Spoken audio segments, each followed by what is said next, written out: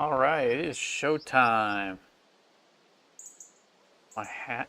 All right, everyone. Sorry we're getting a couple minutes late start here, getting some rounding up cats and everything. Welcome. My name is Okada, and we are returning, of course, to Roadcraft, a game that we have. We play a fair amount of this off camera because it's such a fun game, and it's admittedly not the highest paced game, but we do like to bring it back to the channel from time to time to show off the title and how fun it can be to play with friends and just play it in general. It's a pretty cool game. So we bring in the rest of the crew.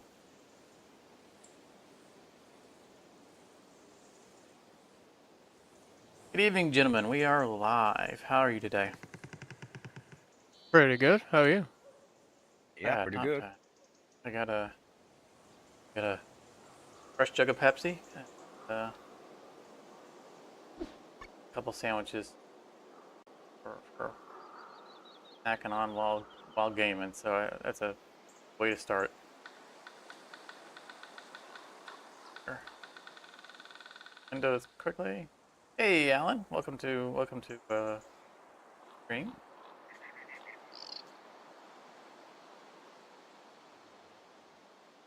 Am I looking for? That's the one I'm looking for.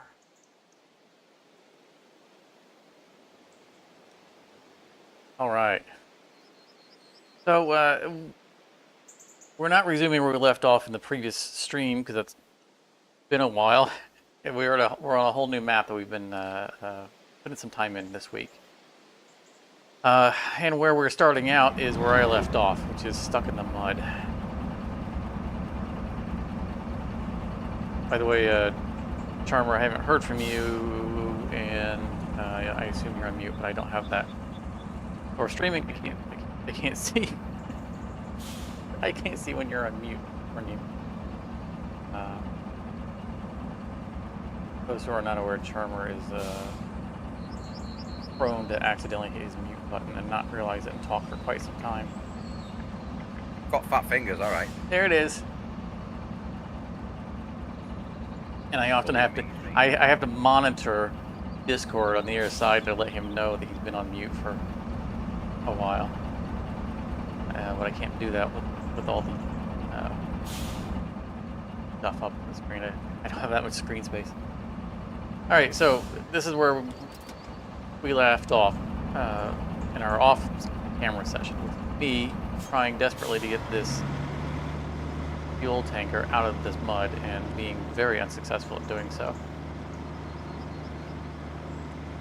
So, as per tradition, is whenever we get stuck in the mud somewhere, that strip of land has lost its privilege to remain as is. So it will get paved.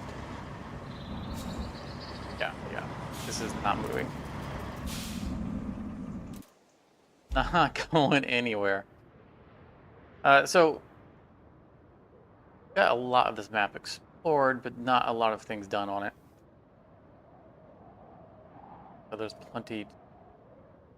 We have spent what we do often off camera, a lot of time paving. This used to be a swamp. You can see the swamp that we didn't pave over. We've basically built highways throughout this whole swamp. Because, you hit it one time, you're like, okay, I'm not going to deal with this again. So let's spend the next several hours paving sand over it.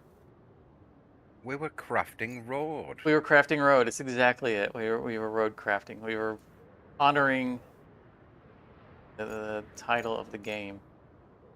I think that I have. Rain. Okay.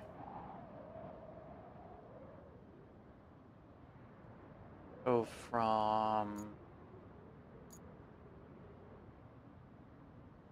Where am I at? Oh, armor is coming to. Yeah, that's not. I mean, I almost got out on my own, so maybe it'll be enough. I was gonna bring out the big crane and just pick the whole thing up. All right, Charmer to the rescue. I don't remember where I was going with this when I was driving it last session. He's taking his Land Rover Defender for a walk. Yeah. I'm off leash now, baby. I think I was returning it to base to put it up for the night. Maybe it's still struggling.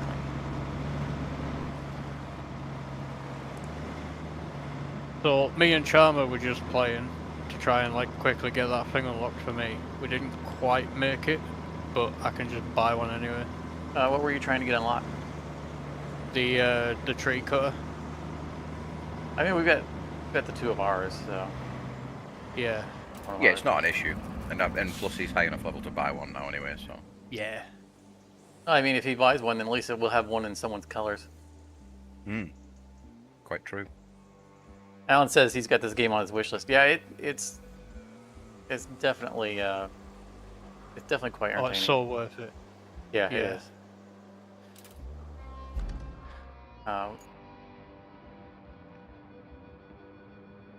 Right. So Now that I bought that, are there any trees you want me to cut down? nope, Because I'm gonna. Oh. nope. Cut all the trees down we're going to cut down. Stand the tank cometh.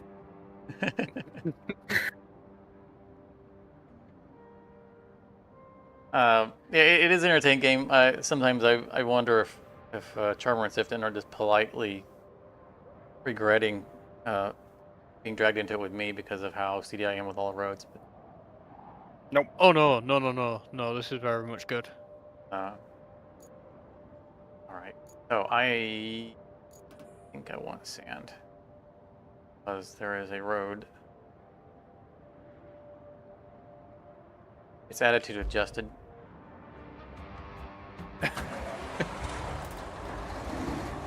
What did you say? I'll show you stuck in the mud.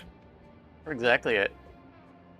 So, and quarry up here.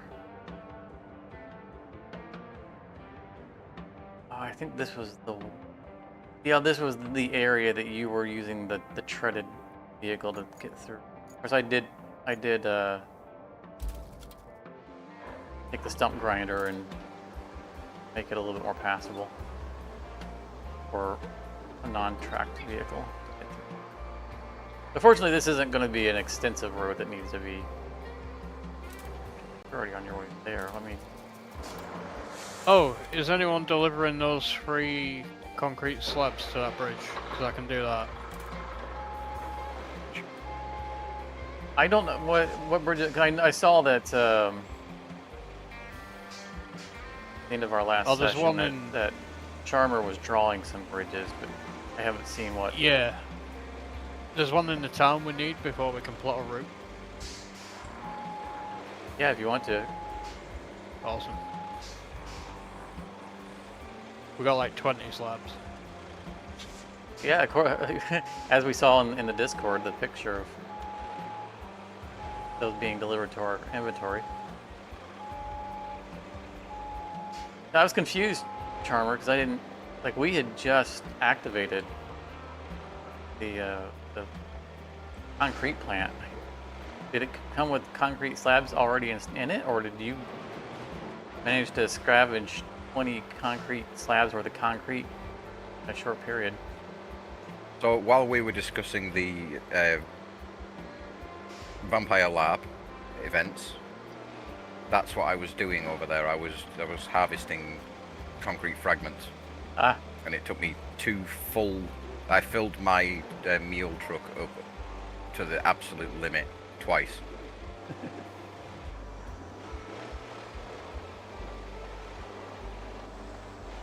Yeah, I mean, we needed them, so that's good. I'm bringing the paving equipment. You're sanding.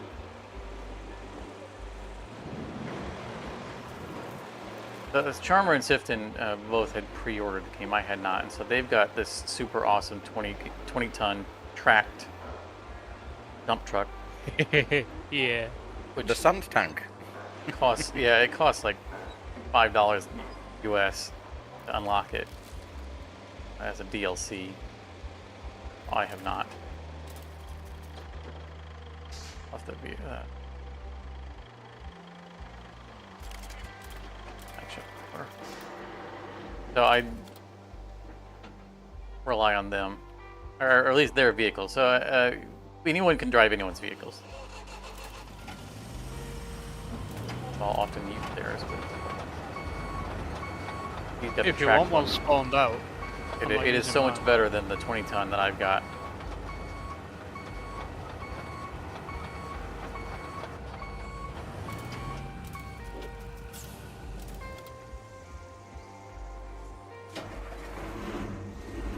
I have sprung for non-rusty versions of all the pavement equipment.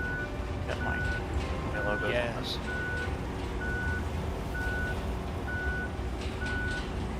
I might do that as well now that I've got excess cash.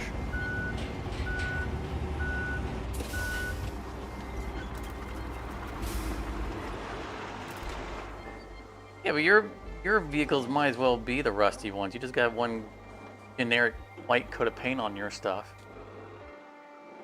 Yeah. I mean, I'm not throwing shade, but maybe I'm just saying that your company colors are not very impressive. I mean, at least Charmer's got this nice blue and white stripe on his. But all my vehicles come in white, like all kitchen appliances. It's like the walls on an apartment. Yeah. All my stuff is all white goods. So those who are watching the stream, you can see in the camera the bluish purple paint on my wall. The first thing I did when I bought this house was immediately start repainting the walls. I've spent my entire life living in apartments, and I was so done with looking at white walls. So before I even moved in or got carpet laid or anything, I immediately started painting walls. It's not happening. All right, bulldozer here. Way. Get out.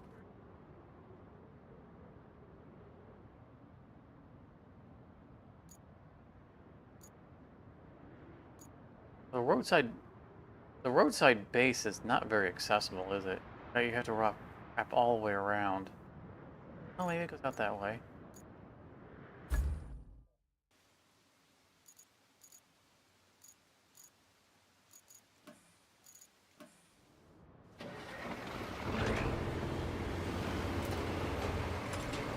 Charmer's got his rusty version out. I'm going to chase him. Mine looks too nice. I want to follow him down that hill. I wouldn't. I am not. I look at the map, saw where you just ended up.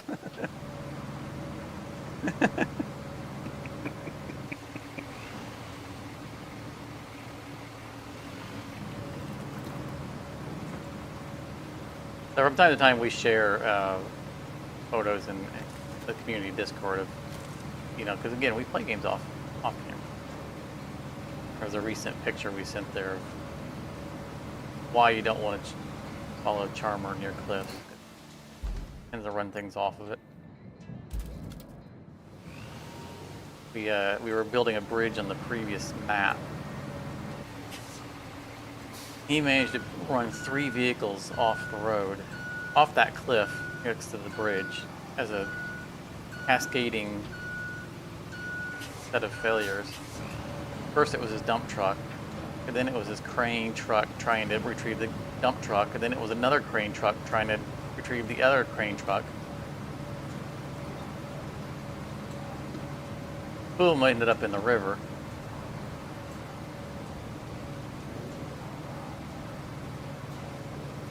I heroically swung in with my crane truck and saved his other crane truck.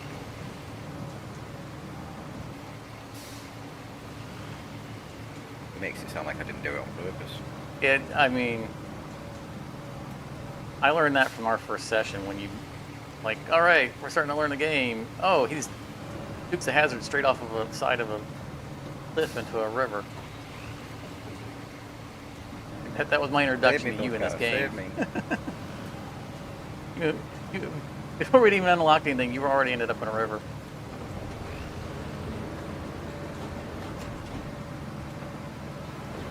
I'm just saying that, you know, I don't blindly go where you go.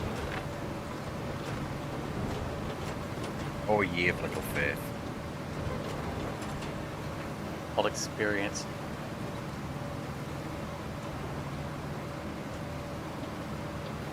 Heard it here first, folks. He doesn't trust me.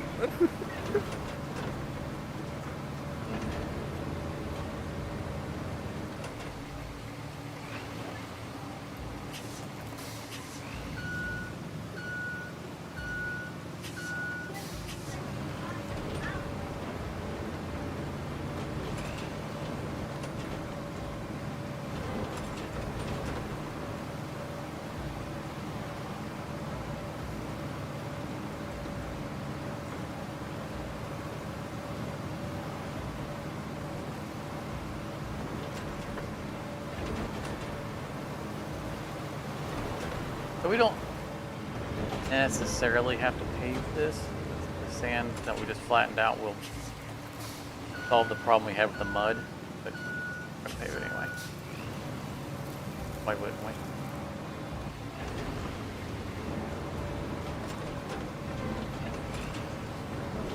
Like that would be a little bit wider. Here's not.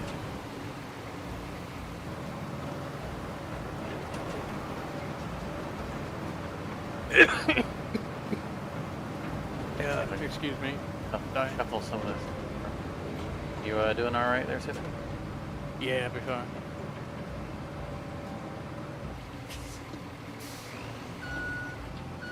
You didn't have some tea go down the wrong pipe, did you? Nah, I don't drink tea, funnily enough. Don't drink tea. I don't like it. Carver, am I missing something here? Isn't that a British national pastime? It is. I thought they took really away is. your citizenship if you didn't drink tea every day. No, not quite.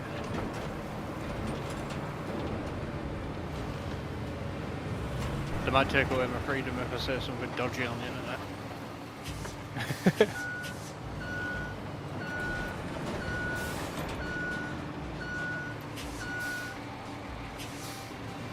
But no, it is a standard thing, like whenever you've got like a plumber or someone round or an electrician, like common courtesy thing is just offer them a cup of tea. Really? Yeah. I mean, I know I've been confused in the past with Charmer referencing going dinner as what? How do you? Tea, we call it. But it's not the same as a cup of tea, it is just the evening meal. But we call it tea for reasons. You just call I dinner. think down south. You just call dinner. Yeah, tea. down south. Yeah. Well, they call it dinner down south, I guess, but up north it's tea. I know he said something before about, you know, I gotta go eat tea or go have tea or something like that, and he meant I'm gonna go eat dinner. Yeah. Yeah, so your dinner is my tea, and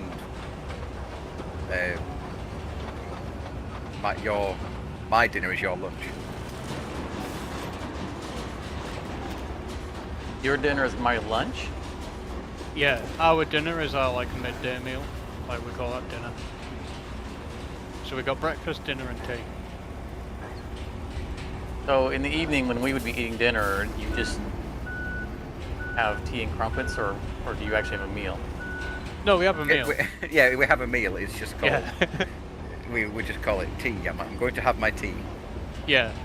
And if you're going to have a cup of tea, you say, I'm going to have a cuppa. Or a brew. Yeah. You're gonna have a cupper or a what? A brew. A brew.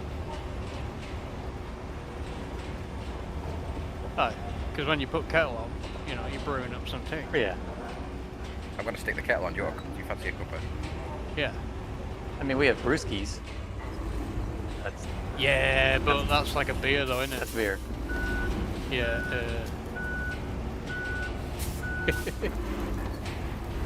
You're all weird over this side of the pond. I would lose my citizenship if I called a beer a brewski. I would absolutely lose it. I'd never live that down.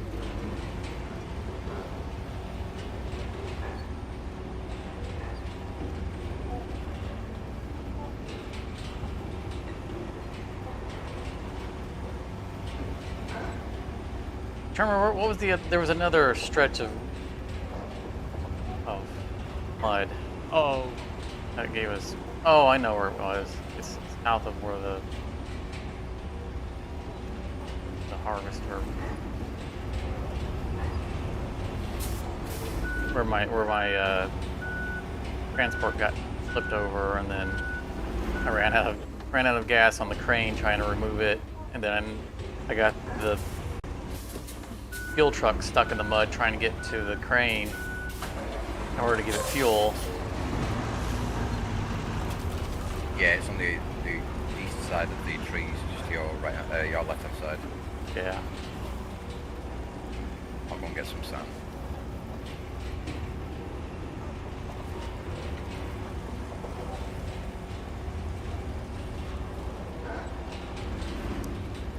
All right, that road is crafted.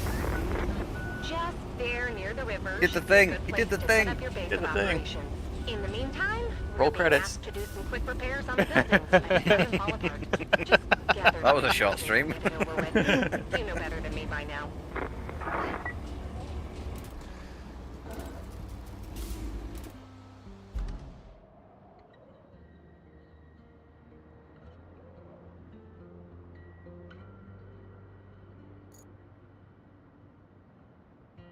Okay, yeah, you're right. East, right here.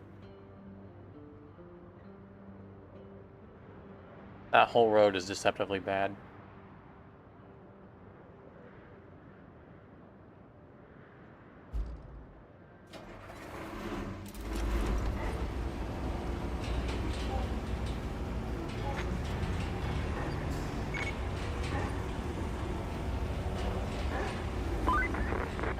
Well done. Now we have a steady supply of concrete. No need to cut the ribbon. Though, if you find one, you're welcome to do so. Now that you've restarted the relay, its transmitters have enough power to let us talk anywhere. But we've got to restore the whole system to provide reliable coverage for everyone. Our workers need equipment. And I know just where to get it. When the hurricane hit the eastern quarry, they evacuated, leaving behind a whole bunch of climbing equipment. I know Climbing you're equipment? just itching to check it out, so I won't stop you. And if the equipment's still there, take it to the workshop. That's not all, though. We have the tower frame ready at the steel mill, but guess what? Yep, we'll need a road to transport it from the steel beams facility to the workshop. And while you're at it, set her out to deliver the radio electronics there as well.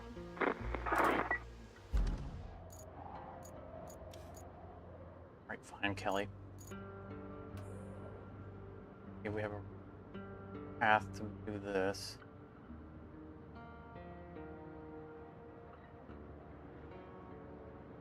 So one of the things that we do in this game is we have to set up automated routes. It's not just us doing stuff. I'm going to try. I was going to go that way, but I know that's not great. Probably go around this way.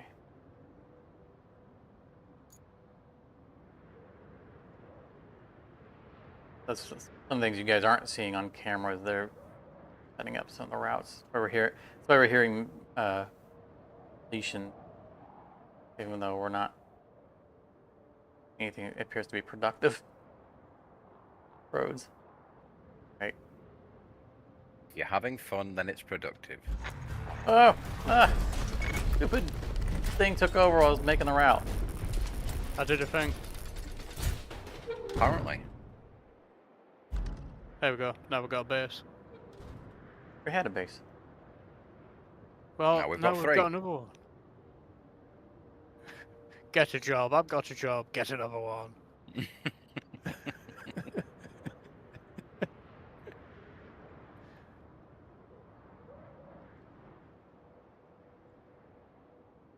Very good. Surprised if these trucks make it. Oh, they had to go through that. I should have gone the other way. That's alright. If this route doesn't work, I'll delete it and try to do the other approach. They're so gonna get stuck in that mud.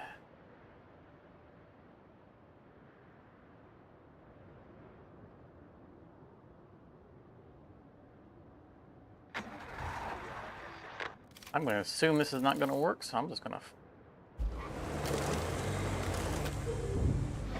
ride along and... Oh, I almost ran straight into a tree right to begin with. That's pretty cool. We can actually spectate a route as it's going. That's not me driving, that's an NPC. I'm sitting in the side eating my sandwich.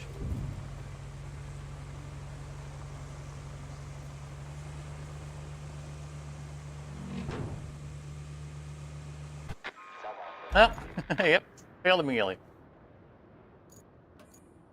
Okay, that one. I don't even know why I got there. Oh, oh, don't. No, stop it.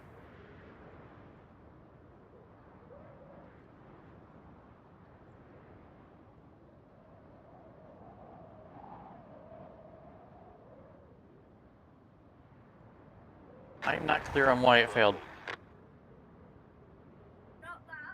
It was like it just aborted. We'll stay on the overhead. Usually it's because they get stuck. If yeah, it was just driving along and then poof, just disappeared. The whole route's red. oh, the angle's too sharp. I don't think so. Oh, There's 3 trucks in the convoy. The third truck's the one that's turning it green. I still don't know what failed.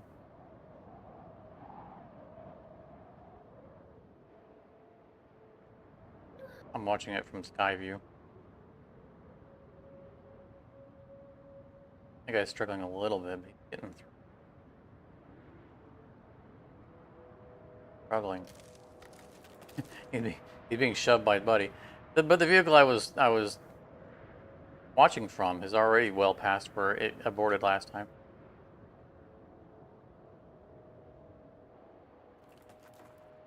Second vehicle just got passed by the third vehicle. He's like, I'm done with this dude. Drove around him. bye.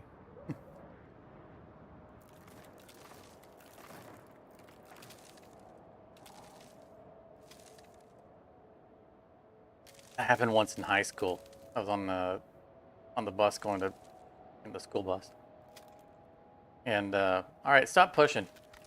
And another kid who actually had a car was ahead of the school bus. It was a 2-lane road, one lane on either side, and he was driving so slow that our bus driver passed him. I mean, that's kind of embarrassing when you. Yeah, it had to be very embarrassing. She was so tired, like, come on. Crossed the double yellow line and just blew past him in the school bus.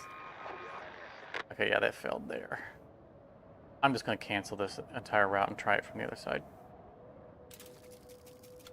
Mud.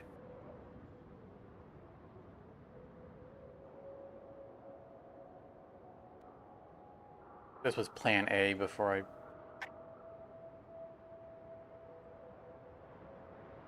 Skyview thought that the other route was going to be better, and then as I started doing it, I'm like, maybe I should have gone with my original. It looks like it has some questionable terrain.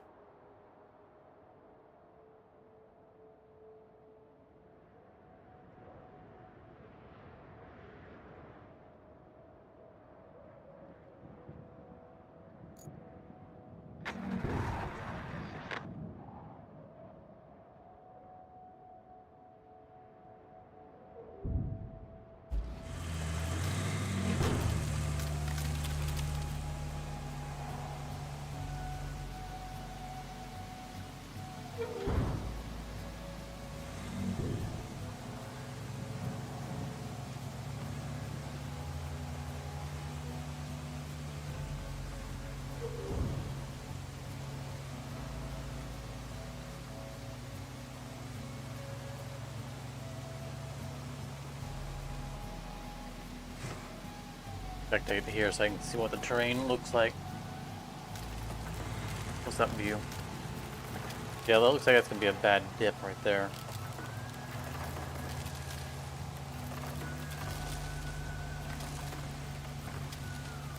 Rover got through it all right.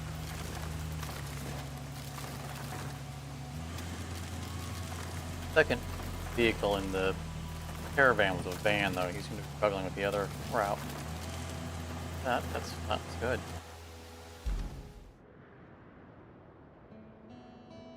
Second truck's already past the dip. All right, I think we're good.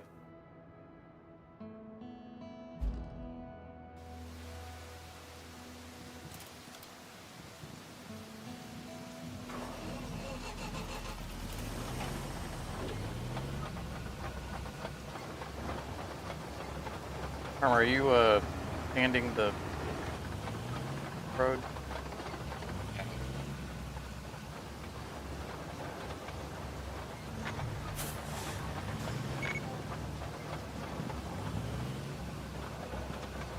2 minutes, I'll be right back. All right.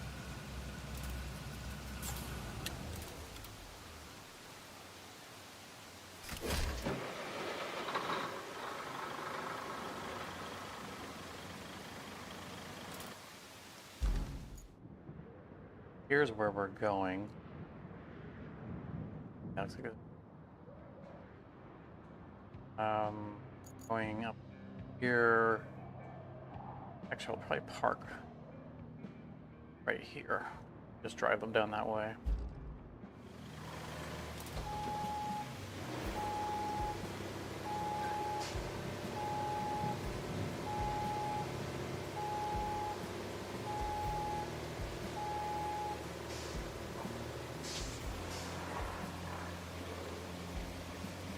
Those two vehicles are so slow, you don't want to just drive them anywhere.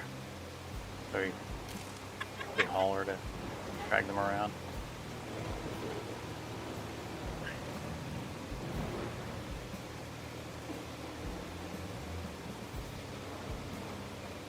I thought the hauler is a whole lot faster, but it's driving two vehicles at once, so at least twice as quick.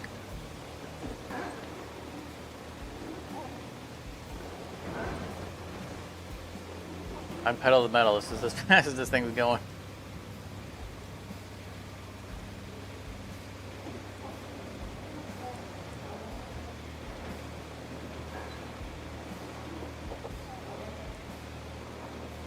Come on, buddy.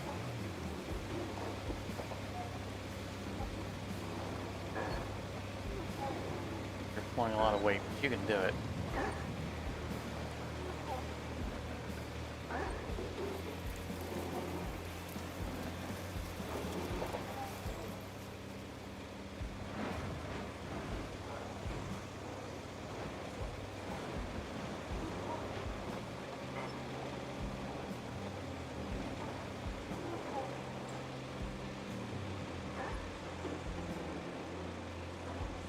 I think we'll... That hill right there is where we're... That's the entrance to the road. That's the suspect place. Gonna go around.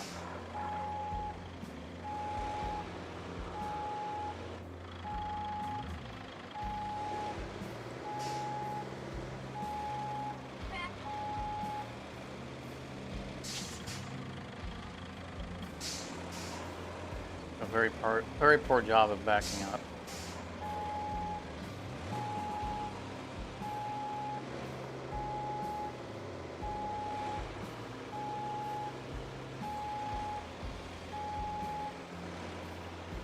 Or pivot. Pivot. Pivot! There we go.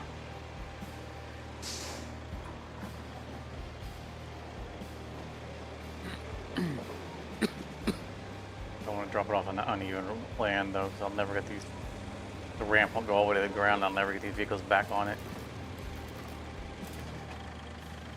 Brake, ramp, cargo.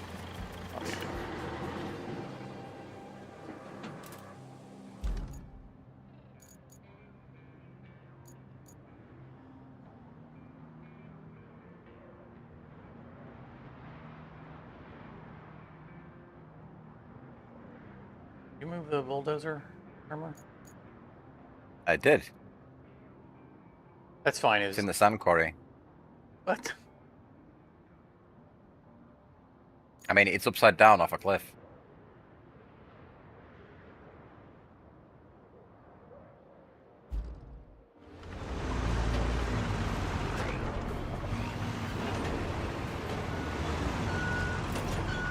At least it wasn't in a river.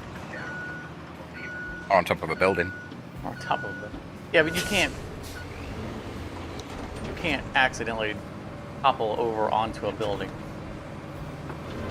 Sounds like a challenge to me. Just, there's no plausible deniability when that happens. I was exploring and I got lost.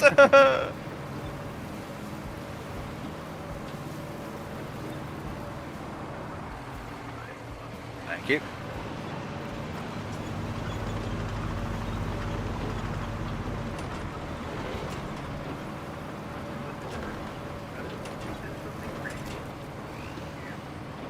Oh yeah, this whole intersection looks terrible.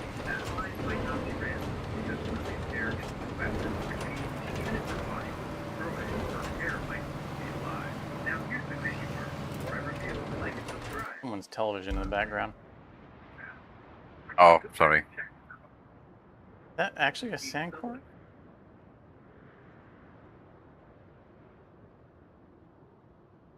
Sand quarry. Looks like one though. They forgot to label it. That's what makes me smart.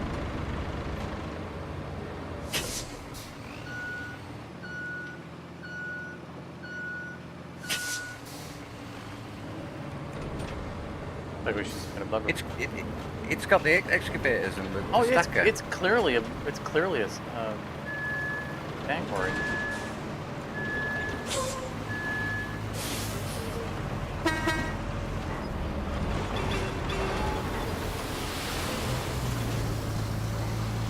Got all the equipment and everything, and it's letting you fill sand. So, and it, most importantly, it has the most important thing: sand.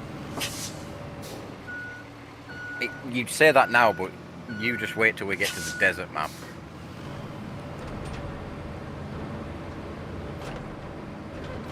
We'll probably end up paving over that whole thing then. Mm-hmm. Just go from top of the map to the bottom, just zigzag back and forth with the bulldozer, and then come back behind it with the pavers. Look at this. I got a mule, but better. Why is it better? It's got some stuff on the roof and chunky tires.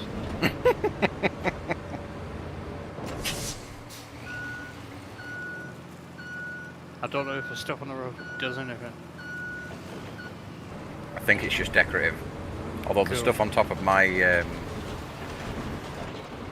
Land Rover does give me like 90 litres of fuel to disperse between other vehicles or itself. Oh, right, okay. I do have a couple of jerry cans up here. Oh, I know what it all does. It impedes my ability to wear stuff as a hat. But it's become the hat. It is the head. Hey, see if you can refuel off me. I at least want to know the jerry cans are useful. Nope, Also, they're not jerry cans. That They're the just T- suitcases. no, they're underneath the crane arm, in the middle. What, that tiny little red thing? It's a propane. Yeah. Propane tank. No, oh, in the orange front of ones. them. Right, I see. Yeah. Is that a T1 mule with the crane? Yeah. It is, but it's the T1 mule with the crane that's also got the like a custom extra pack of stuff on the top. What do you But guys have bigger against? tires. Neither of you seem. Why is it you buy that instead of the one that I bought? I mean, is there an advantage of that one? I thought the other one was better. This one's smaller, so it's more heroic when you carry Yeah, like, that's what I said. I massive thought that one's overloads. smaller. Yeah. So it's funnier to overload it. That's the T1, the Mule T1 cargo crane truck, right? Yes. Yeah.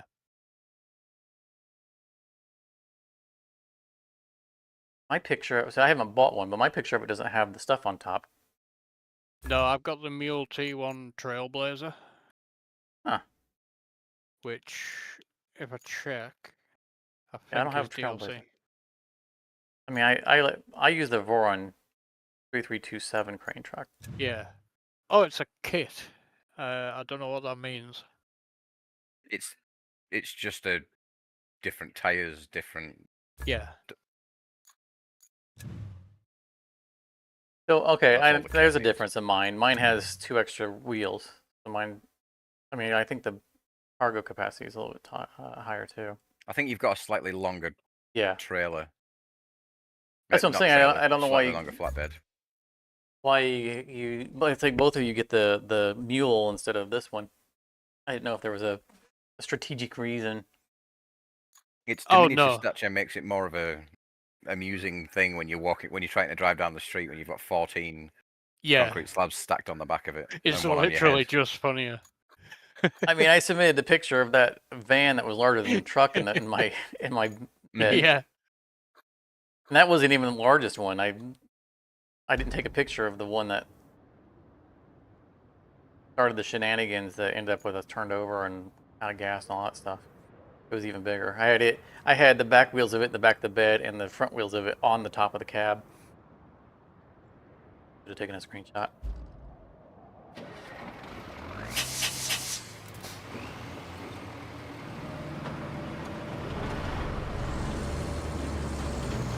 Right. I need to go back to our first base because I'm going to do that climbing equipment thing. But you have more bridges to build. No.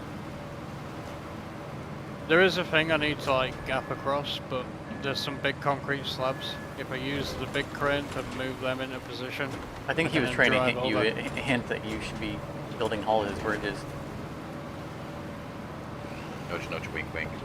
Yeah, I built I two don't of think them. he meant. There was a you concrete need- one and a wood one. I don't think he meant Oh, there's that you have more another. bridges that you need to build to complete that objective. I think he was saying you haven't finished your Oh, there is. assignment.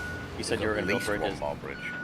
Yeah, I need 8 logs for that. Look at all these bridges I've placed around the map. Are you not building them? I think that's what he was saying. I'm lost. Left a bit, right a bit. Oh no, I know where to go.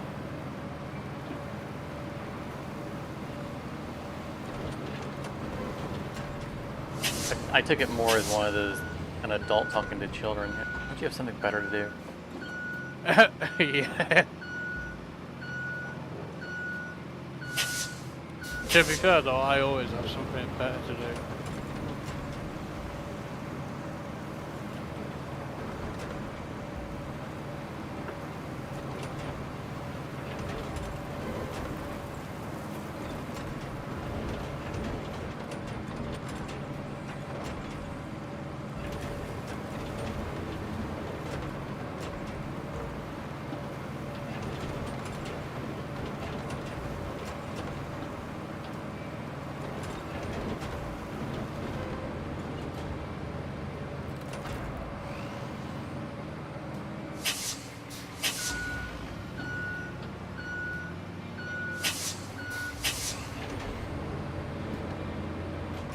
Stumps that need de-stumping here.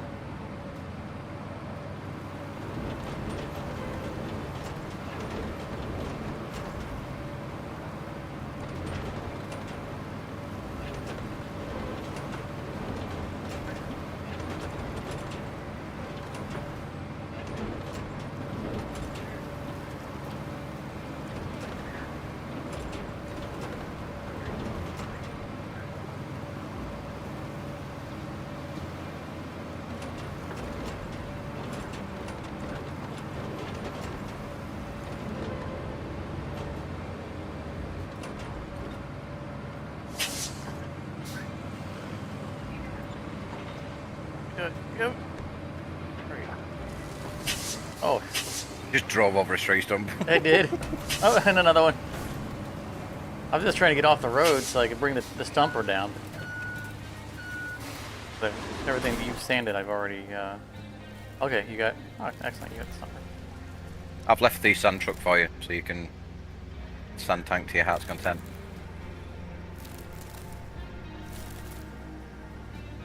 You mean you got out of the sand truck while it still had sand in it? Yes, I wanted to watch you backflip across You, the you know what's going to happen map. when I get in this.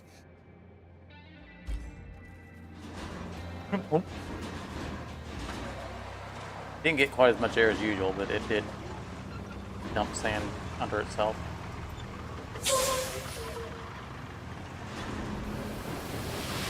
Like it pees its pants every time someone gets in it.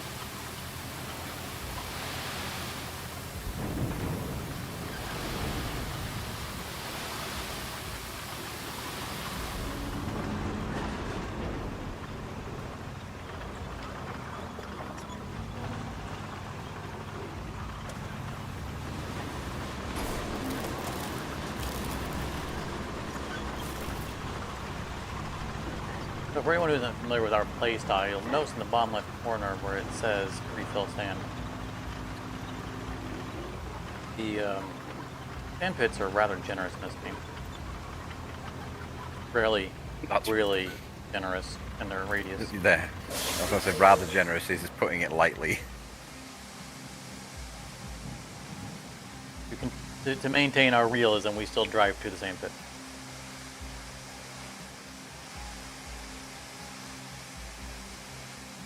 Because it's about the journey, not the destination. We're playing a game about driving big trucks and doing stuff. What's the point of sitting in place and just having magic sand appear in the back of the truck? Getting yourself with The real treasure was the sand you laid along the way. Yeah. So, for the purpose of immersion and enjoying the game that is meant to be, do it all. Because eventually we're going to run out of maps, and then we'll be like, oh man, we could have had 40 more hours worth of content in playtime in this game if we just mainly throw sand everywhere.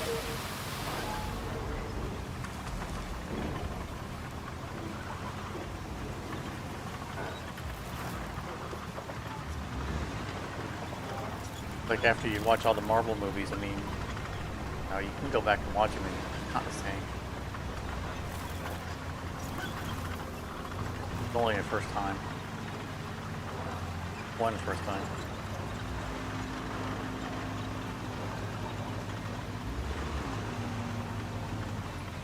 Or the Battlestar Galactica TV series. Probably a better analogy. You haven't seen those, right, Charmer? I feel like we've mentioned that before. We have discussed them. I did see some episodes of the old one, and I know that there was a remake, but I never actually watched the remake. But yes, we have discussed that several times. Like the series, not the fact that I've never seen it. Well, the reason I bring it up, at least for the audience, is Battlestar Galactica. Well, obviously, Battlestar Galactica is a movie, a show that, once you've seen it, all these secrets revealed. But the other thing I always mention about it is that, first of all, one of the best TV shows I've ever seen. Ever. I mean, the casting and the storytelling and the production quality, the deep, rich storytelling. It is a uniquely incredible show. That being said, 4 seasons long. God damn it! And if you haven't seen it, and you get in the 3rd season, map out all the, get yourself a list of all the episodes, so you know what episode you're on. After you watch the penultimate episode, the last, the one before the last episode of the season, stop watching the series entirely, make up your own ending, and do not watch another episode. Don't watch the last episode. Season 3, do not watch any of the 4th season, and you'll be much richer for it. Whatever ending that you come up with, it's gonna be better. It's just like Game of Thrones. Yeah. I mean, it was almost worse. Watch the Battle of the Bastards and then make it up. Yeah, totally. Well, I'm pretty sure I understand what happened. from a production standpoint, which is that when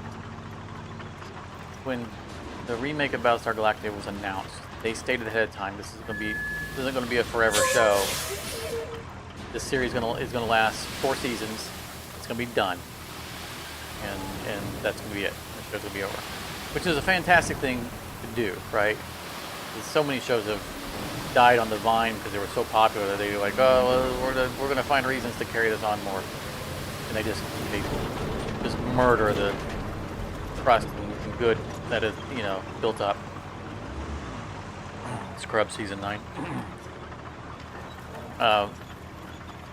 8 from last season. Yeah, I was gonna say Scrubs once they like went to the interns and stuff. Yeah, that's exactly it. Awesome, fantastic ending, and then they went, oh, let's see if we can milk another season out.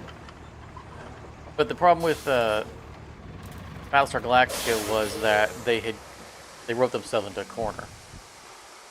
They had contracted everything for 4 seasons, and they got to the end of season 3 and said, oh crap, we've got 2 seasons worth of story still to tell.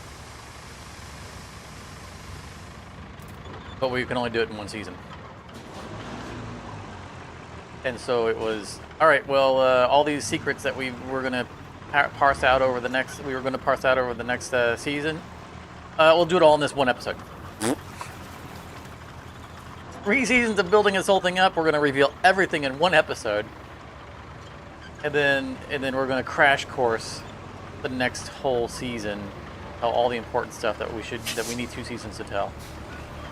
And we're going to cut corners, and a lot of things are going to make no sense, and we're going to not even come up with reasons why things happen. It was a total crash and burn. Alien robots did it, obviously. But I think that reinforces why I say that Battlestar Galactica is one of the finest pieces of TV cinema I have ever seen, because despite them sinking the ship in almost 1 episode, it's still, everything coming before it still qualifies itself as the best.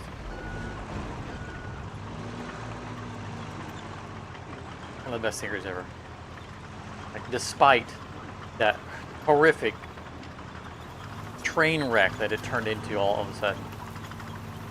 It isn't enough to take away the amazingness that everything else was. The way I recommend it so highly. But it's also a show that I've never gone back and rewatched, because the whole show is based on unknown, things you don't know, and intrigue and all that stuff. And once you know it, you can't unknow it.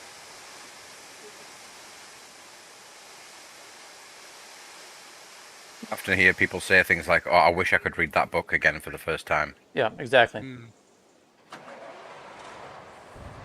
I would love to watch BSG again for the first time.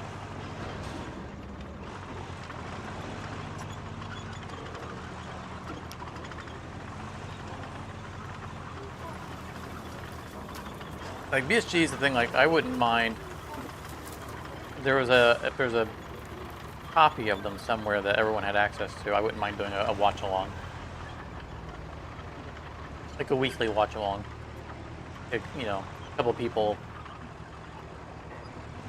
just sit on camera, like split camera, and we all just watch the show together.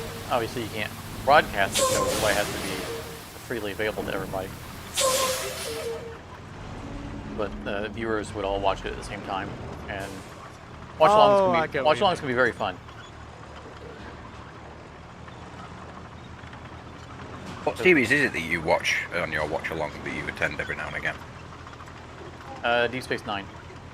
Deep Space Nine, that was it. I knew there was a watch-along that you... I missed a watch-along for us to play Roadcraft on Wednesday.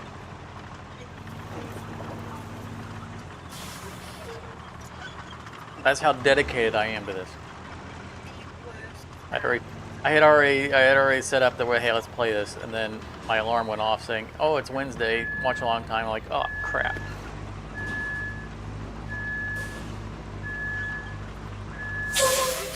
It is Wednesday, my dudes. I always forget if I have an alarm on my phone. weekly alarm.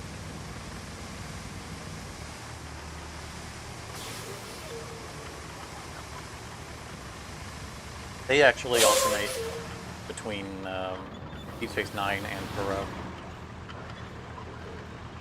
Perot is pretty neat, but I stopped watching. I stopped watching the watch along for Perot because at some point, apparently in the series, the actual Perot series, they went from half-an-hour shows to hour-long shows, and the watch along that watches along cuts them in half. They do. All right, we're going to do the first 30 minutes this week, and then the next 30 minutes next week. I want to watch the whole thing in a straight line. Alan says he learns a lot by watching it. Good. Gotta be informative.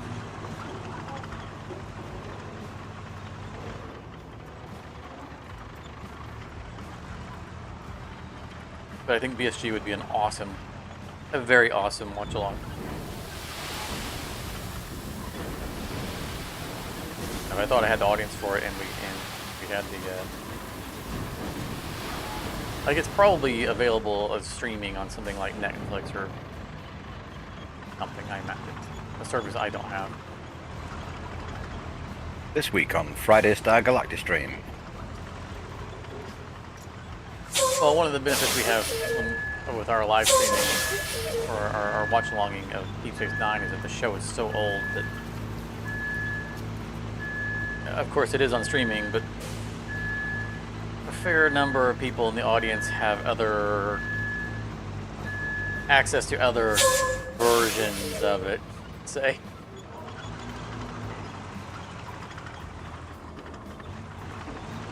Not everyone on there is watching a streamed version of it. Alright, I'm down to 23 liters. Mm-hmm.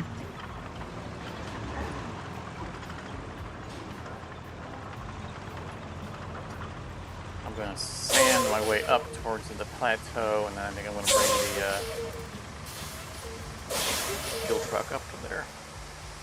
Plateau being the harvester area.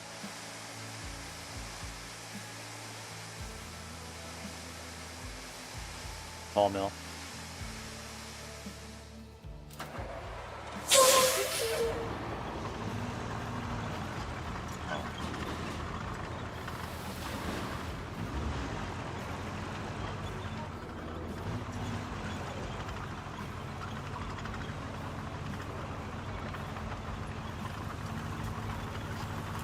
So I posted in Discord the roadmap for Pure. That was something they recently published on the developers' Discord. They're saying that there's going to be a patch real soon. Interesting. I know that you posted the roadmap for Jump Space. Oh yeah, and in Jump Space too. Which includes grenades.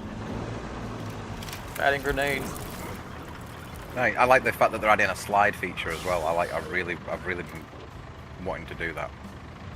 Because every time, it seems just, the way you can grapple around and things, it just seems like to me the kind of game where you should be able to, like, sprint, grapple, slide. Right. Well, that's probably because I spent so much time playing Titanfall 2. Oh, Oh, Titanfall. You missed a stump. Ran into it. That was so good. Directive 3, protect the pilot.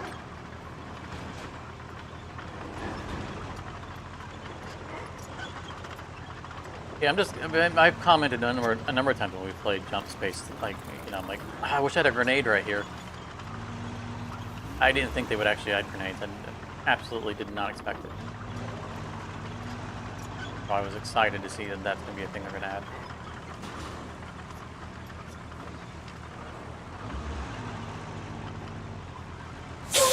Right, build that bridge. He didn't. Oh my! You didn't actually have to go and build the bridge. I'm sorry. What? You tell me that now? Yeah, obviously. I'm not going to tell you before you do it. Jeez. Well, it's built. Enjoy. I hope you choke on it. Salty. Mm.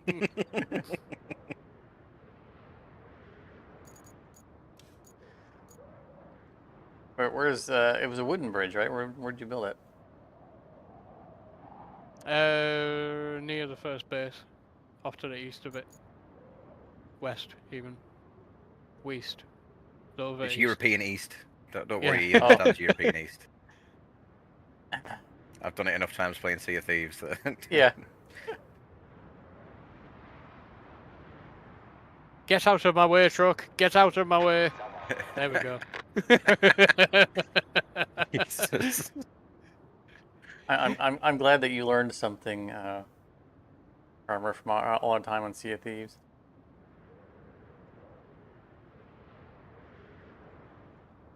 He's heading east. He's heading west. Damn it, he's heading left on the map. We need to go east, and then the moments later, I'd have to repeat American East, because you'd be going the wrong direction.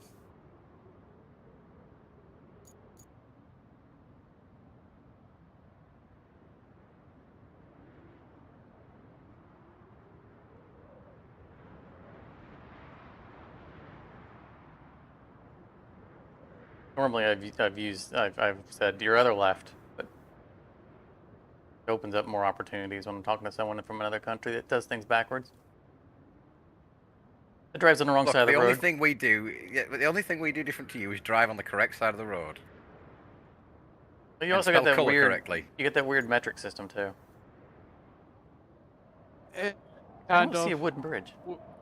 We kind of use both.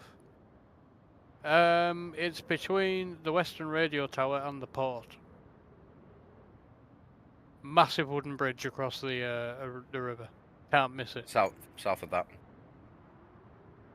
That's not wooden though, is it? It is. Oh, nice. It looks to me like a. Yeah, let's just say the only previous experience I had with wooden bridges was the one I built on the other map, and it was that that danger hazard one. Oh, the one with the gap in the middle. I know that you outlined these bridges, Armor. Did this have to be a wooden bridge, or did you just felt like making it wood? I just felt like making it wooden. Okay, that's fair enough. Just was curious if they had pre-designated them.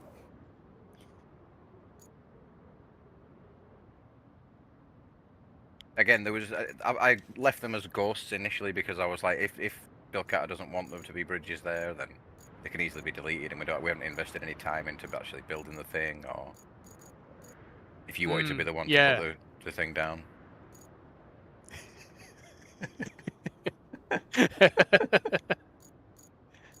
Saying nothing. Yeah, I saw you were laying them out yesterday, or today.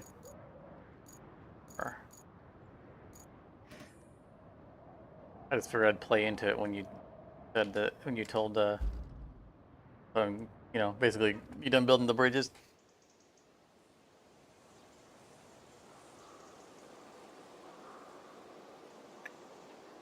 When you said what was I looking for, and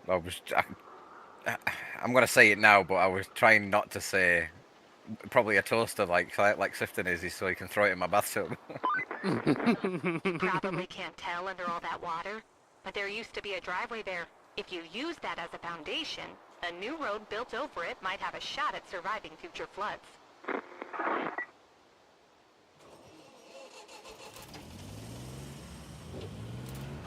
No idea what she was talking about.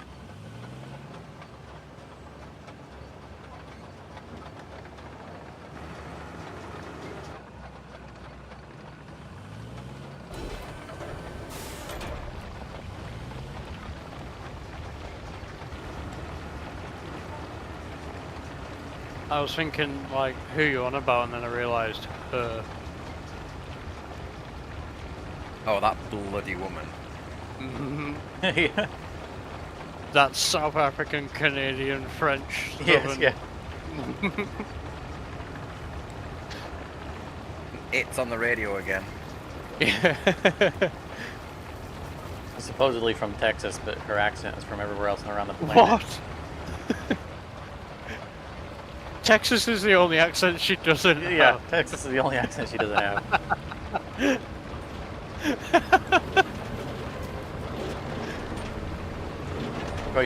choice of words, her accent, everything is wrong for her parent origin.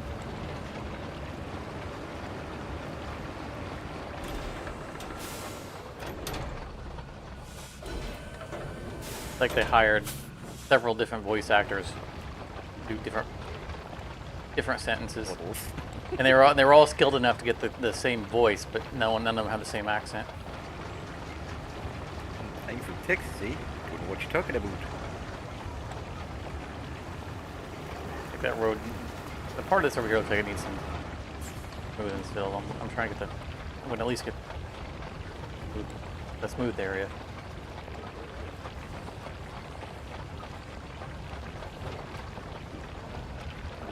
Hang on, Charmin.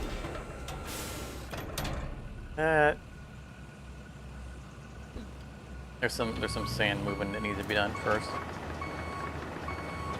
What's with all these stumps? I thought you stumped things. Look, hazard. If I slid off the side of this, something for you to hit. if I slid off this road, I'd hit it.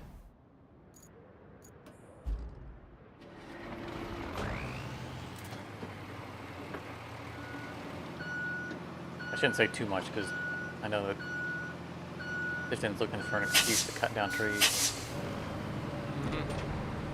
I got a new tree cutting tractor. All I need now is the power to use it.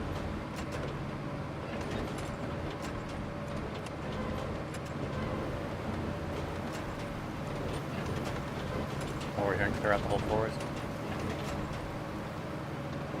Bet. Tempted. And I'll build you a massive. I'll map out a massive wooden bridge for you to build with all the stumps. So Wednesday we had to run power to a location. It was an actual quest. You must cut down all the trees in this area so you can get the cable layer through it. And as I'm begrudgingly cutting down all the trees that were required to for the mission, Farmer just drives around it and lays the cable without ever touching the area. And why did we have to cut all those trees down?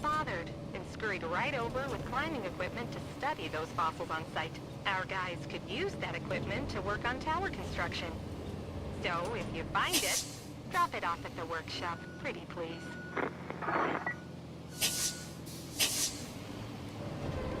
I know my viewing audience can't see it, but there are objectives being done while we're over here paving roads.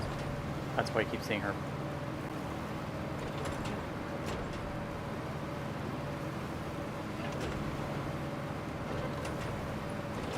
Out and off.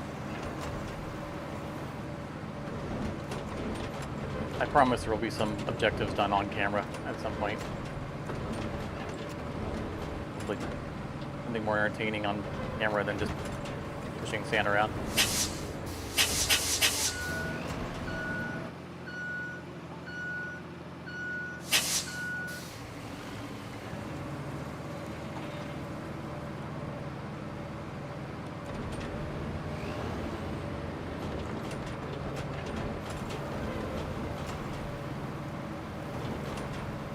A red beam, like Sauron. Sauron was looking in my area. Assuming that was someone trying to draw a... Oh, poor tree, I'm sorry. Assuming that was someone trying to draw a bridge. Yeah. That is... No. What are you doing? Just testing. If you would see that from my view,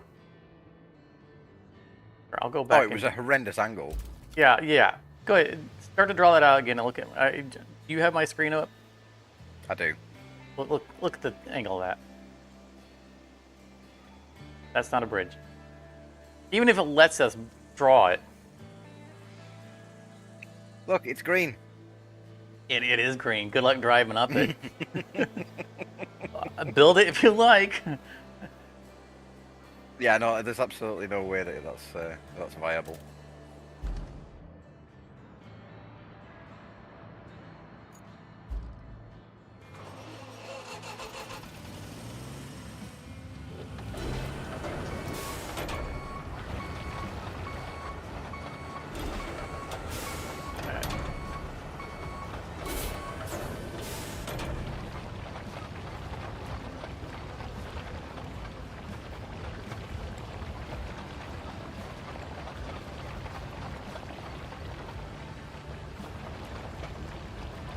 I'm still theorizing that we could tow the asphalt thing and pave a lot faster and letting it go under its own power.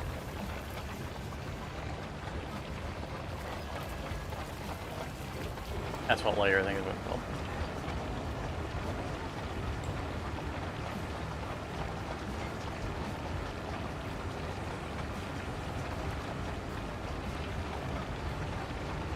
Maybe pick it up by with the crane and just swing it around, spraying asphalt everywhere.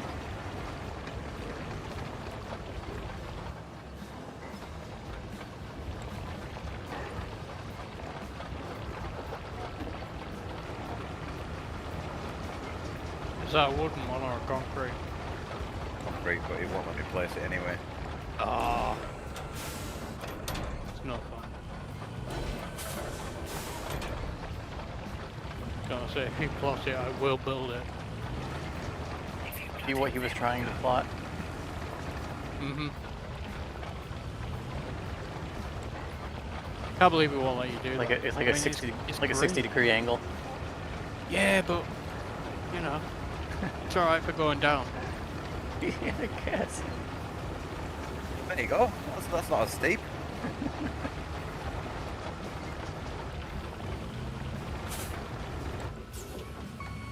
You got your assignment there, Sipton. Bridge builder.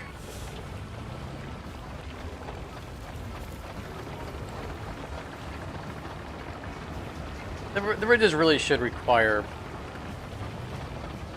at least a mix of resources, right? Like the concrete bridges should at least require a few steel beams or something.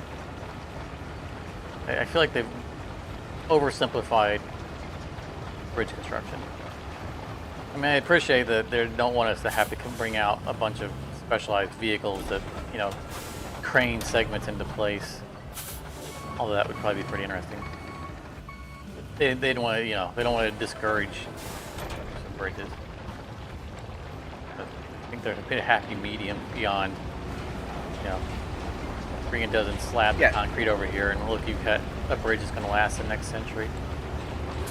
I absolutely agree that it should be, like, for example, you can build, if you want to build that bridge, you're going to need 15 concrete slabs and, like, 12 steel beams. Yeah. I mean, that's how SnowRunner did it. You had to bring like a mix of cargoes to stuff. And even with the wooden bridge, you know, maybe a few concrete slabs, they would be the foundation going into the, you know, driving the, or encasing the wood at the base into concrete pillars.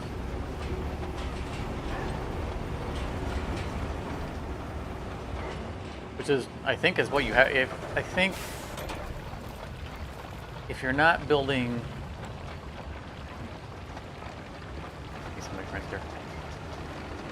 I know that if you build a wooden pillar structure underwater, then as long as the wood stays underwater, it's fine. Yeah. But once you have wood that is exposed to the air, you need to reinforce it or encase it with something, you know, at least tar to protect it. But I know a lot of times it'll actually be sunk into a concrete ring around it, reinforcing. I'm thinking we could do something like that. So even a wooden bridge here might require just, you know, one concrete for every 4 lumber or something like that.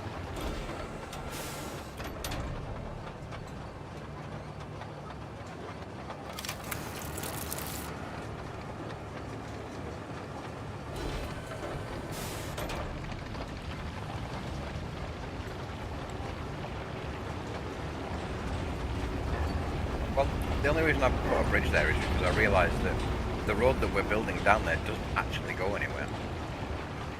We're not building this road because we need to use it. We're building it because it got something stuck on it. Well, now it goes somewhere. We pave roads more out of punishment than faculty.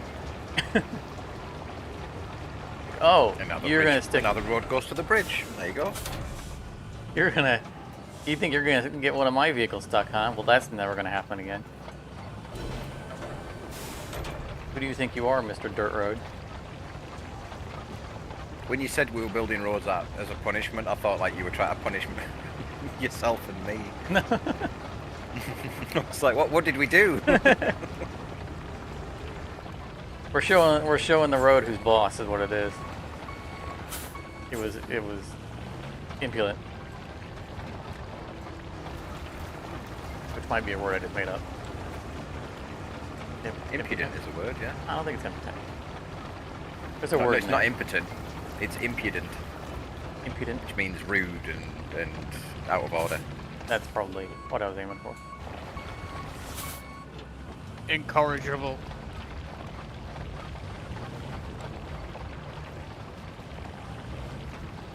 Didn't Jim Carrey use that in The Mask? I think so. Incorrigible. Family Ipkiss. The name that's Oh, in there. there's also... His name is in the show entirely for one stupid throwaway joke. I think it was the cop says he can Ipkiss my ass. You could also say conducted himself in a manner unbecoming.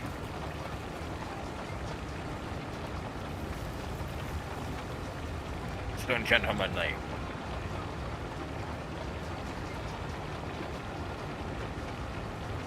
But I don't think that was. I don't think that would have covered the whole road thing.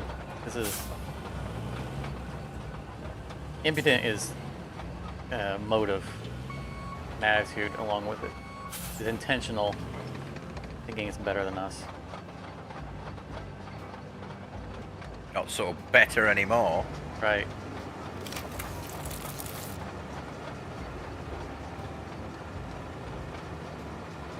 Being a bully.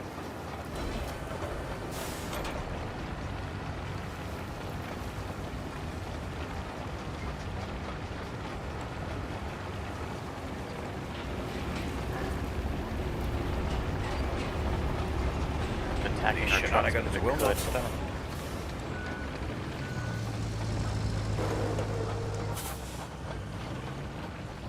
What you doing? 3 man's worth of Black him job out. with only 2 people.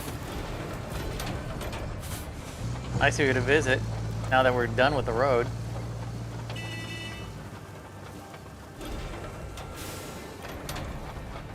I didn't go any farther because it looks like some of that needs to be sanded or moved still. Plus, that is the sand quarry right there. So It is, but I dumped some sand in there because it was still a little uncooperative.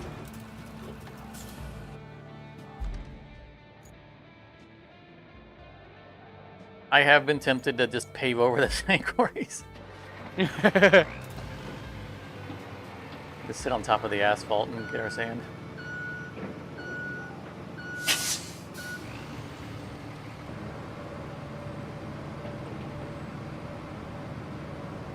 You know, at that point, we probably would, like, we would save a step.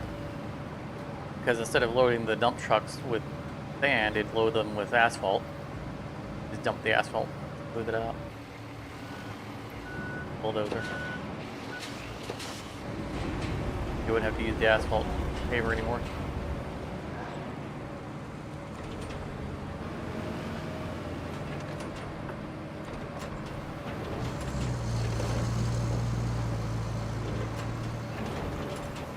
tease me like that.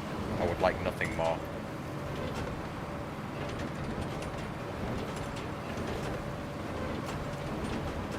Hey Sifton, do you like your new bridge? I do. I came down it, alright? Seeing if I can go up. Yeah, I can handle it. You have bridged through some power lines though, I'll give you that. It's an optical illusion. They're much further away than they appear. Oh, I see, they're not small, they're far away.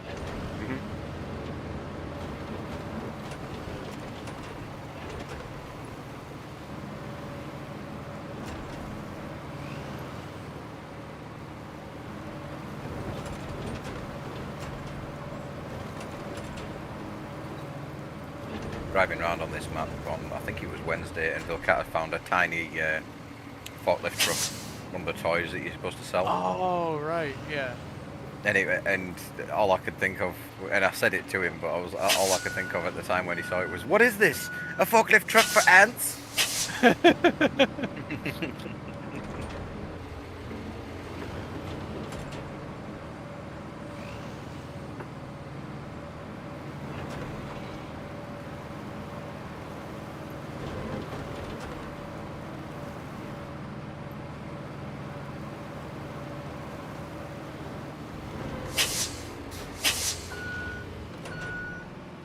Unfortunately, as big of a fan as I am of Ben Stiller's, I think like, everything he does is hilarious. I'm a huge fan of Ben Stiller.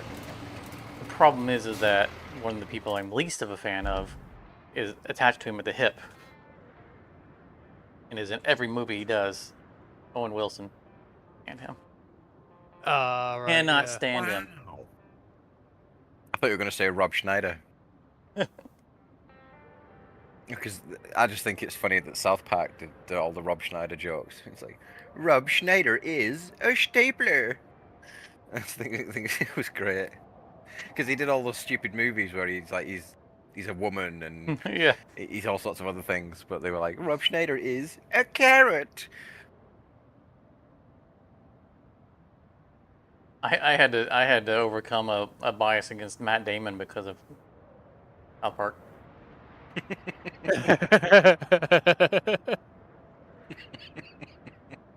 Matt Damon. I still. Man. That's all I can see. Anytime I see him, it's Matt Damon. Matt Damon. They did a pretty good character assassination on him with that. Yeah, that film did the same thing to me with Kim Jong-il.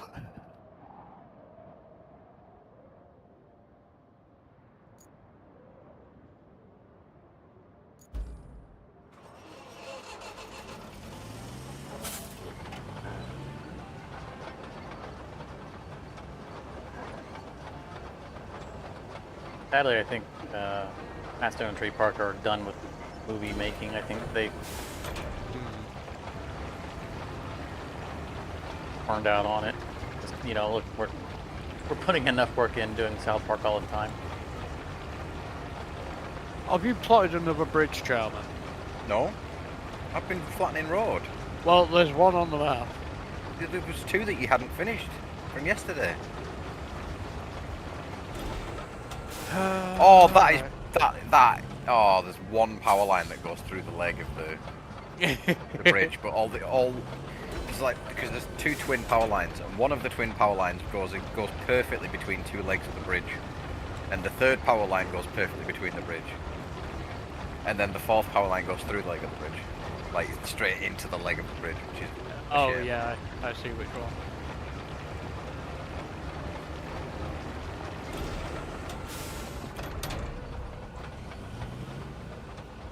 Yeah, on my latest Task Factory episode, there's a bear that clips the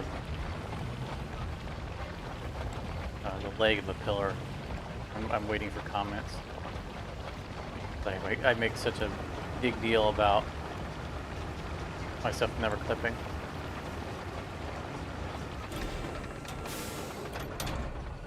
It's a little crafted stood for. bit.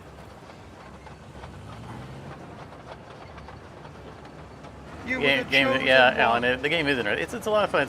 It's definitely a laid back, relaxing. That's why I call it chill stream whenever we stream this. Like, not high pace, but if you're a kind of person who, especially if you're OCD, you can remake the map in your image. If you get a bird's eye view, what we've actually been doing is building a relief painting of Vilcata's actual real life face using tarmac. I think you have to spin it upside down though. Yeah, you've got to turn it upside down and then reverse it. Yeah, it's one of those paintings you don't realize what they're doing until they turn it upside down at the end.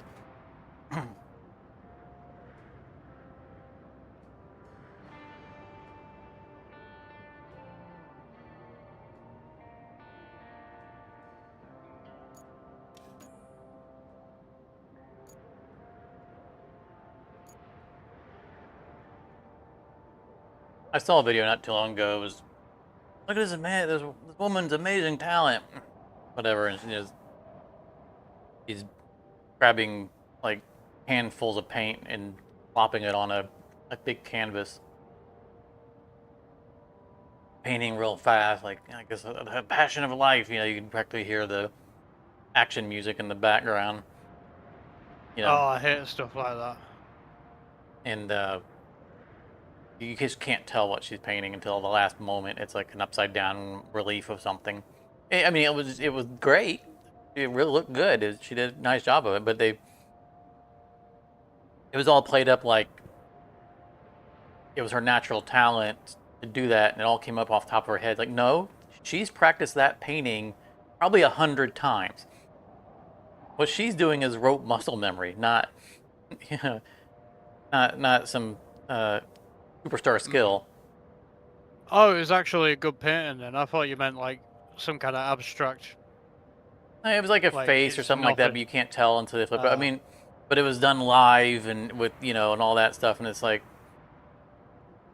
but it was played up like, you know, be amazed that she did this in the passion of the moment type thing. It's like, no, if someone had shown her a photo and she did that without ever having seen it before, then I'd be amazed. But no, she's practiced that gimmick and that exact picture who knows how many times so that she can pull it off like that. Not to take away from her skills, to take away from the drama of Yeah. they're trying to play it up as. Hey, Snickle. Snickle's saying we're leaving tracks. We got to redo the pavement. Well, you know where the bulldozer is. Yeah, that's right. That's right. You know where the bulldozer is, Snickle. If you want to join us. So, unfortunately, you can see the bumps in the road. We can't do anything about that. Believe me, we've tried. There is a certain transfer of the native terrain through the sand that you can't. There's no amount of flattening that can flatten it out. The world geometry will bleed through to certain degrees, and so like those bumps right there, it's not perfectly smooth. We did a pretty good job going up that hill, though, man. Because you can tear up the pavement, and we have done so over and over again, attempting to smooth some of these things out, and we just end up making it worse. All right, I'm going to engage in an objective because it show me doing something other than paving road. Let's see here. Bring climbing equipment to the workshop. Oh, that's a good one. I was gonna do that before, but I left it for you. I figured you were going to do it before, but Charmer set you on bridge duty. We got a lead. We've got a lead that some mineral researchers picked an east side quarry. So where is it? That's all the way over. I have a crane over there, but Yeah, you'll need that. Step away for a few minutes. I'll be back. Better add. what's the other objective? Part of it. Way to transport. Power to workshop. Build road. We already built that road. The plot, of course. That's all we have to do for.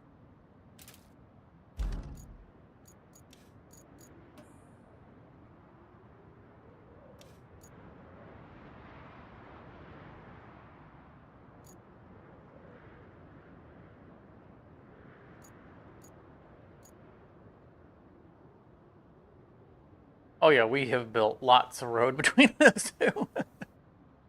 Not because of the objective, just because we didn't care for that road.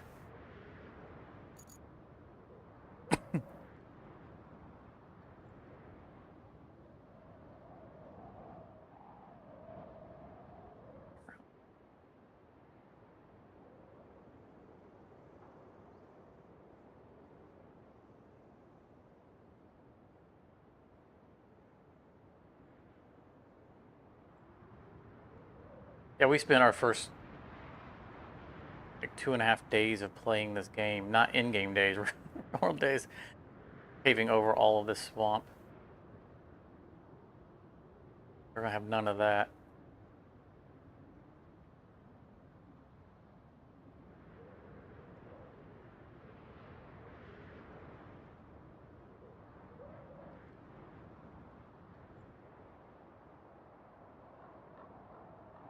Wait, not true.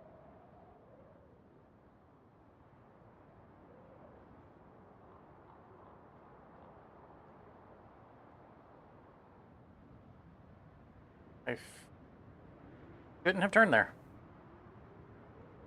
Could go up. I mean, I can make it that way, but up with this. I think that's gonna be better. Especially since I wouldn't have to make that turn as wide.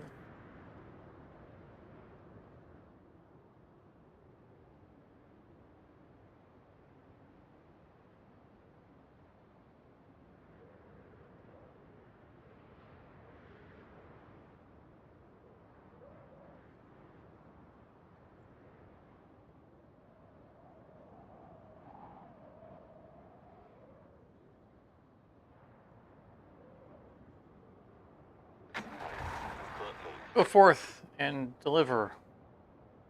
All right.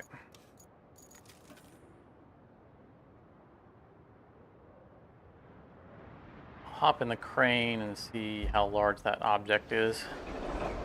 Oh, so we can't actually get there yet. We need to build a bridge.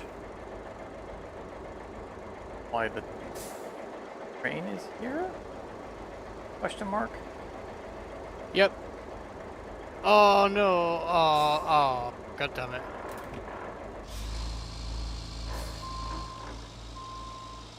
This is strange looking. So is this like a...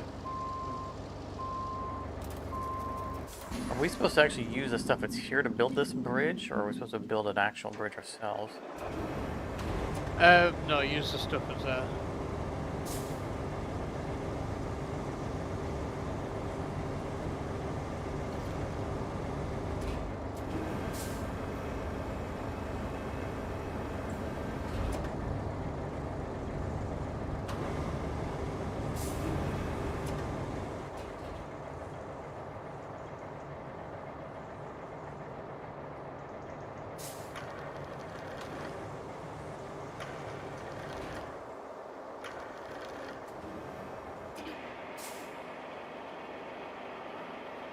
So they just want us to precariously snap lay these in place. It doesn't actually snap in place, right?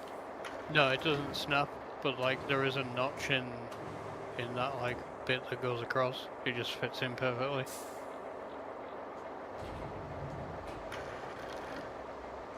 Yeah, if you just drop out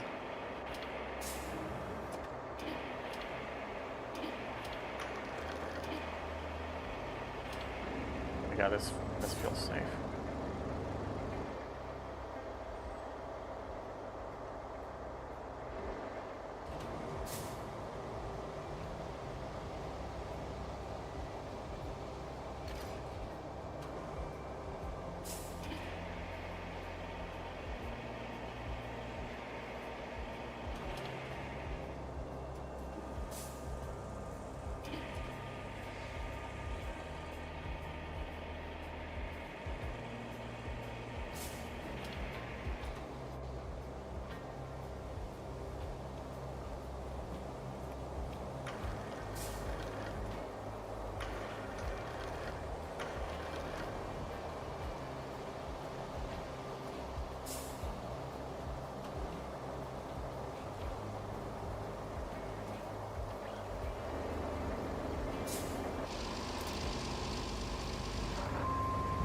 Really safe.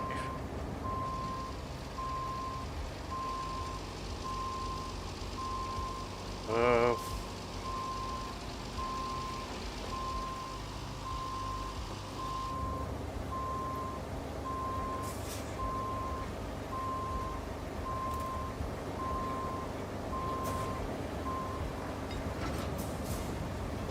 Oh, that backfired. Not using the stabilizers.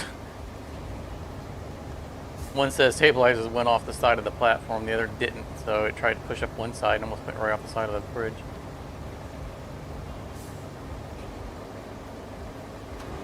Yeah, I'm not a fan of this.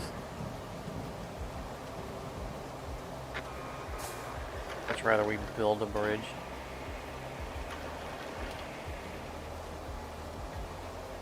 You know, I have a bridge layer. Using the bridge layer. Why am I using this?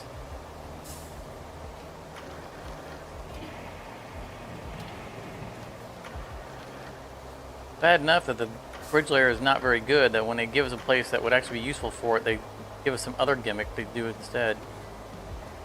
Yeah, but the bridge layer thing's like DLC though, isn't it? Oh.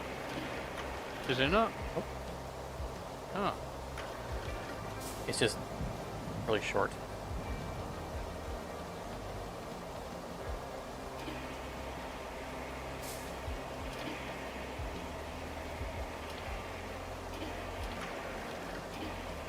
I think it would span this gap.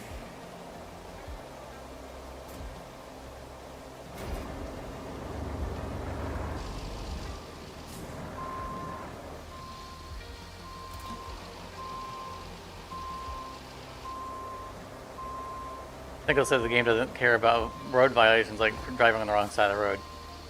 No, Snickle, it doesn't care, but I sure do.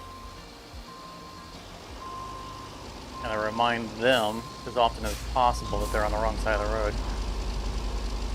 No, we're not. Armor isn't here to defend himself.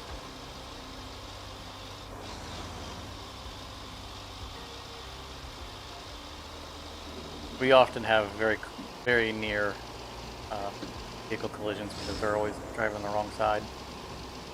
Part of why I insist on us making those roads as wide as we do, because I know they're gonna hog up most of it on the wrong side.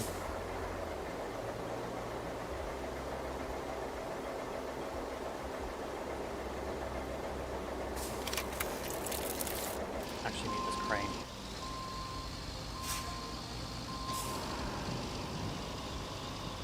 I say that now, but we're gonna find out when I bring the actual truck for transport.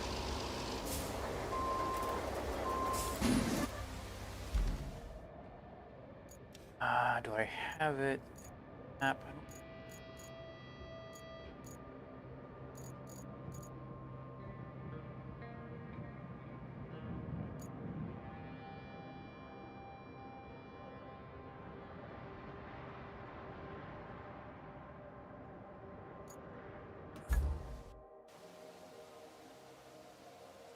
Or on.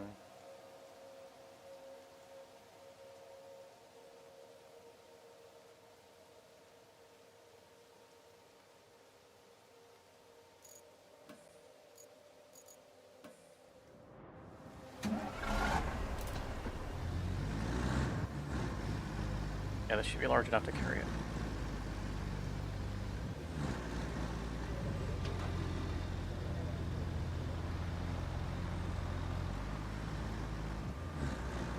At least the rain on this map so far hasn't been as bad as it was on the air map. I don't think we've had a torrential downpour yet. But in the previous map we played on, the rain would get so heavy you could barely see where you were going.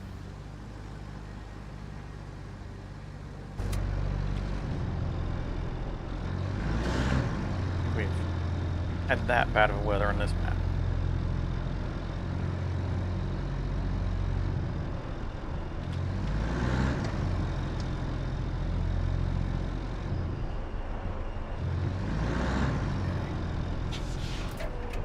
Where am I going?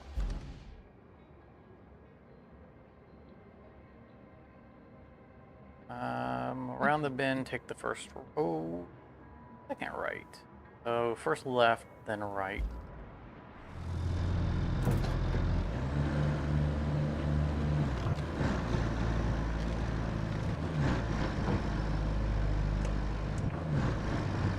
First person, you can tell I'm driving. We're driving with a keyboard instead of a controller because of the way the wheels always has to turn a lot in one way over and over again, as opposed to a nice smooth turn that you can get on a controller.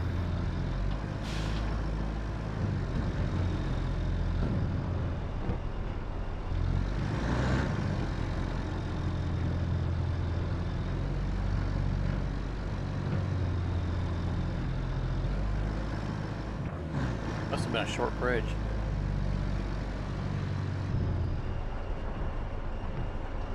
Yeah, it's just the entrance to the concrete plant.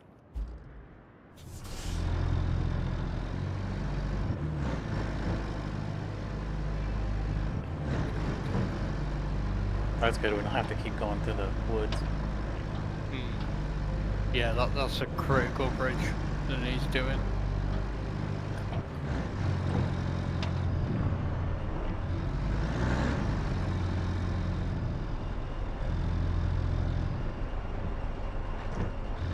That's about to come off.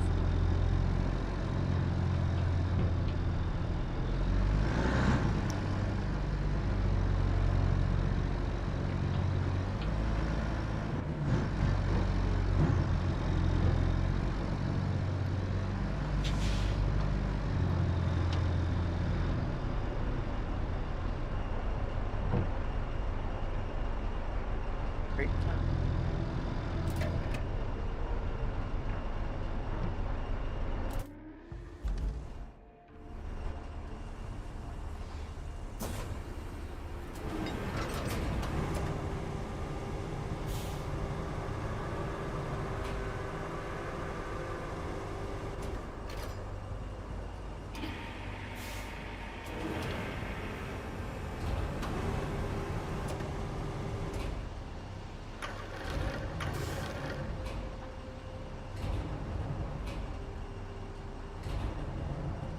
But all the craning is very, very manual. Raising and lowering, putting the rope length, turning it.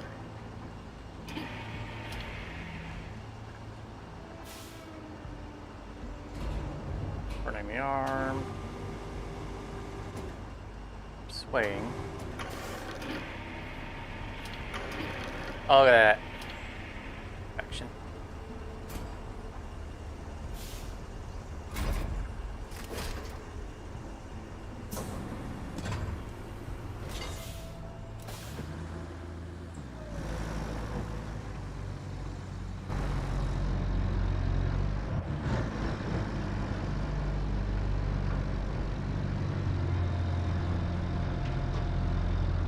And all I have to do is get through this uneven terrain without flipping over.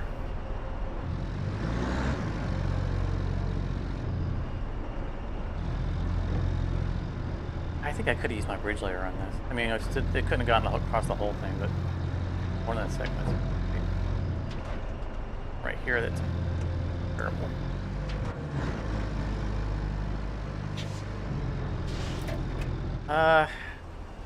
Yeah, I don't know if Charmer's back or not, but he mentioned that the toy pickup truck that I found, that I said, or a forklift that I found, that I honestly wasn't sure if it was really a toy. I just found another one. So I'm pretty sure I sold someone's forklift. I mean, it is tiny.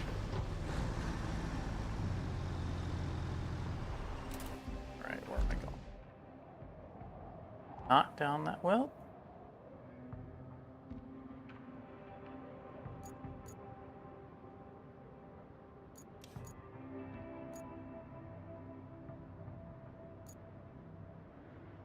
I think I can make it down through here.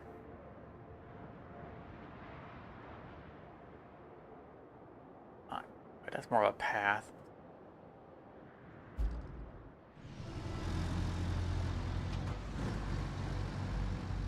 I don't need Hello. to, I don't need to end up upside down. Apologies for the delay. It was baby jam at bedtime. Enjoy your tea. I did actually. It was pizza and chips. With a side order of beans. Why are you upside down? Oh, you're not upside down. You just sat in my crane. Okay.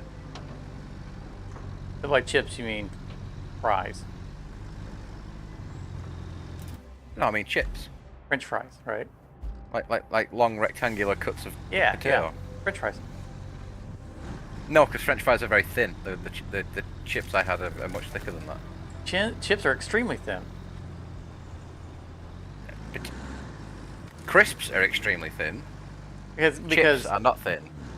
the other day Sifton was eating chips called Doritos. No, I was not. I was eating crisps. I would think with you guys being closer to France than we are that you would know what French fries are. Yeah. Yeah, we know exactly what French fries are. Oh, we know exactly how close to France we are.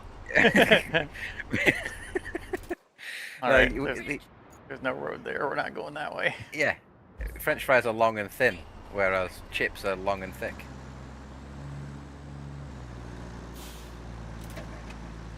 Sifton, we need a bridge. No, Do it. das ist verboten. Achtung, Bridgen! Statement, not a request. Which bridge are you talking about? What?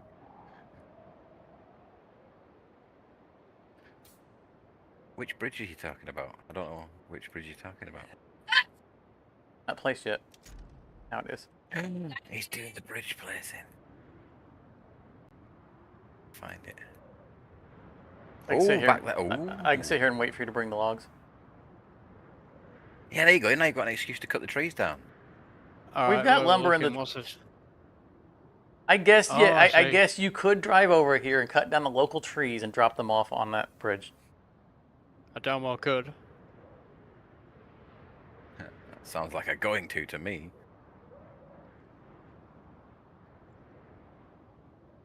Meanwhile, I'm going to drive around. Unless you're on your way right now.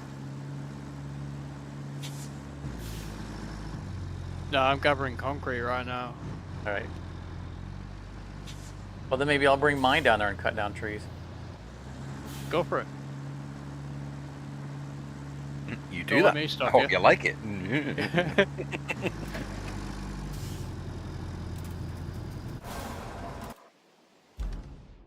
No, no, no! Don't fall that way. Harvester is all the way across the map, unfortunately. All the way across.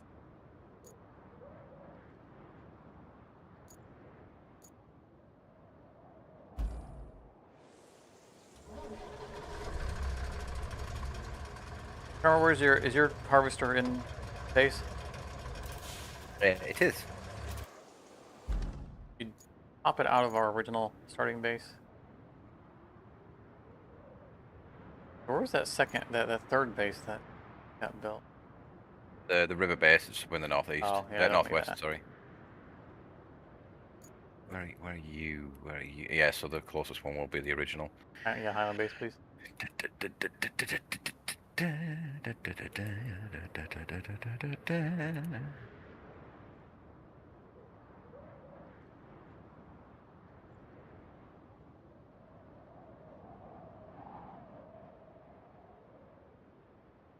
I only need the harvester.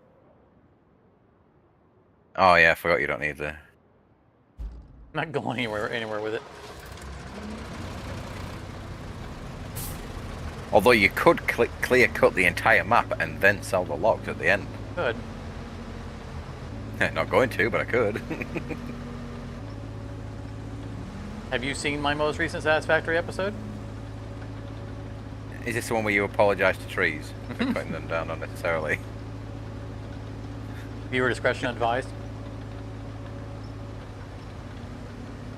Means of gratuitous. Many trees were harmed in the making of this video.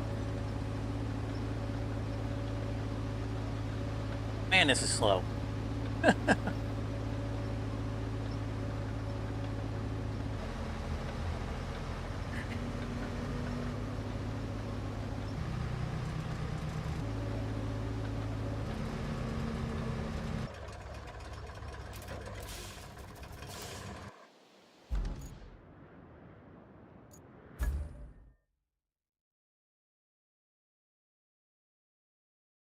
The thing I forgot to include in, I did not mean I forgot to include, I forgot to record it for the episode.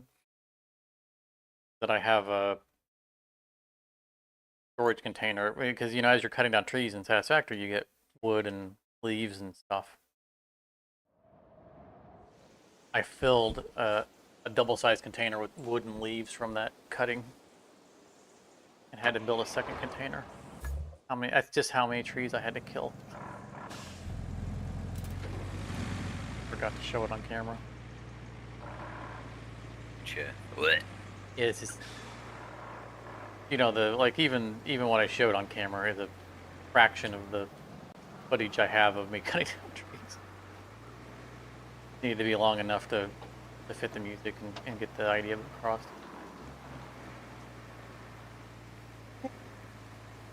Yeah,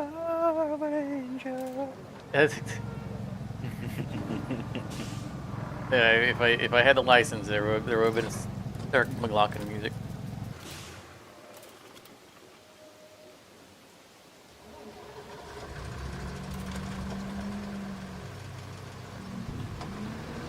Whereas it would, from my perspective, it would very much be Benny Hill music while I 4 times speed through the scene of me cutting down every single tree.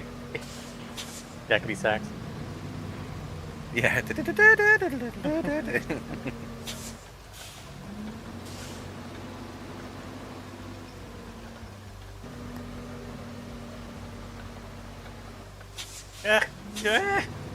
Not working. The thing, it's not doing the thing. It's the vehicle's just a little too wide.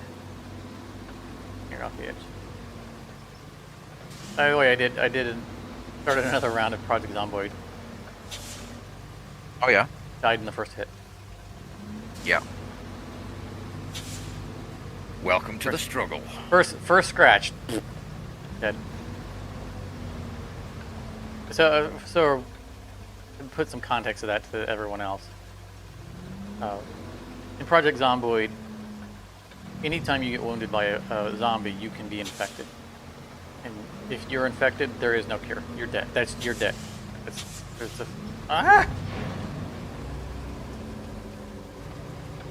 It's a foregone conclusion. There's literally no way of not dying if you become infected.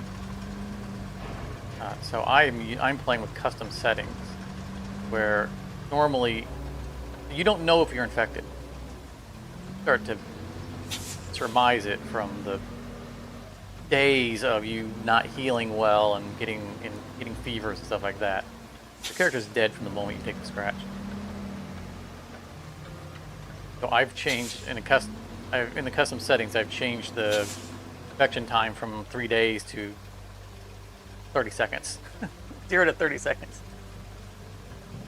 Because I don't want to keep playing if I'm dead. You know, let's move on to another character. I don't want to spend days of not knowing that I was wasting my time on an already dead character. So what happens is I get swiped and it immediately just collapse. Then stand back up as a zombie.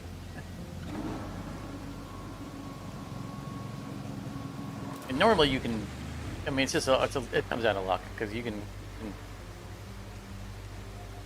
be hit and hurt quite a lot and just never. But yeah, I was playing last night.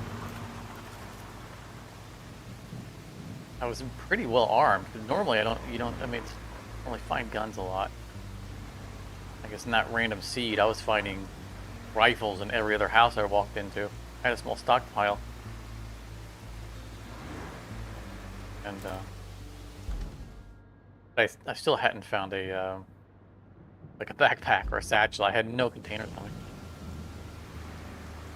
I was doing fairly well. Just literally the first time a zombie managed to get a scratch on me, died right at the spot. Great, into that run.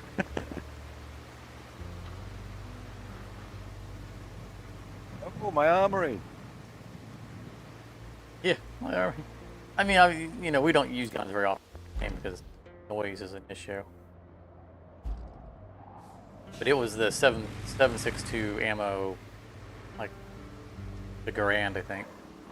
3 bullets to a magazine. The super high power.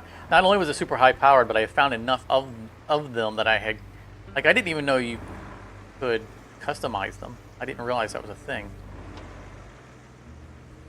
Yeah, you put like optics on them. And, yeah, and so I'd found. Okay, I'm getting stuck on sand. eventually registered that you drove through here, the sand truck. Yes, because that hill gets very slippy in the rain. Losing confidence about whether I'm going to get there with this thing now. But I had found enough of them that I had to custom recoil on it, and yep, I'm not going to make it. I couldn't get around your sand, and now I'm on my side.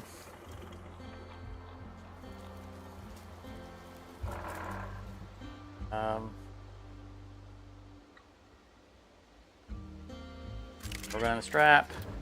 Hope that we can start the engine on this. Nope. Nope. We're just... Damn it, Charmer. You made the road more dangerous, not less dangerous. Well, I mean... Yeah, I did. Good. But only temporarily. Just while I was using it. I get the lesser crane truck. Well, I had to inconvenience you somehow. What else do you keep me around for?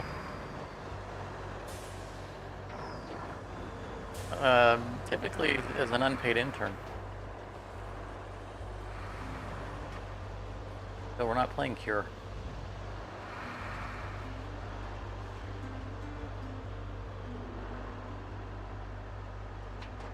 What was I just talking about when I got tipped over? Projects onboarding your weapons. Oh yeah. So yeah, I had a scope and I had a fork scope and a custom recoil on it that I'd taken from other rifles.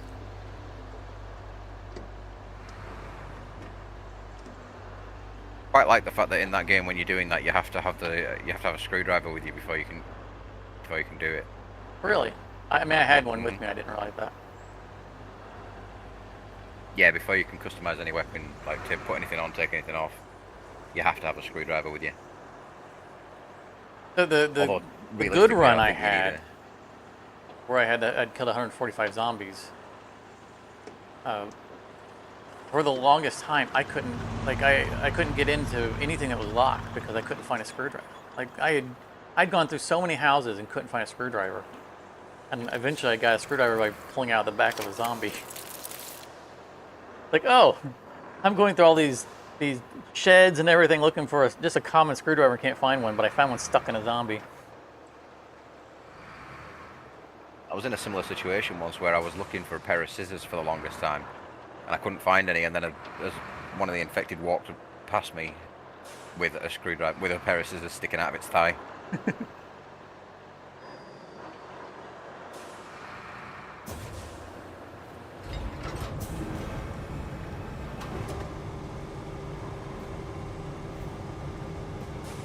been a while since I used this smaller crane.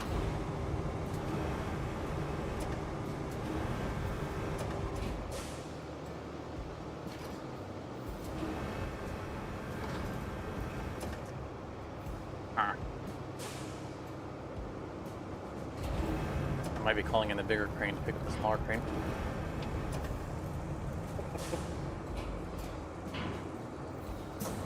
You'll have the leverage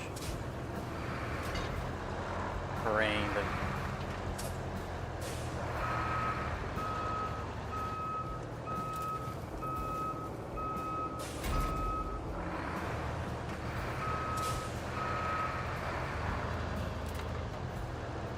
Not gonna work.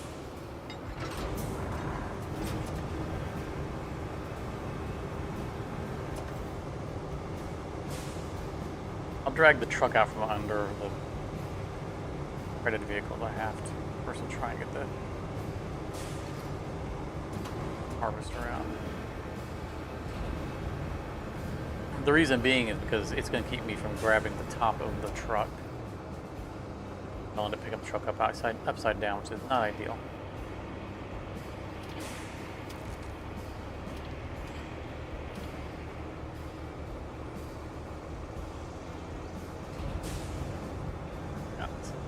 Non-starter, it's not gonna happen. Did manage to move it a bit though, so maybe There we go.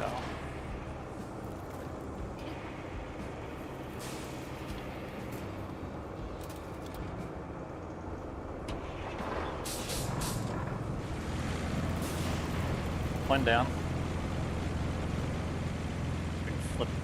Like, I don't care if I can pick up the other one, as long as I can just drag it and flip it over. I do wish that you could change the attachment style from like 1, 2, all, rather than just 1 or everything. Right. Well, on the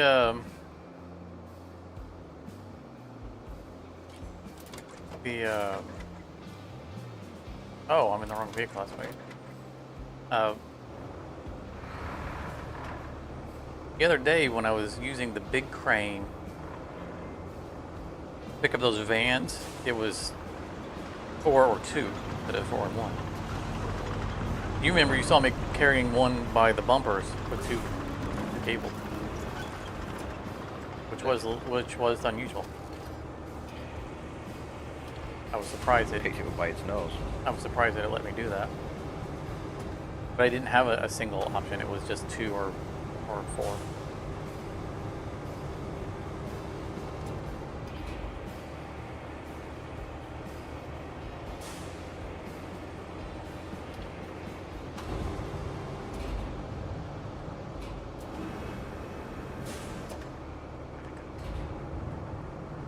Oh! We have success!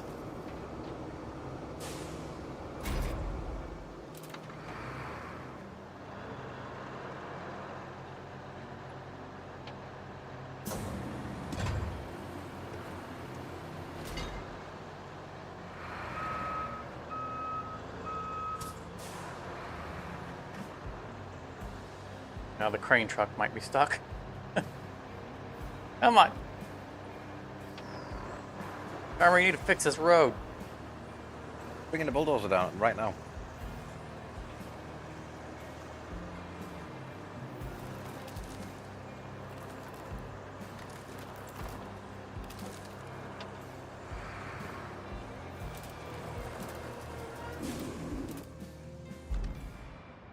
All right.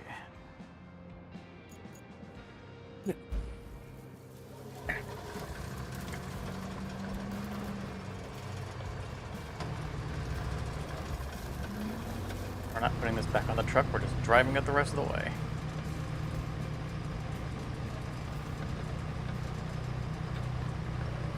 Oh wow, that is a steeper cliff than I realized, drop off from the road.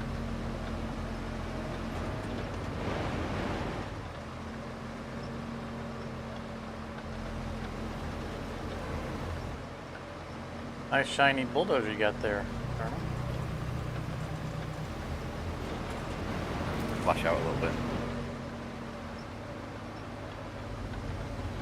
But there is a crane truck with a blade attachment to it. Do you know if it can be used for bulldozing? I don't know, I've never bought one.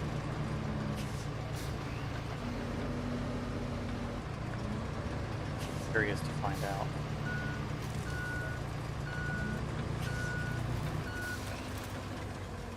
Alright, audience, look away. I don't want to see this.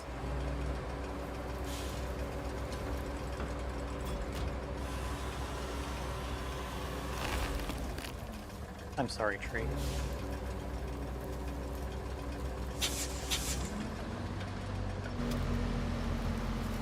It's fine as long as you use every part of the tree. Your sacrifice will not be in vain. I gotta make sure I got it in the right place before I trim it. It's gonna fall on the ground. If it's not in the right place, then I can't move it without bringing in correct equipment.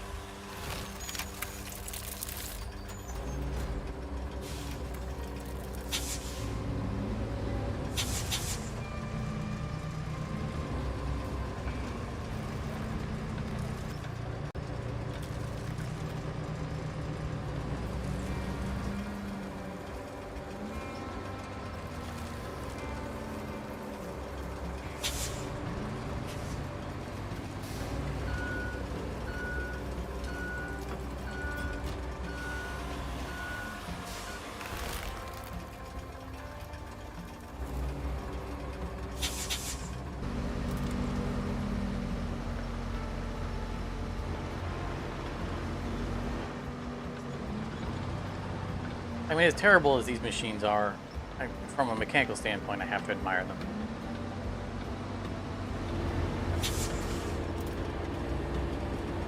Terrible in what aspect? In like the fact that they cut down trees. I mean, not just cut down trees, but the way they, you know, they can trim them and all that stuff. I appreciate the efficiency at which it accomplishes the job.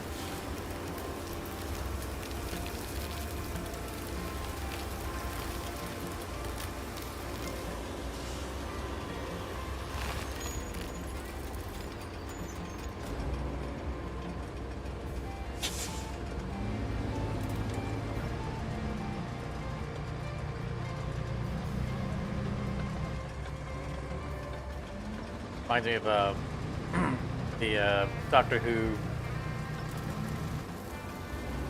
50th or 60th, I think it's 50th anniversary, where they had John Smith, Dave Tennant, and John Hurt. I just assume both of you are Who fans because, you know, like Doctor Who and T, right? That's mine's Britain. Yeah, I mean, I don't hate it. They Watched quite a bit, Doctor Who. Queen Elizabeth.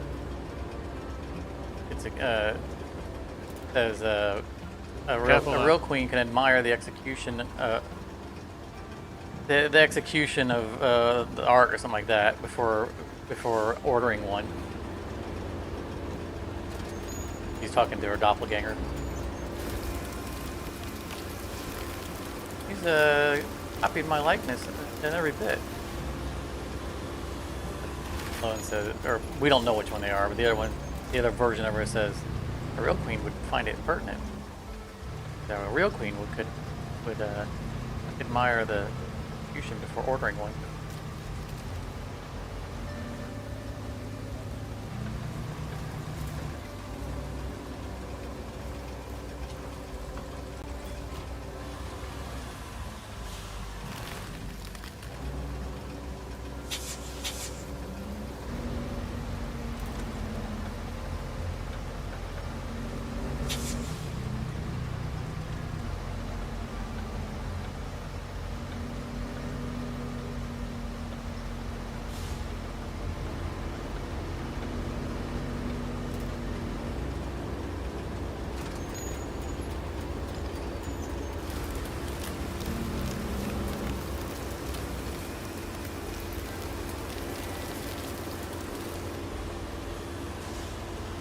And bridge.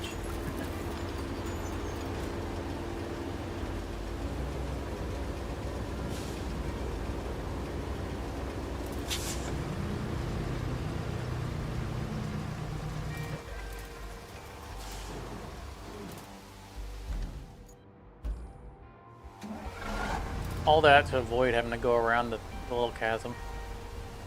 Could have taken those other roads around. No. Get two vehicles out, struggle with getting them stacked on top of each other, get them stuck in the dirt, stuck on their side on the side of the road. Bring another truck in to save those, and cut down a bunch of trees to build this little bridge instead of just driving around it.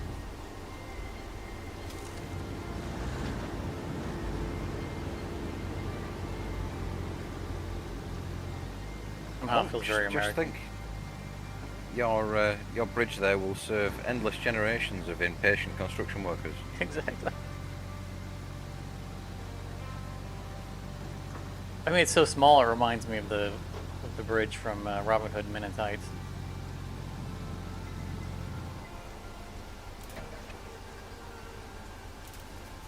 We get no toll. We get no roll.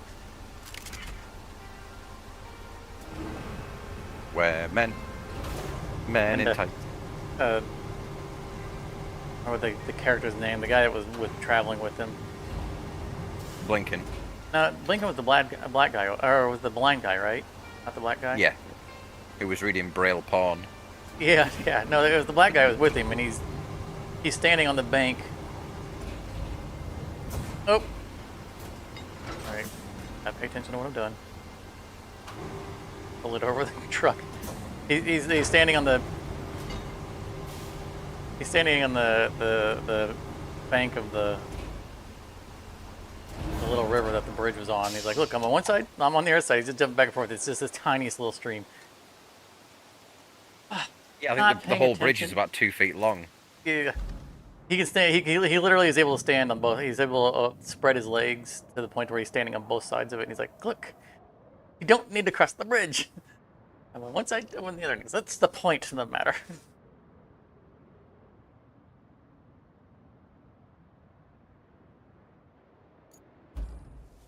I think this is the equivalent of the old days of streaming early access hard space shipbreaker when I would always run out of fuel talking and not paying attention to what I'm doing.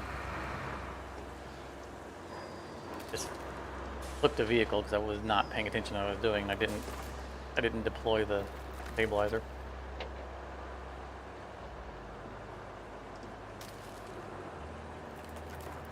Good job you got a crane handy up there. Yeah.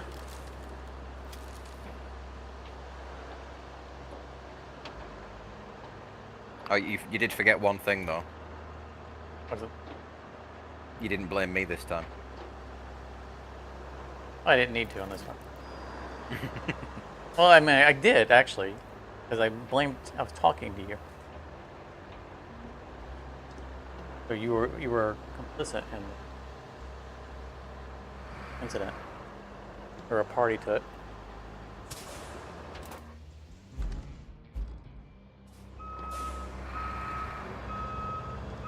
You were present. Blame was implied. I mean, obviously, I was also talking to the viewing audience, but you don't have to type to respond, so I have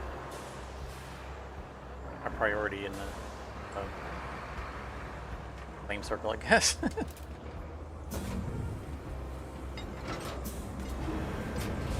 Alright, I could use the crane to pick this crate up. I'm going to use the crane to pick up the truck and use the truck to pick it up, just to show that I should have done what I should have done. But the truck, in fact, can do this.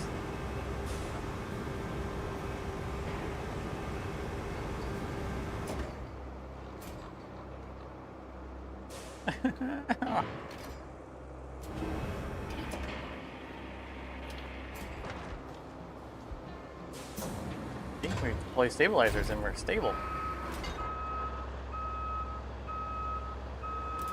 That works. You must be a witch. Burn the witch. We already built a bridge. Can we build a bridge out of it? Built a bridge out of it.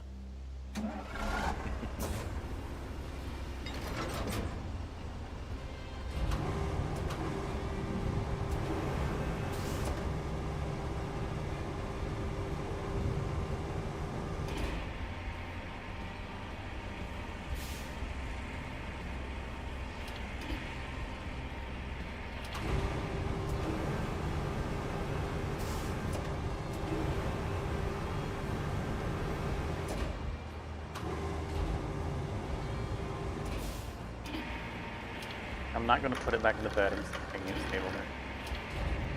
Not going to reach anymore. No.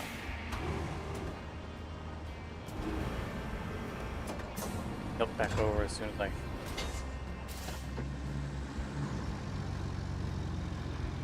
Stabilizers.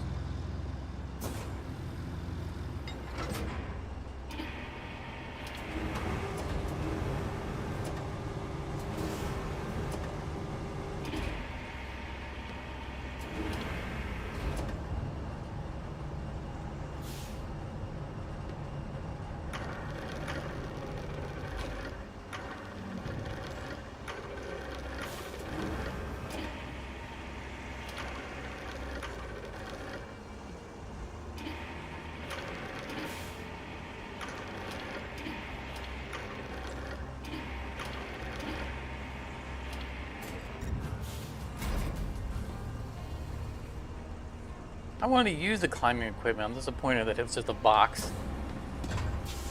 I mean, I wasn't sure how we were going to use the climbing equipment since we can't even get out of our trucks, but I was excited at the prospect. The things I can't even use. Who do you think I am, Amazon? All right. Curse you, Jeffrey Bezos.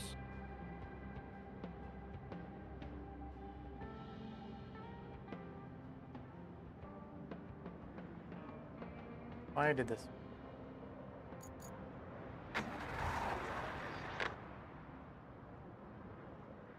That's why. Competent NPC drivers.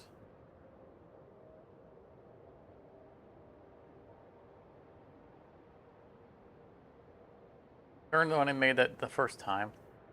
Oh, I said incompetent NPC drivers, but I realize now from the overhead that they were driving over a newly piled of sand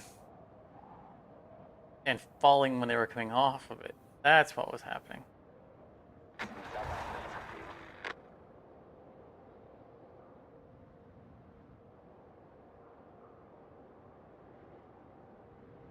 Bringing paving equipment, or are you just leaving that sand?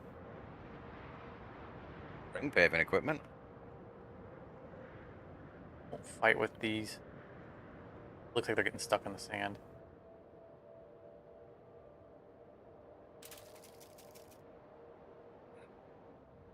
Sifton, what are you up to?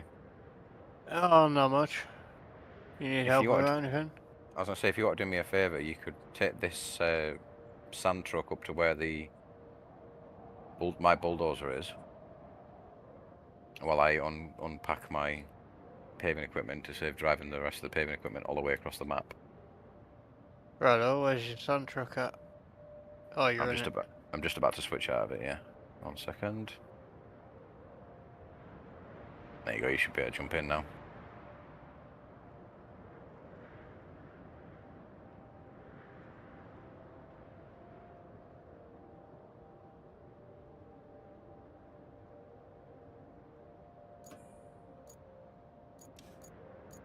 I help also if I didn't have my vehicles all parked in the middle of the.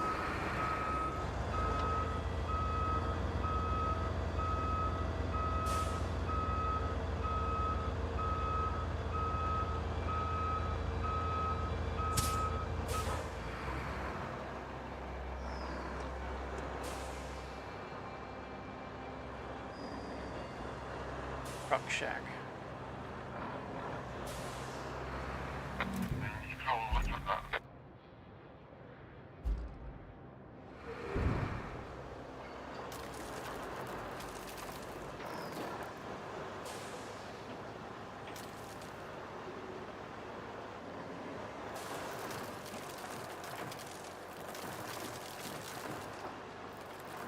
Give this part too.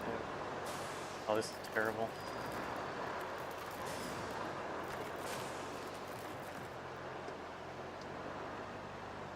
Come on. Do it.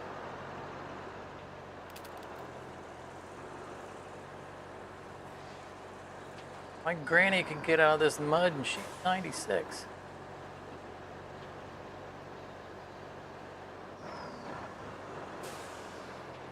And she uses a walker.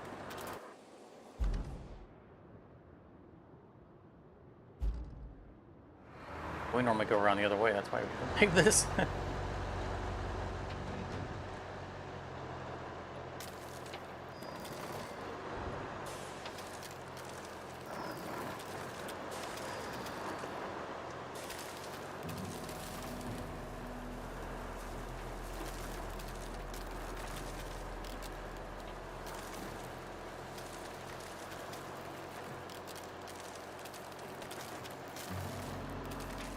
Where's this map take place? Like Oklahoma or something like that?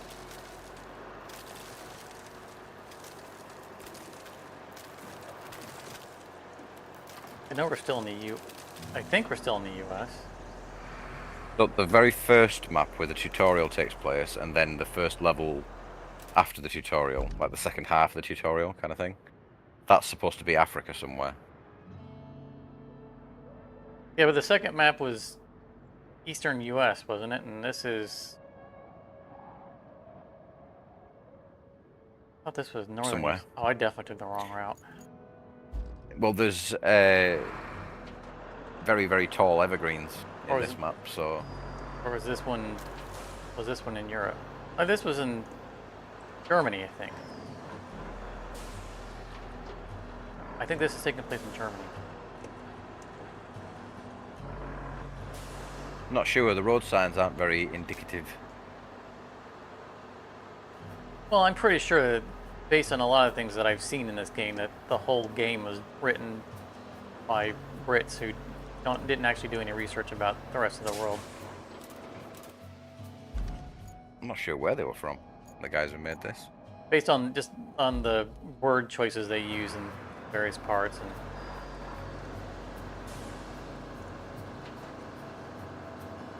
we're using liters instead of gallons. Even though our British, Russian, Canadian, Irish. yeah, Irish lady are supposed to be in the U.S. The company's supposed to be based out of the U.S.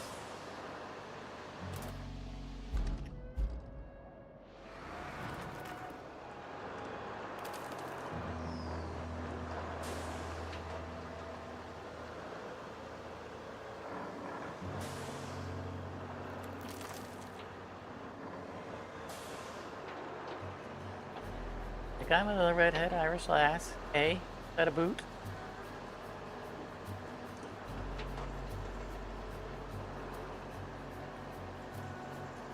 Just like anytime I see on like the BBC or any British-based news organization, anytime they come to the U.S. to interview someone, it's always somewhere in the South. They always have a ignorant draw. Not to say that everyone in the South is ignorant. I'm just saying that there is a segment that has a very pronounced way of speaking that is not representative of our entire country, but yet somehow when a foreign news company comes over, that's the only people they talk to. Yeah, it's because they know they'll get good TV out of them. They're clearly reinforcing a stereotype. Oh yeah, absolutely. You could have gone anywhere in the U.S. Why are you in, Alabama, Kentucky, and rural?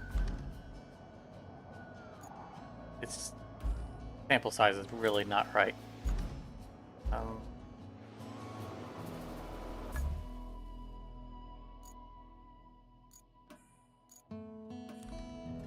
Not everyone in the U.S. is Cletus the slack-jawed yokel. You know, I watch the BBC. You're lying to me. Propaganda, and I will not stand for it.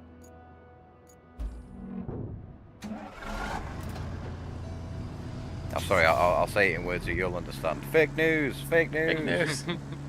Alternative facts. Turn the frogs gay!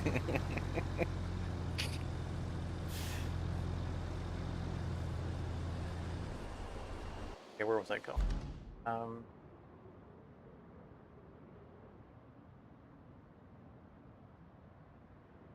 Look, some scrap.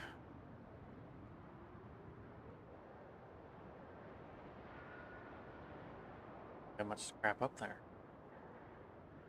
We're hurting for steel beams and concrete slabs. Work on getting us some supplies. While that road gets paved.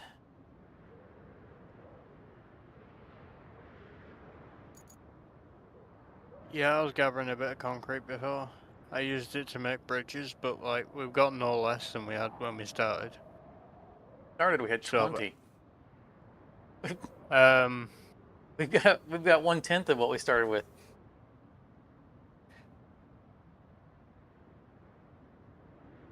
Yeah, I might want to correct myself on that. Wait, what the hell did I use 20 on? Various bridges. Uh, Well, that long one that I built from the depot downwards, just down to the where we were tarmacking, that cost 14 of them. oh, yeah, that's where most of them went. We built a bridge out of it. We built this bridgie.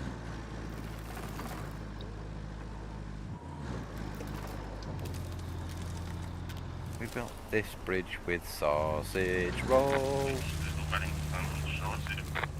Well, I think I'm gonna have to cut out early because That was my favorite song when I very was tired. preteen. At the time that it was hot. And I remember calling a radio station and requesting a song, and they didn't play it, so I called them back angry.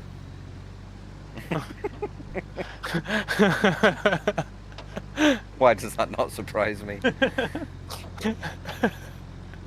That's excellent. I made a very polite request, and you didn't fulfill it! Yeah. There have been several songs since I called. Why have you not played this song?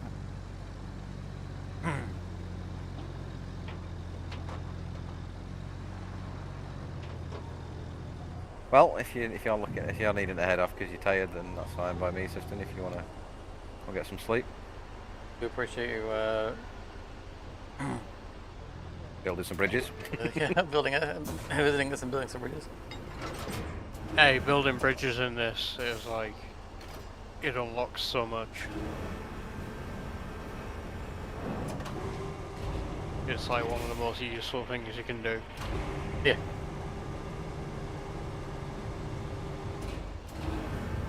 I'm not sure what we're doing next Friday. We'll work that out later.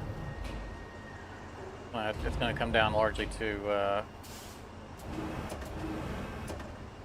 if other games are releasing patches. Mm. See how things go.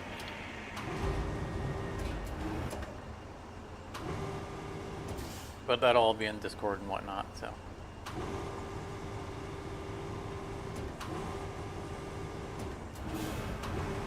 Huh?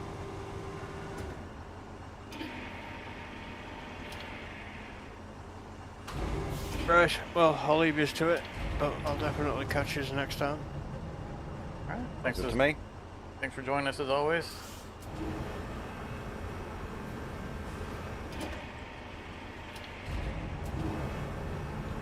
Who knows, next Friday I might talk, Farmer might talk me into doing Project Zomboid and showing just how bad I am on stream. How much of a liability can I be to multiplayer? Possibly. I'm liking the unstable version of it. Yeah, definitely.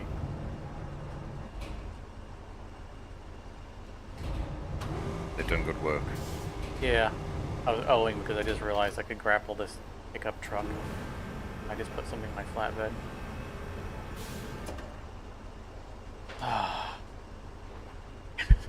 I try this. Leave the pipe in the bed. Another pipe I can use to balance out.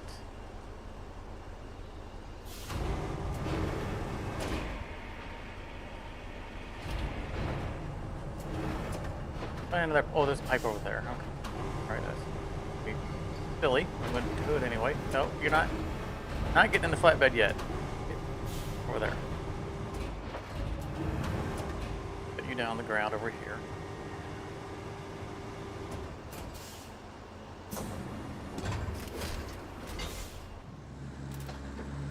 Sir, will you carry me? I'm coming back for him. I'm just gonna. You know, once you got something in the back of the truck, you can't take it out. That's the rule. I'll get another one and try to create a flat surface. Put the truck on top of it.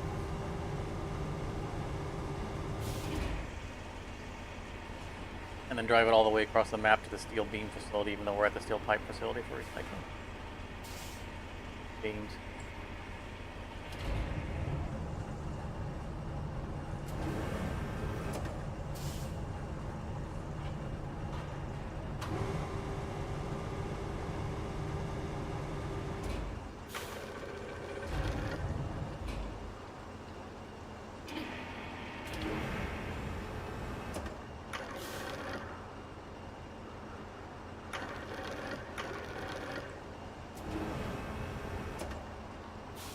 Welcome, Casually Farms. Welcome to the stream. You've been out of the loop with these updates to Roadcraft. How's the rebuild expansion and Timberworks pack? Worth getting? I don't know what's in the Timberworks pack. That's part. Is it? Armor, do you know if that's part of the rebuild expansion? 100% sure. I'm going to say worth getting, yes. I'm not. I haven't run into anything that I wasn't happy was available. But we're. I don't know if we are far enough along. Like, is the rebuild expansion just new maps, or do we already have access to vehicles as a result?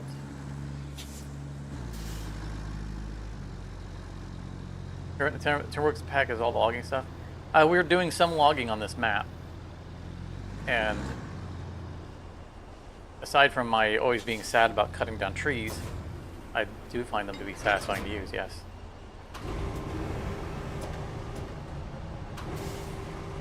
Have you played since they added fuel to the game?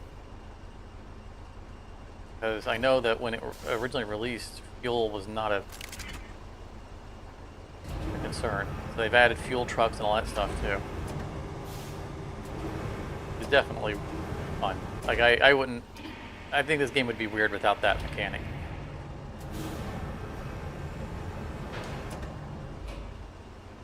So we got a big semi fuel tanker parked across the map. I'll show you it in a second here.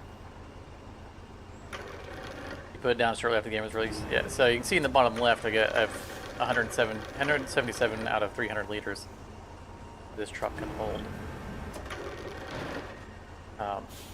There is a mobile base I think was already something you probably got in the game, but didn't. Now it has fuel tanks attached to it. That's your early way of doing mobile fuel refueling without having to go back to a base. Oh, this is so not going to work. But shortly, like quit and talk to me. Shortly after I bought a big mega fuel tanker. Oh, stop teetering! Stop! Oh, oh! Good grief! I can confirm that the mobile base tracked unit with the 2 segments was in the game from the launch. It was. I figured it probably was. It seemed like that was a core game thing.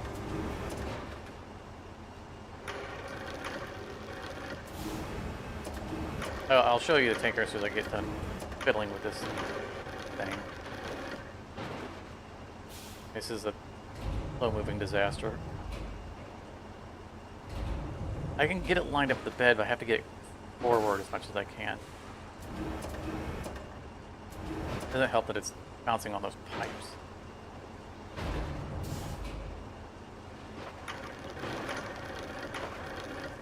What I'm trying to do is see, it's the front end is bouncing against the crane, which is keeping me from.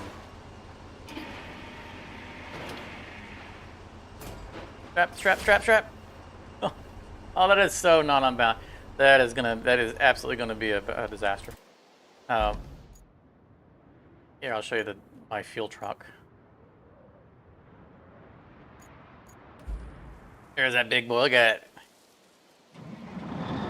10,000 liters of fuel in the back of it.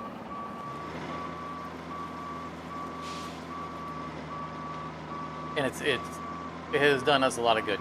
Being able to, when we find that we have a job site to center around, bring it down there, and it just takes care of all of our fuel needs.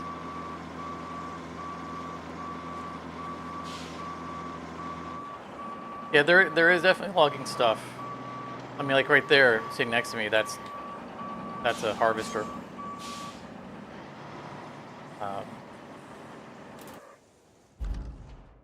You also need to remember to cut off your engine whenever you get out of a vehicle. Otherwise, it will just idle and run out, and the next time you come back to the vehicle, it'll be dead.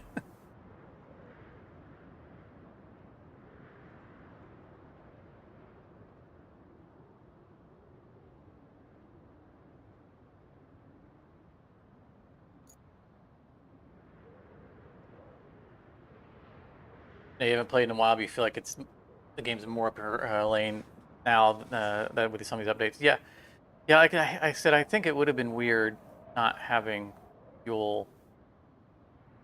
And if the logging stuff wasn't in the beginning, then certainly. And I know that they're working on another expansion right now that's going to introduce some kind of, I think, like base building mechanic. Nope, nope, nope. It's going to teeter over just sitting here. We gotta adjust this. You know, if I could get it, okay, we're gonna try something else here. We're gonna see if we can move without falling over. Because right there is a crane.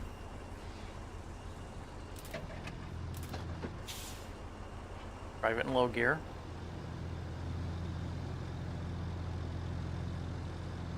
I think we can pull this off if I can center this, but I can't center it well. I can't pull it as far forward as I need to because it's hitting the crane.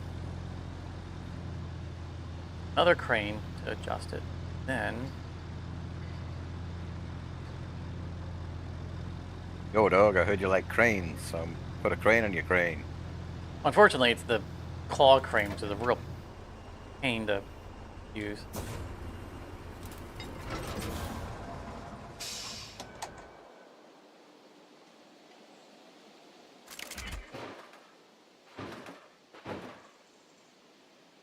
Try putting the truck in first, upside down, and then the pipes. No, the whole point was I had already put a pipe in before I saw the truck, and now I'm determined to keep the pipes in.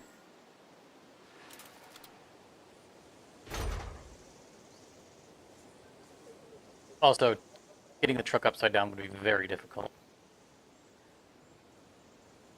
I mean, we could. Also, the truck is too large, so it would stick out, and then the pipes, it just wouldn't work.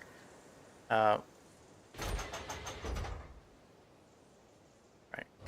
Always gotta struggle a little bit, because the controls are very different from this, so bear with me while I'm figuring out the controls.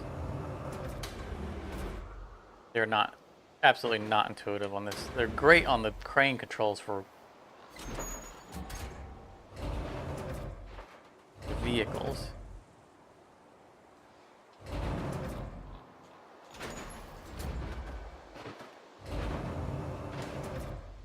Just like a claw machine.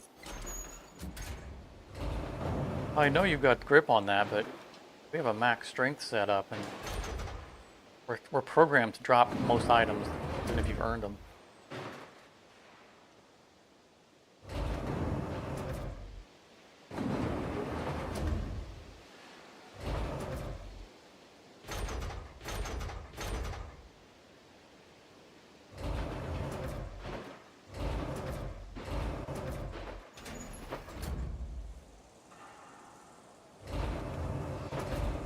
I could do this a lot better if I brought an actual crane truck over here.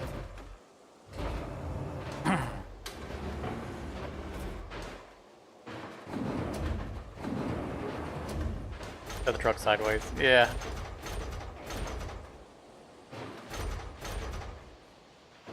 I think that I can get away with it. If I turn it sideways on the flatbed, well, first of all, it may or may not let me strap it. It might. Sometimes it does. But then I'd have some issues on our tight roads.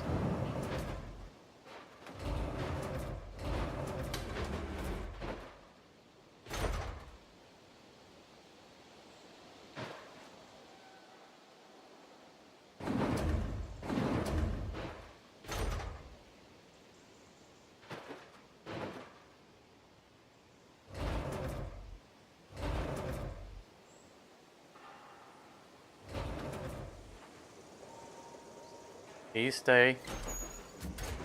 Oh, stop! No! Alright, fine. We'll try to put it on its side.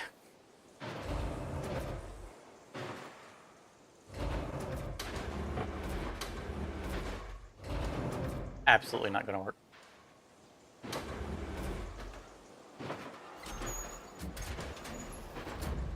No, but you get points for trying. And if you don't, then you should. Well, now it's upside down. Let's see if we can put it upside down.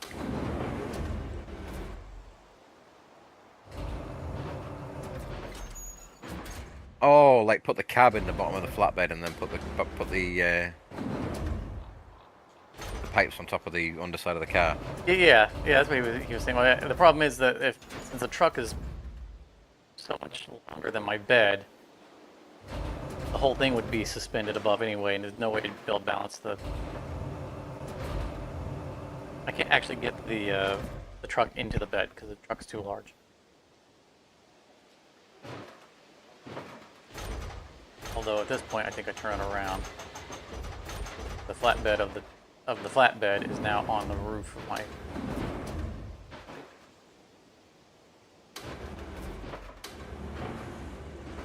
I said if I had an actual crane truck here, I could do this way easier.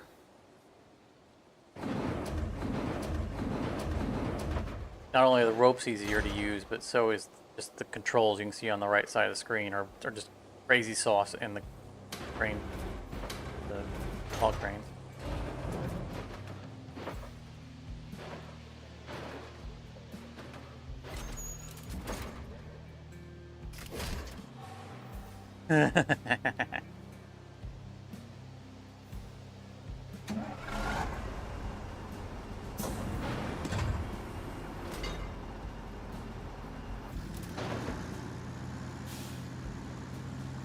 Driving low gear for a moment. Now I could turn them in right over there, but we don't want steel pipes.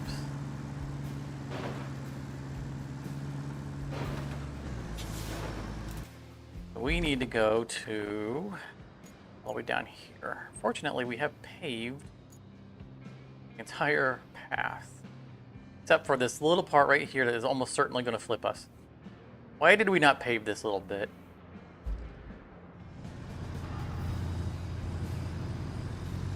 Well, you said you didn't like this game when it was too easy.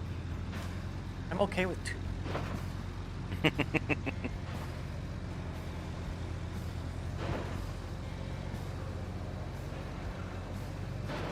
Barrels or microphones give me all kinds of trouble. Those barrels over there are shining, saying, "Pick me up, take me too, take me too." If they want him on here, You can stack at least 6 of us on the back of there. yeah.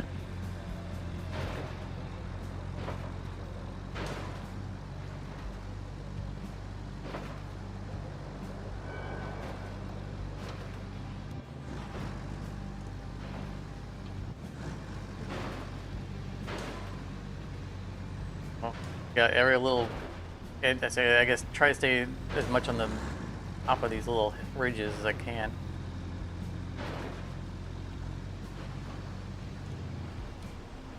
Back to low gear. I think I'm turning left here.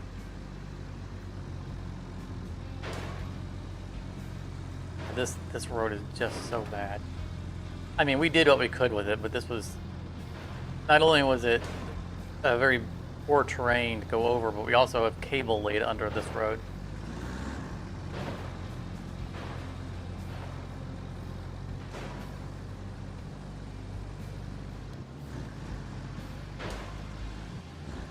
Yeah, we tarmacked over a swamp for that cable.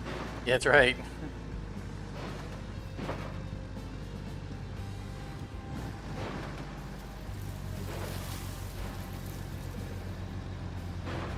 That's where you can see that line going down the middle of the road. There's cable under there. The line right now I'm on top of, there's cable going all through there. I think it's a left turn here. Oh, it is not. Next left turn. Oh, I think we'll get to see the tree that we carefully saved. We can't be accused of not being an environmentalist. Yeah, we made a little roundabout. Yep, it's a roundabout.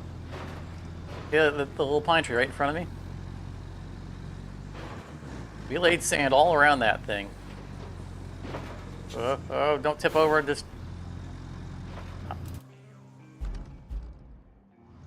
Back into low gear. Right, turn too sharply and roll over and take out the tree. Be like this, we should have paved this. Why did we not pave this? You can see there the dirt line. That dirt line is power cable we put into the ground.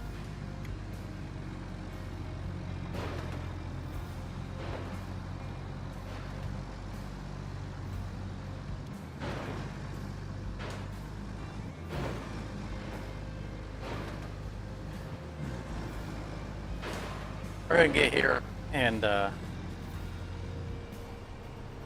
and it's gonna be like the recycling center. You didn't separate your plastics and rubber out of this. We can't take it.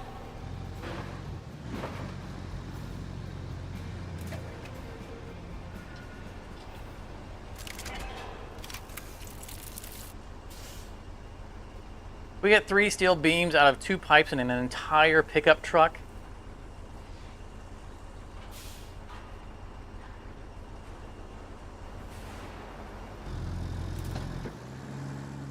I think given the thickness of the panels of actual car bodywork, then you'd be lucky to get even 1 steel beam out of it, to be honest.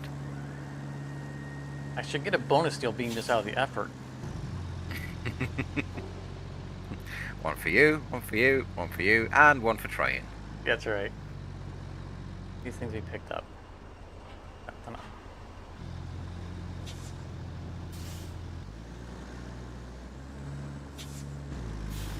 So we've only got 3 steel beams in the recycling facility. I'm not going to bother picking them up and taking them. So they don't show up for those who aren't familiar with it. Up in the top right, up over there, it shows our inventory, and that inventory does not count the recycling centers. That's our base inventory. So those 3 steel beams, in order for us to use them, we have to take them out and either take them to a job site or take them to our base, which then usually we have to take them out of the base and take them to the job site. But you take them to any one of the bases and take them out of any base, so it's still worth the effort. However, steel beams are small. Now, the reason why that facility had no steel beams in it is because I took 17 of them in one haul to the base. Then one of our quests ate all of them.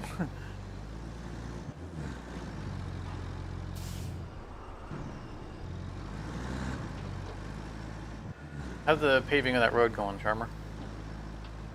Lovely. Done? I'm working on it. I'm flattening it now.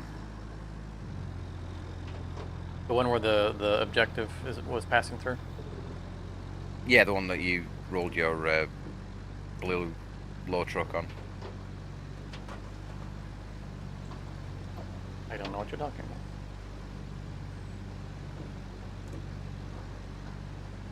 Didn't see it, didn't happen. Definitely not video evidence of it. No. Alright, Blue Barrels, you haunted me. I'm back for you. You have tricked me for the last time. Now you must suffer. You should Highlander it and just leave one behind. There can be only one.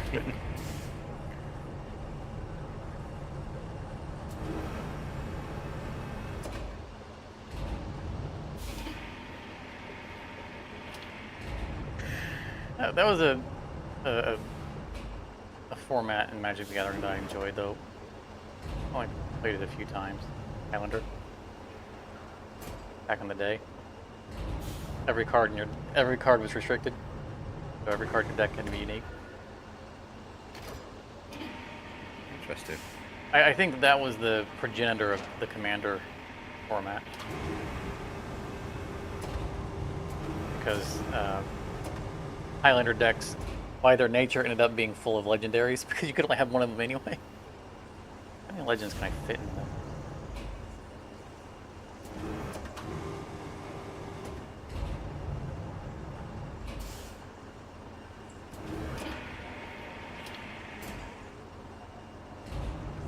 One of the funny things about this is you can have to move too much. You can just do this.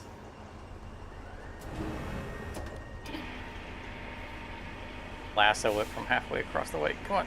Well, no, you're making me look bad.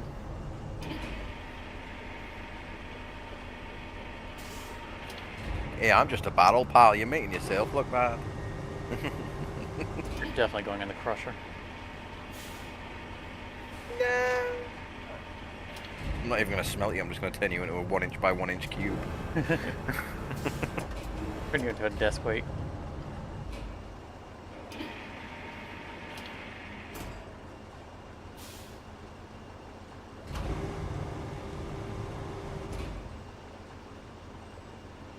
Come on, don't tell me you can't attach to that one over there on the ground.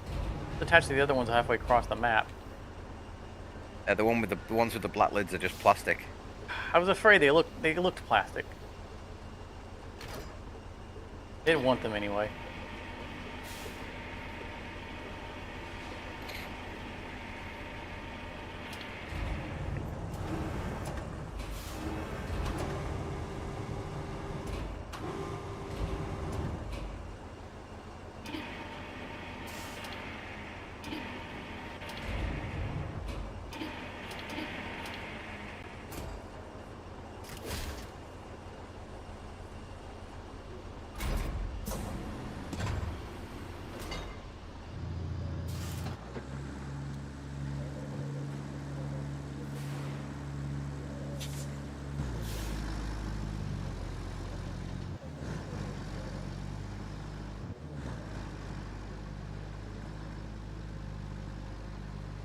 Another car over here, I didn't even see it.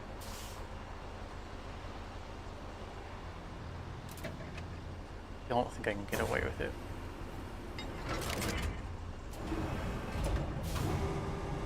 I'd already planned out the spacing for having this thing.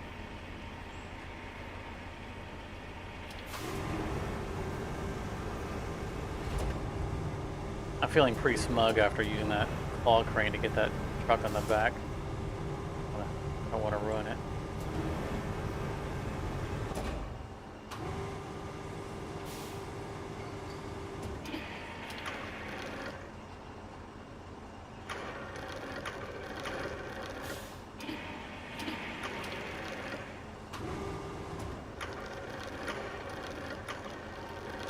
Like that time when I played the Star Wars collecting card game. I mentioned it the other day that I acquired some of those cards and then ended up trading them off for magic cards.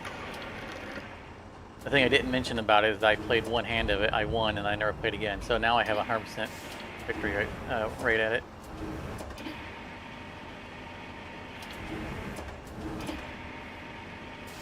Can't lose if you don't play.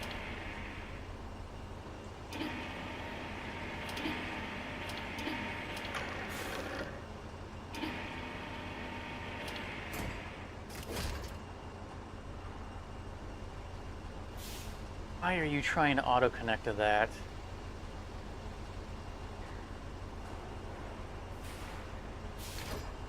I'm not committing to this, all right? We're just looking at it. That's all we're doing. Does not constitute a contract that we're going to actually carry this thing.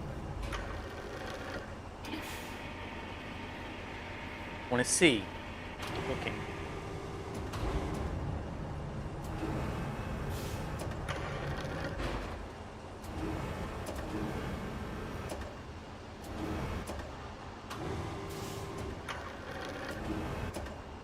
Hey, that looks fun to play. It is very fun to play.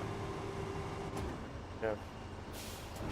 The only disappointment so far I have in this game is that you can't get out of your car and walk around. It's not game failing, it's just a design choice. I can only be so angry at it. It doesn't hinder gameplay, it's just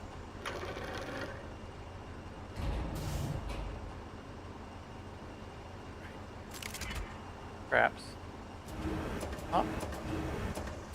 I know a lot of times you can't tell what I'm doing because, like, if you see the car going up and down from this above you, sometimes I'm raising the crane, sometimes I'm manipulating the rope length. Try to do a little bit from the side so you can kind of see what I'm doing.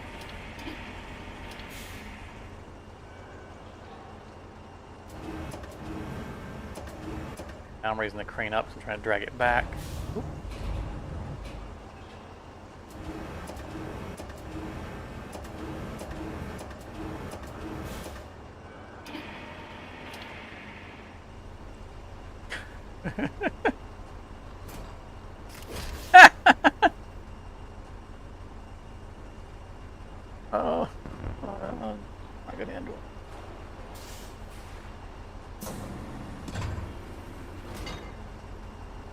That's about that.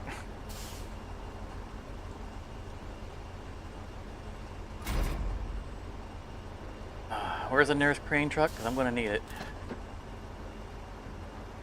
We'll run out of fuel too.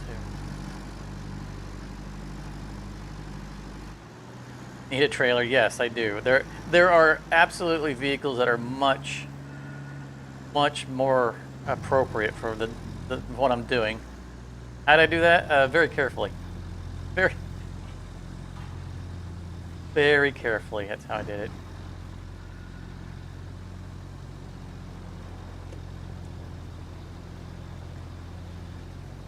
How? Seen this charmer? What I'm doing? And trying to double stack cars on the back. Oh, of I the have wagon. successfully double stacked. Not until you've delivered them, you haven't. I've successfully stacked them. I haven't successfully delivered them. I could deliver them to the steel pipe facility and then take credit. So technically, it's a success.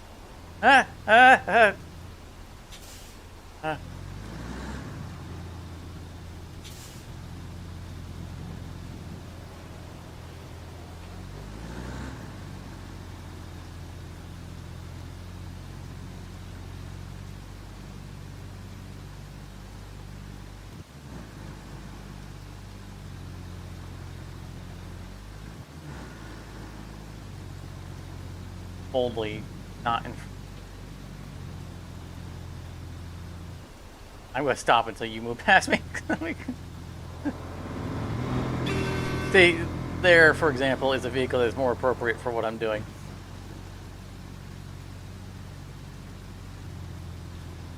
I'm going to try to go past these bumps and then turn left. It's going to make it a harder turn.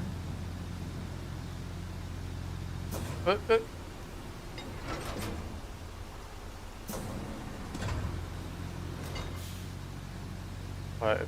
the road's a little smoother. The challenge I'm running into is that I play left-handed.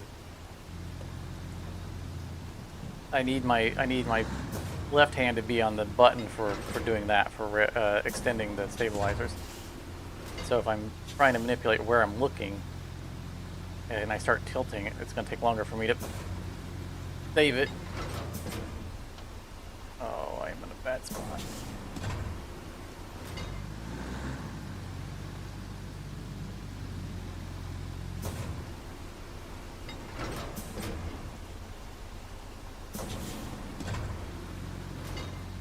Oh no!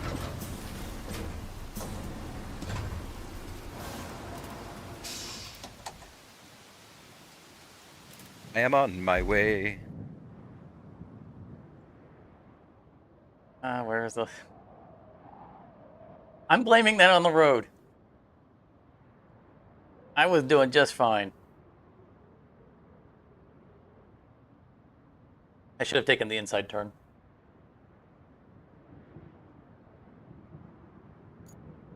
It doesn't say much about your faith in me that you were already on the way with a crane truck.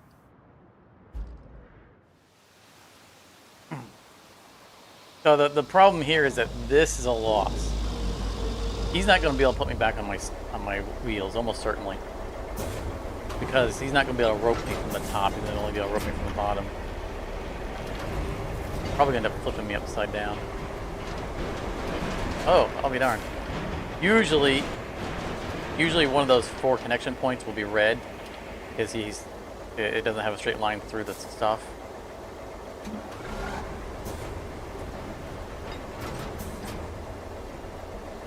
Yeah, you know how this is going to happen. But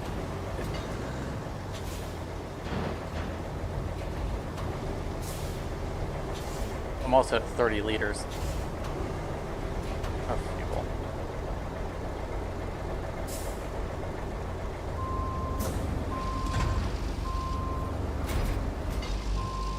I just got to take the straight line and not worry about the bumps. I knew having it, like, I mentioned when I was taking the long, avoiding those first bumps, I was going to have to take a harder left turn instead of the nice soft left turn. I think that's what got me in trouble.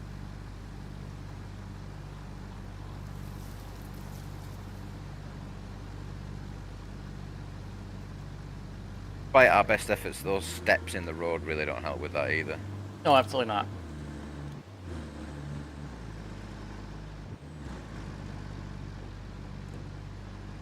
Mm.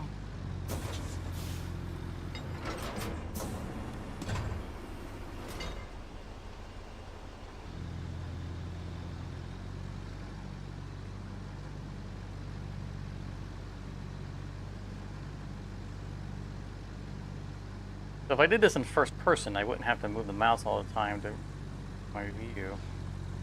But first person, it'll constantly look like we're falling over. Like you're not going to get the proper perspective of the tilt first person. I'm at 16 liters. I'm not going to make it back to a fuel place.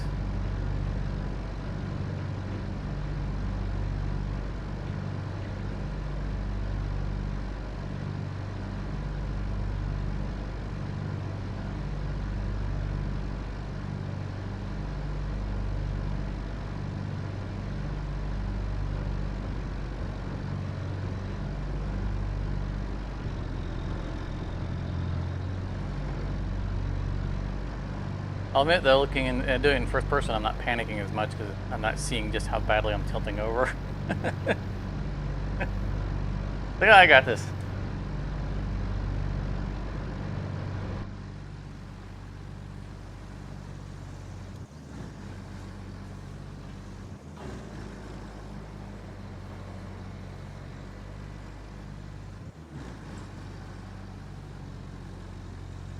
All right, Casualty Farms, thanks for stopping in. Have a great day. Feel free to pop in next Friday as well. Yeah, stream every Friday.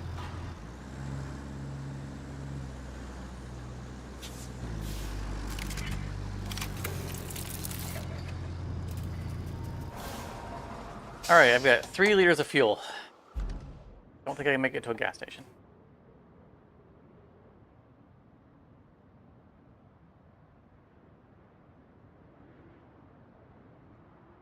Let's see what we got, what our assets are. Big tanker is already on its way, okay. Also, it's gonna bring out the small one.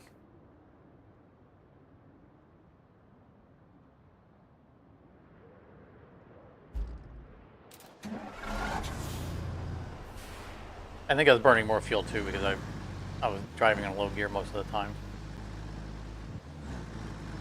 Massively overloaded as well, doesn't help. I don't know if they calculate the weight or not. I mean, hopefully they do. I know that they're aware of the weight because it affects the handling and everything. So it's the information is there. Just the fuel burn calculations are kind of obfuscated.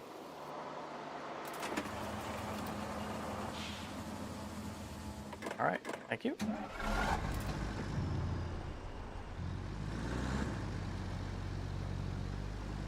Irony being that this is roughly where that thing used to be parked.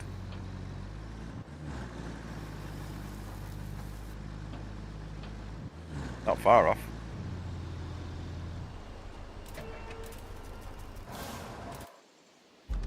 Heck on.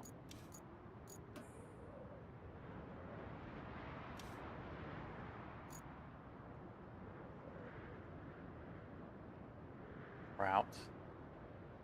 Oh, the route can't complete because there's a whole bunch of vehicles parked in right in its way.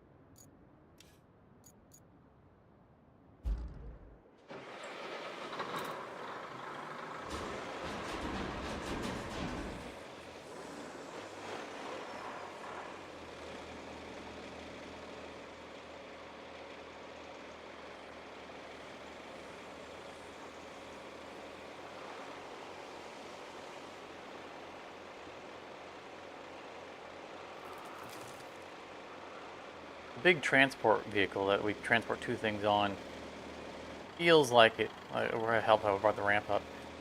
It feels like it's too slow when it doesn't have anything on it. I can see why you're saying that. I mean, I can appreciate it being slow when it's carrying a asphalt paver and a full-size steamroller. Although I don't think they use steam anymore. Why did they It's call certainly them not steam powered. Right. What? Am I thinking of something else when I call them a steamroller? Didn't they used to be called steamroller? They used to use huge steam engines to move them. That was how they were powered. They used to have like a huge steam engine on the top of the roller to make it like all the weight was over the top of the roller. This seems impractical. Well, it was before internal combustion engines were like small and common.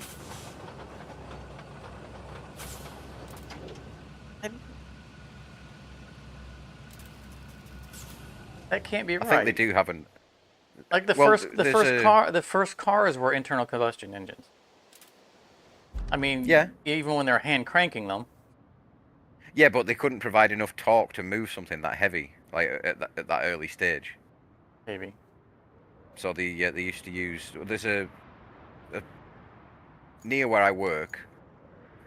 There's a place called the Steam Gathering, and I know that they have numerous ones over the UK, all over the UK, and they bring old steam-powered vehicles that people have restored or kept in good condition over the years, and a lot of those kind of things are they're like huge. It's basically a steam engine on wheels, Right. and it can move under its own power. And some of them have got huge roller attachments on the front, and some of them were intended to be. You drive this thing over to where people have been doing logging, for example, and then they will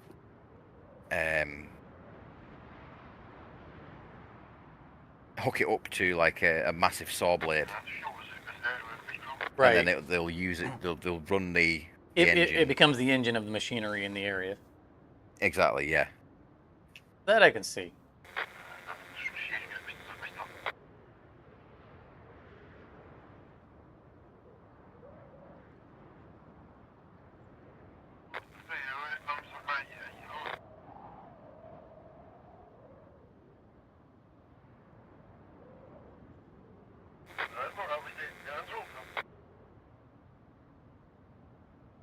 I don't think I strapped that vehicle down.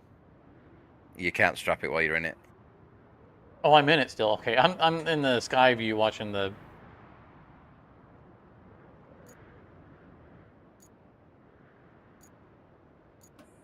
Making sure that the objective was making its way. I'm out of the vehicle.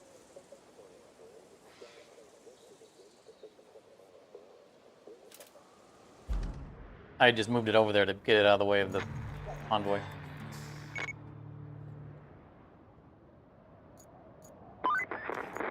We've got all the tower parts ready. Now, it's time to deliver them. You don't even have to install the parts yourself. Just send the convoy to the tower and sit back. Isn't delegating duties great?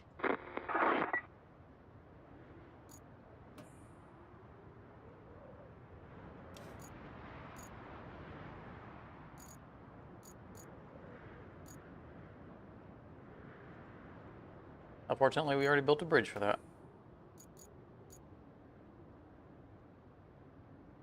Convenient. Hmm. Almost like somebody planned it. It only cost us 4 trees.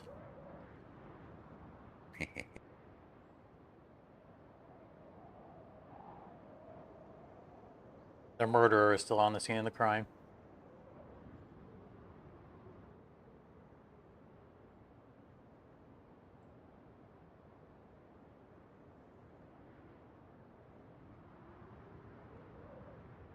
It was the Rick and Morty international or interdimensional cable. I don't remember if it was cable 1 or 2. But they had their version of Law and Order, where it was basically you would just it would take them like seconds to solve the crime. Like, here's the crime, here's the solution, and every scene was faster and faster. Like the last scene was, the guy standing on it, and This lady looks like she was killed with, and then you see the murderer walk up and say, "Oh, I did it. Here's the knife. Here's my DNA evidence." Like, oh, okay, that's solved. Ah, they're running into each other.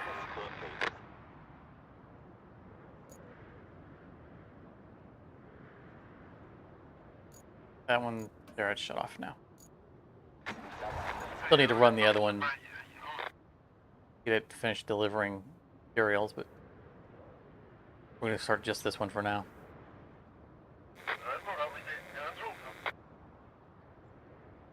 Any truck's gonna get stuck, it's gonna be this one.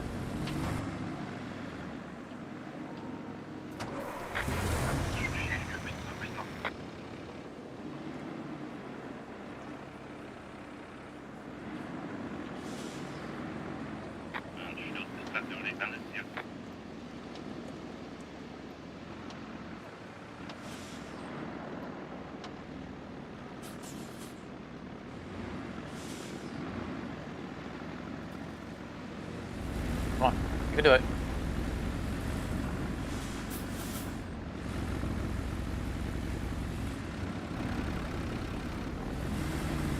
As long as you can make it up this hill, it'll be fine.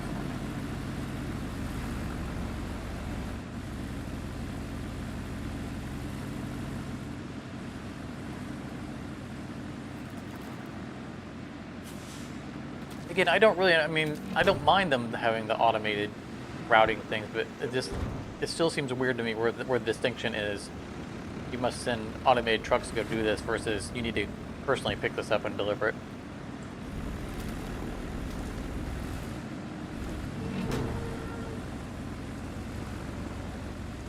Especially in something like this, like the other route that is currently turned off, it's just delivering materials. Just the one that you're moving now. It's just move the beams. Yeah. This is actual moving project objective stuff, not just restocking. So this is the thing I would expect them to tell us to deliver ourselves. Well done. The first tower is up and running. The others won't be such an easy fix, though. Repairing the others is something our workshop just can't do. Making high-tech equipment is a bit harder than welding a few steel beams together, after all. Still, the plan is already in place. Just gather enough resources. That should count as environmental credit or something with HQ. They say we can get new equipment in exchange for just that. Convenient, right?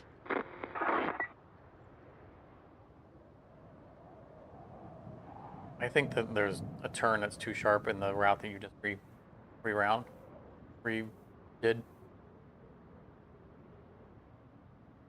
Right in the middle, it's the yellow dot.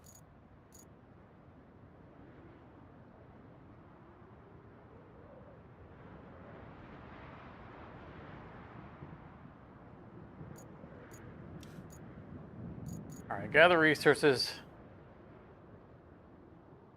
for stuff. Okay. So it says bring resources to the zone. 10. Oh, okay. It's not going to be to our base. It's that. So the convoy that's going right now, supplying steel beams, isn't going to credit towards it. No. Fortunately, it's just down the road from the steel beam facility that I've been eating. So that will give me more excuse to take another load.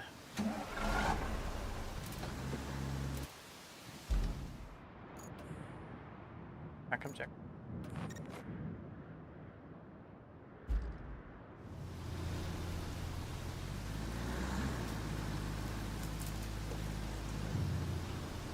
Like, we have 8 logs in our stockpile, but I mean, why not just cut them down right there? Yep. Now you're starting to think like a roadcrafter.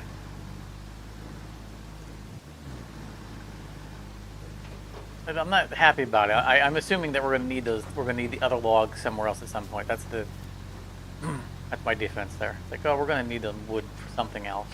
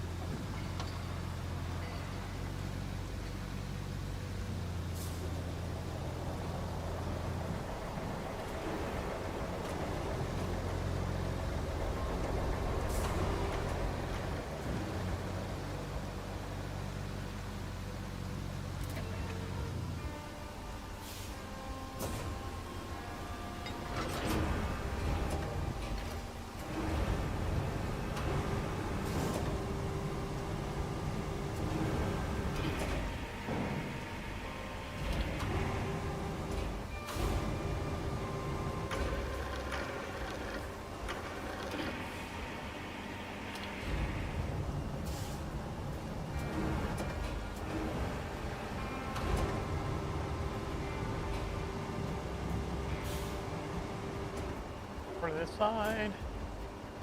When I put the effort in, it's gonna roll away.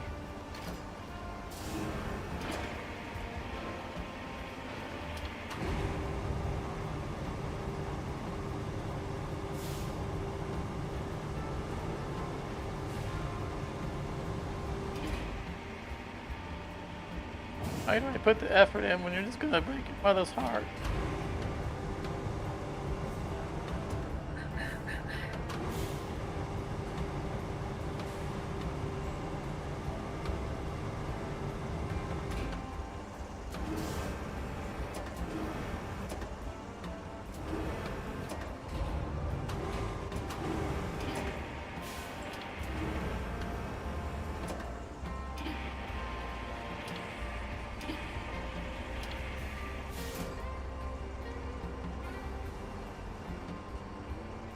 I could grab that third pipe spot and make a pyramid.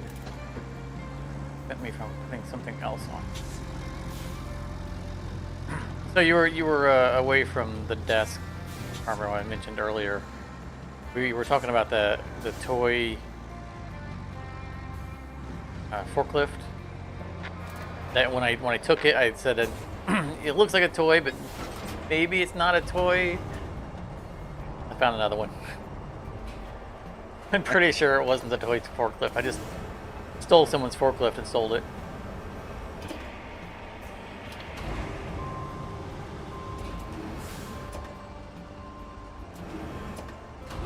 That's what they get for leaving it around.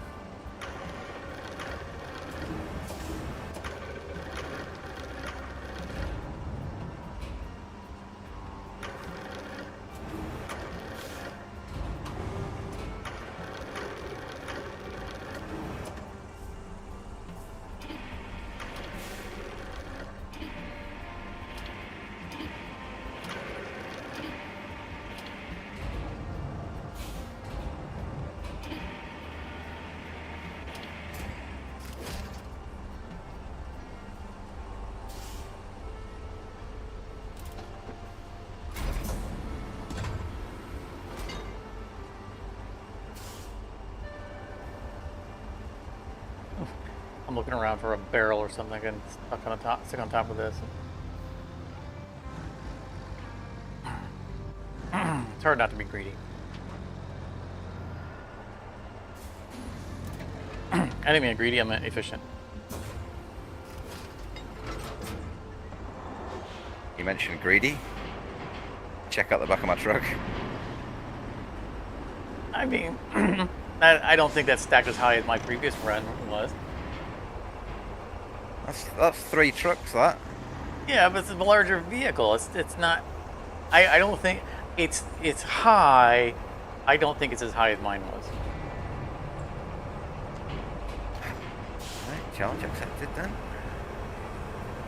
You need to cram something in the front, but under the tube, like steel beam or something.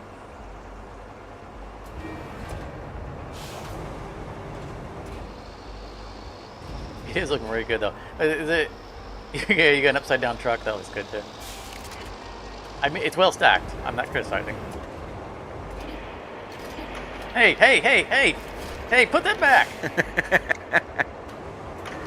I went through a lot of effort to get that just perfect.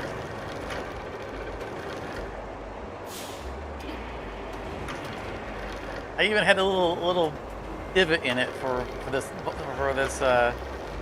pipe. This barrel. That is not, look, amateur. What you've done. Put it down, I'll get it.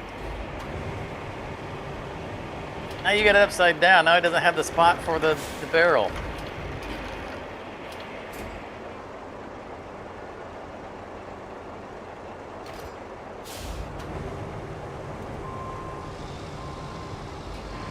Fine, I'll go get my own then. Get your own scrap.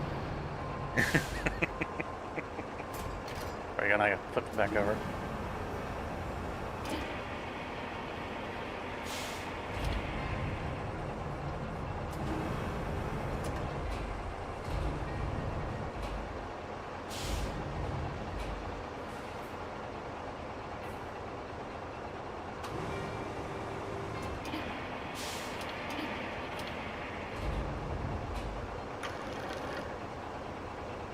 the pipe is shifted too. I don't have a flat base anymore.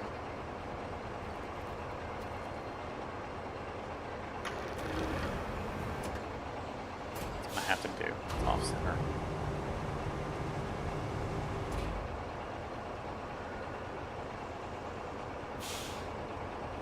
Oh, there's an engine here. Oh, this would work great. This would be perfect for you to stuff between the two vehicles.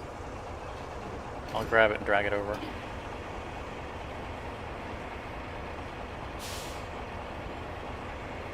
Oh, it's the old wood burning stove, I think is what it is.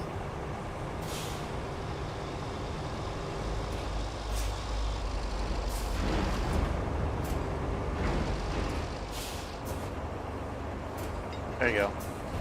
Grab that. You can stuff that between your two vehicles. You know, right on top of the hood of the bottom vehicle.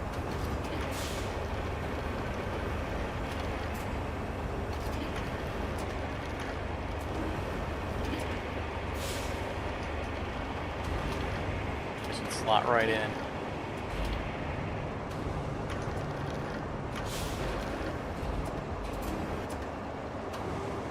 I'm building a Christmas tree.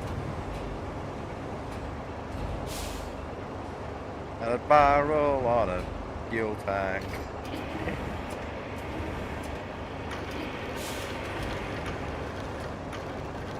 Actually, I'm eyeballing another. Right.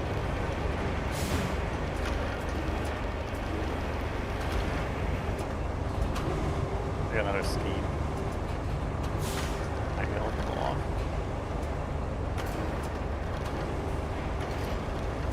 If I can get this upright, I can put a barrel in it.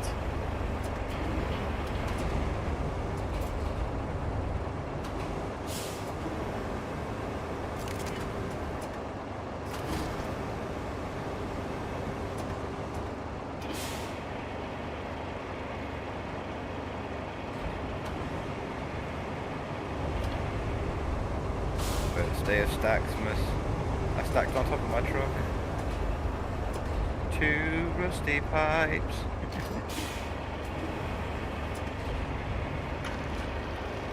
One fuel tank, 1 barrel, and a bucket for keeping things in. Bucket with a barrel inside.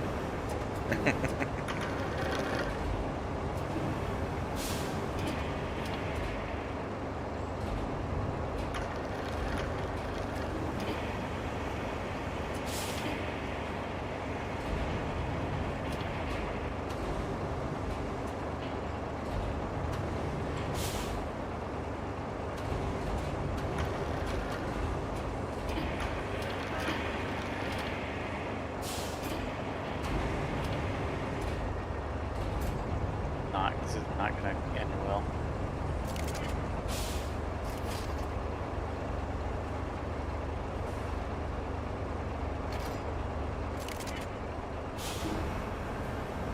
You know that's not going to strap on. Yeah, it doesn't.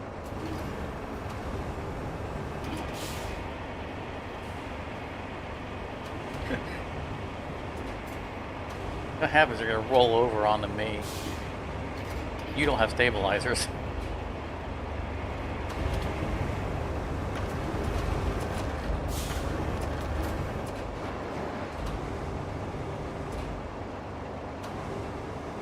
Part of the reason why I haven't bought that vehicle. Not that it's not a good vehicle. Having a crane and stabilizers. Oh, there's no interior to this? Is it a solid top?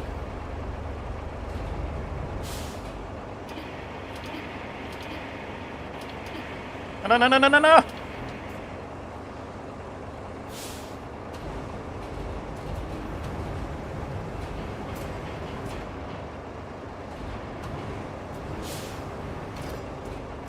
I'm concerned that even though this looks like it's a bucket, that there isn't an actual, that, you know, there's an invisible top on it.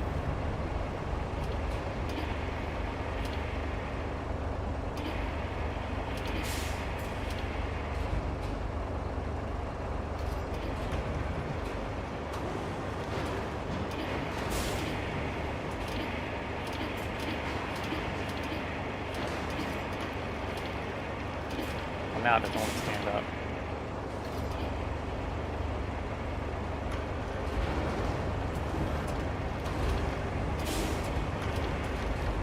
Ended up on the ground, maybe I can.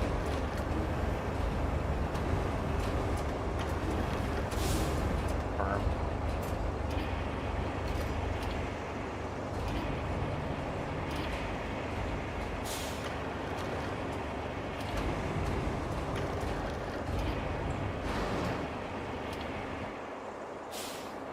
Green view.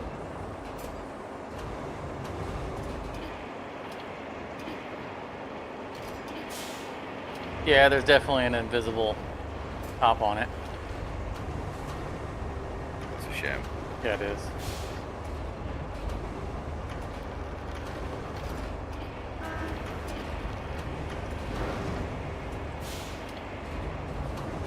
I'm going to assume this bucket's worth more than that barrel, so I'm taking the bucket instead.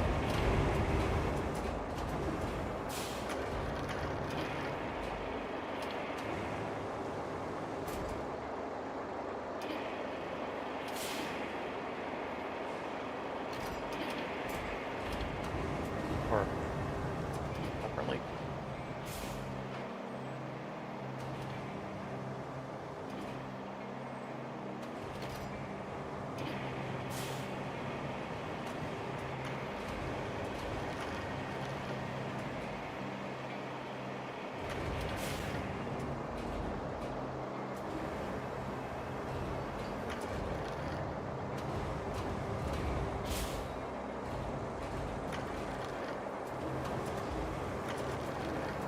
Let's see if I can stack it on top of it anyway.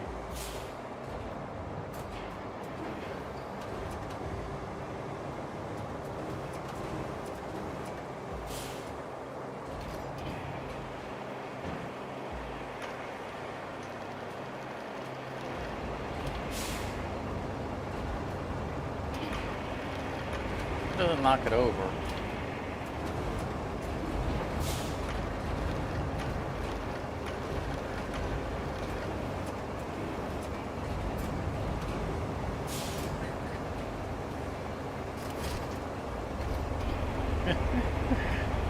That works.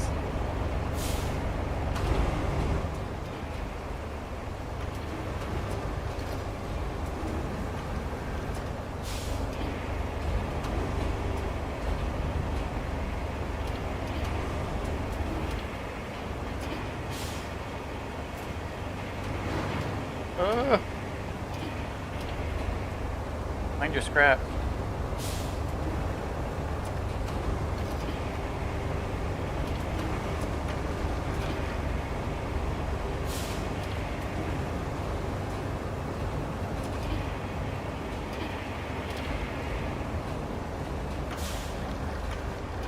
Leaving all this strapped in.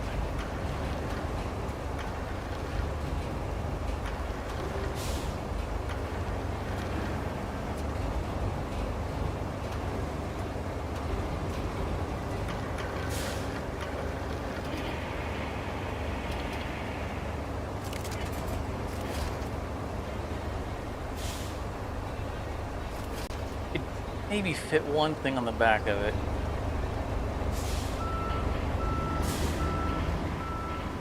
Three cars, a fuel tank, whatever that massive circular thing is, and the stove.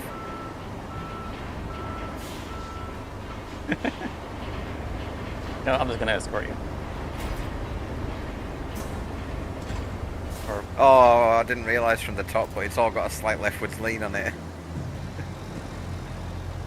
This is as fast as I can go, by the way. well, I mean, your bumper is on the ground. That's what it's for. It's for bumping.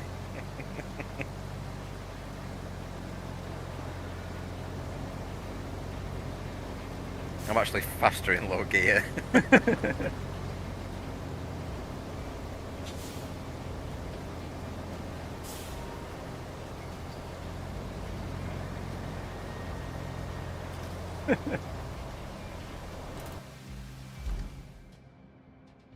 Why are you going that way? Is this not the way? No.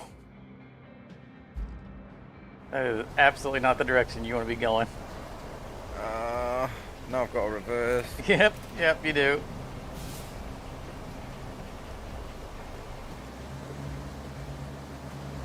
And Look what you've gone. done!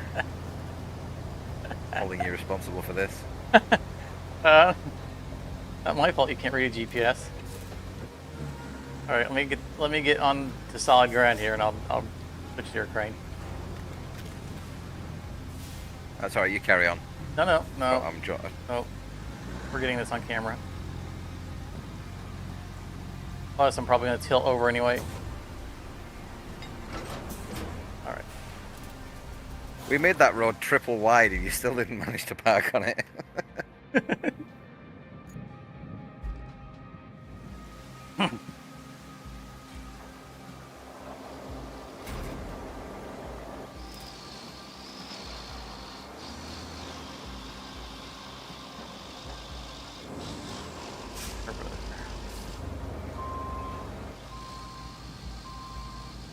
Well, while you're getting in position, I'm just going to grab a drink. We're right back.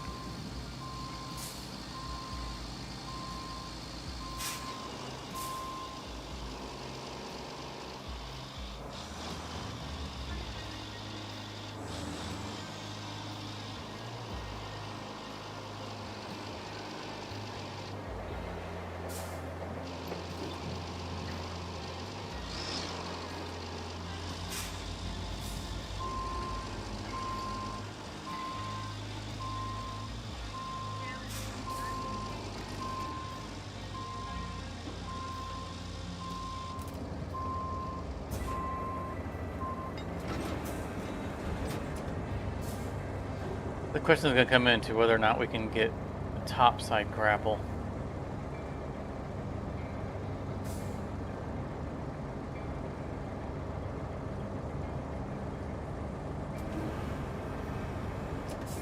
Oh, we're getting red lines. Not looking good, Charmer. I mean, I could get the bulldozer and just push it up, right? Well, I'm thinking that maybe I can do a selective and try to pull you onto your feet.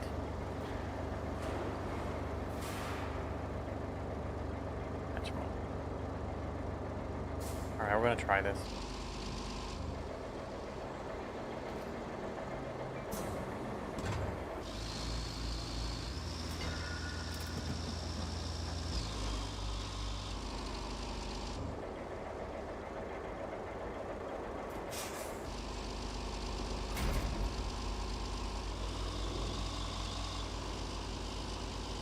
No, park there, because if I could pick you up, I could swing you around to the road.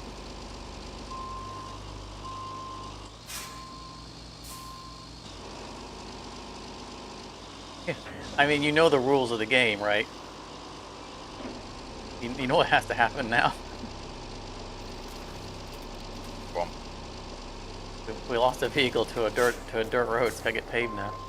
Oh, no. I don't make the rules. It's not dirt, it's gravel. It's gravel. It's Well, fine. you got flipped by it. I got flipped by my own hubris.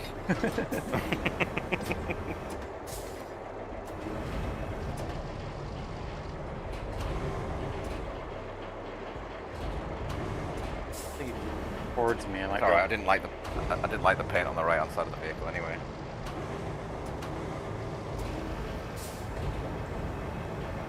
I think I'm just gonna end up dragging you.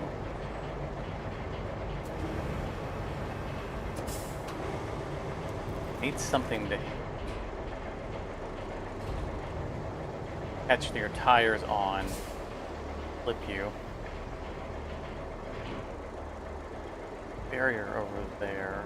Right, try lowering the boom as low as it'll go, and then turning it.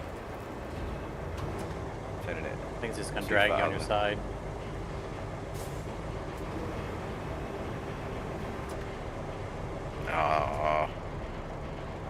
I was hoping that would. I mean, there's a provide different barricade angle over of there torque. that maybe I can.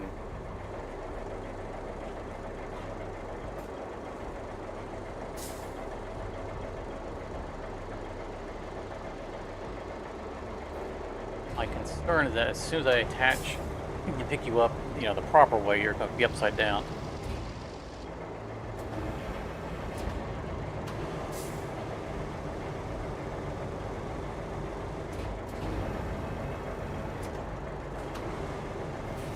I need lower to get low.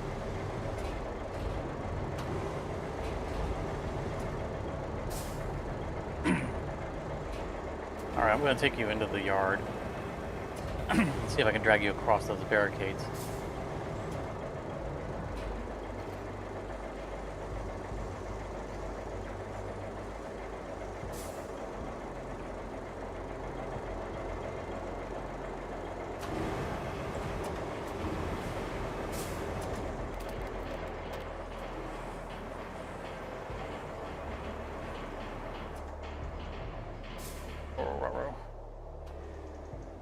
Roll raggy.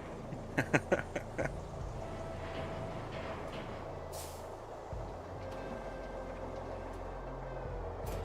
I gotta get you from another angle.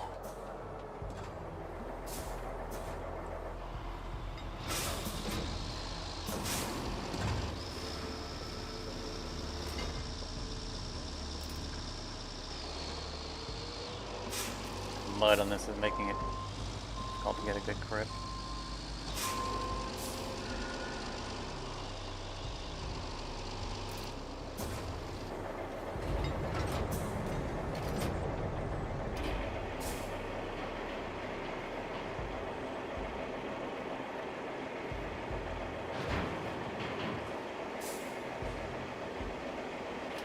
I mean, there is plan B, obviously. Drop me and hope I roll over. No, I was thinking just drive you like this. Alright.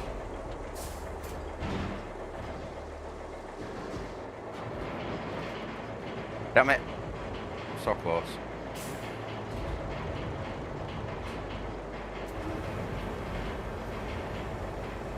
For a moment there I had a different connection option, but I think it's back to being underneath.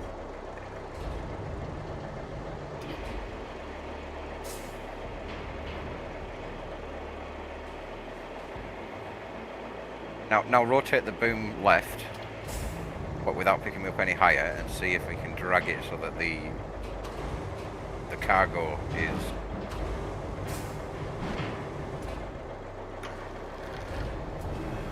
Driver is in the seat. I hope you get your seatbelt on. Oh yeah. My guy's upside down on the blood rushing to his head right now.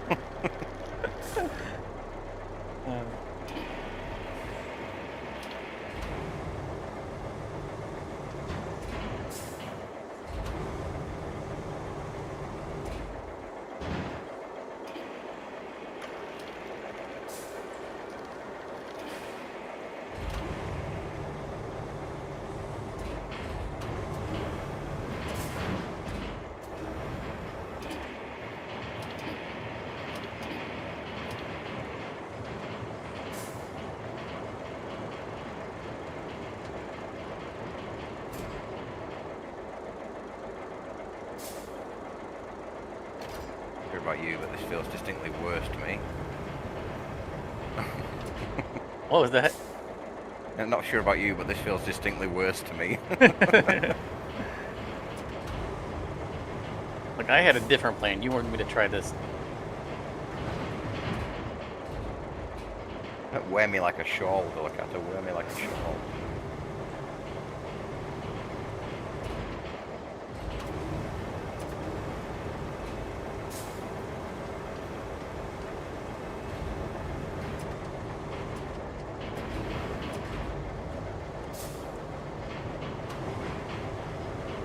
Damn it.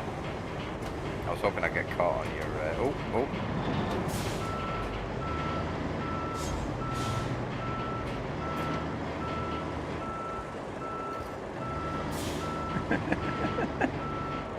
Alright, I'm going to try to drive out from under you. Hang on, let me see here, let's do this. Maximum slack in the line.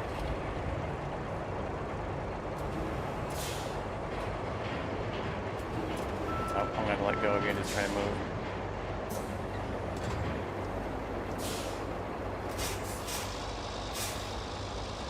Before I do anything else, let's see what my connection options are.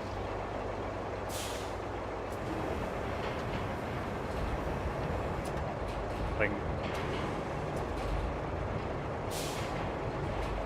think I had it. Just jumped.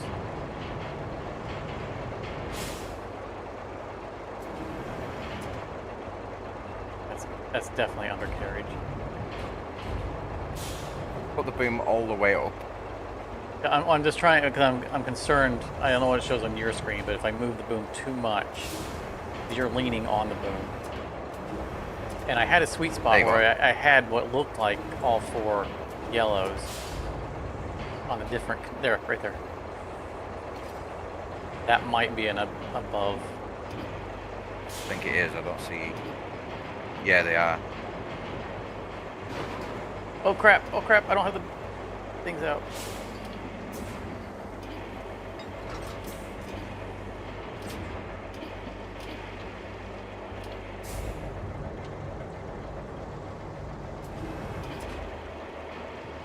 Well, it was. I should have just drove out from under you.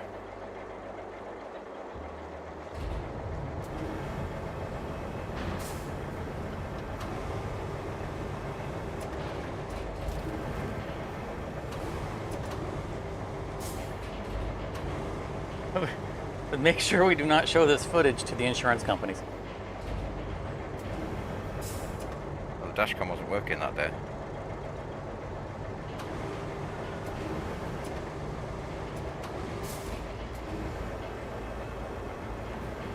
Oh, we're definitely still on the bottom.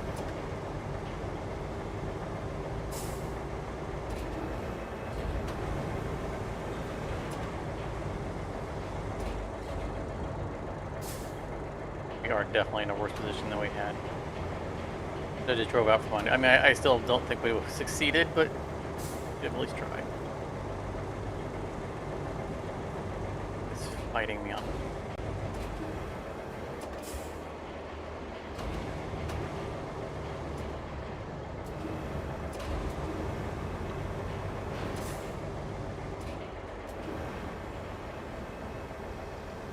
Alright, I'm taking you inside.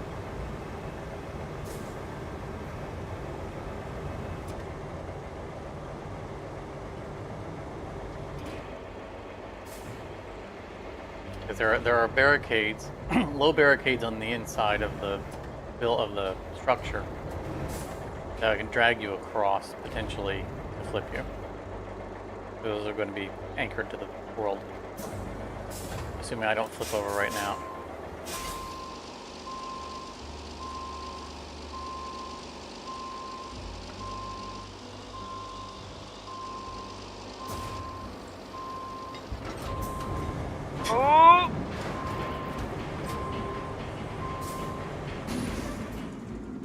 Oh, engine shut off! No!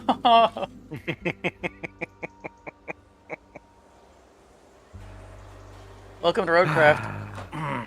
Yep. Alright, we get another crane. We might want to get 2 other cranes.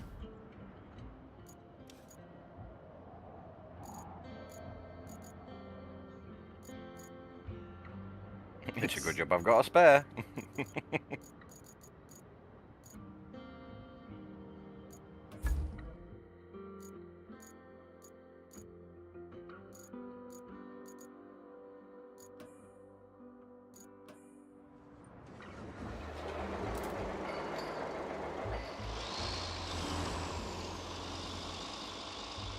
So yeah, boys and girls, this is what you don't see off camera. Is us doing dumb stuff like this.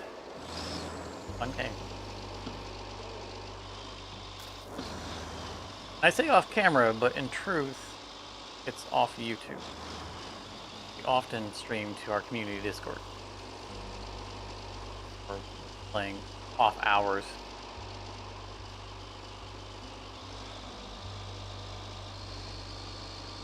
Shameless plug for our community Discord.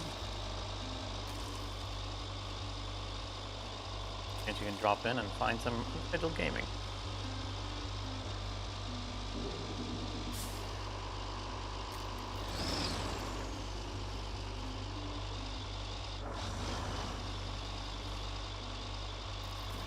I check the map and just trusting it's in the right way.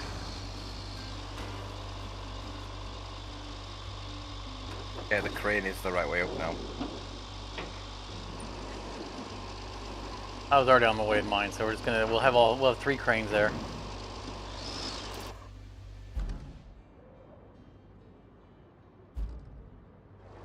this is the road that you started going down. Definitely not a road that you should have been on.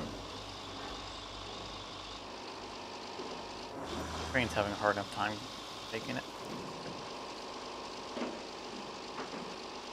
It's unfortunate that we can't have more than one person attached at a time. You need 2 cranes that drag it.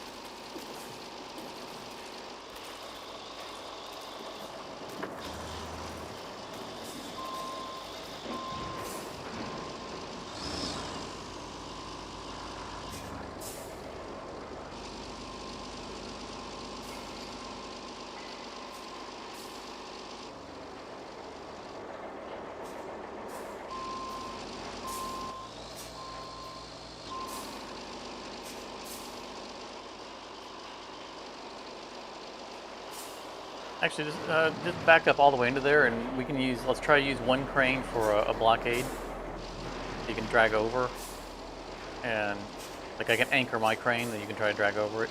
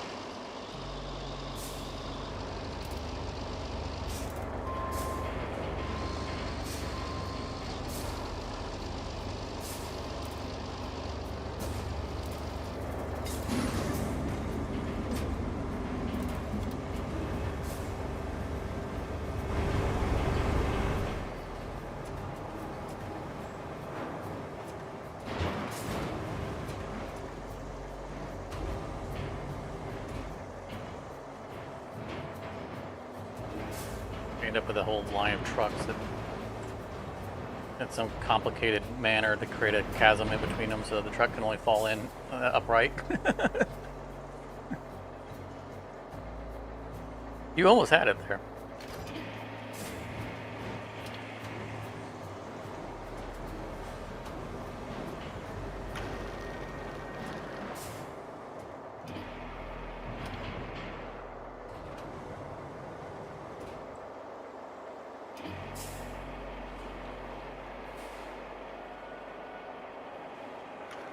It looks like you have a top-down grab. I don't know why it's giving you top-down grabs when it wouldn't for me. It'd be the second time tonight that's worked for you.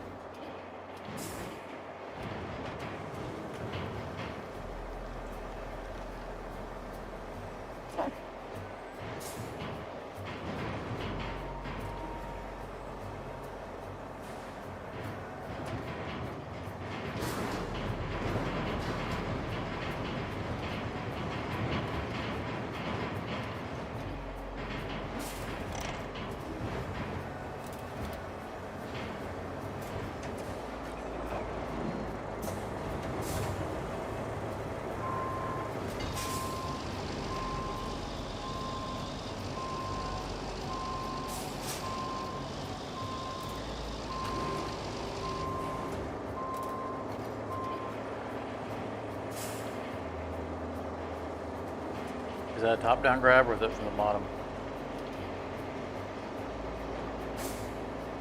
Nope, it's from the bottom.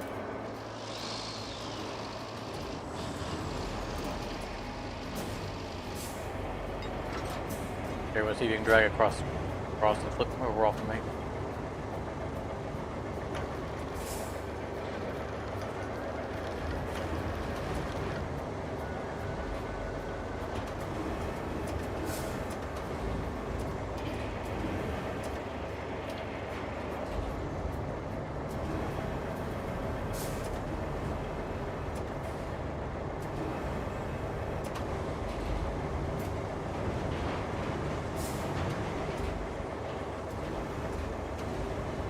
I'll hold it in place and see if you can get a top down grab.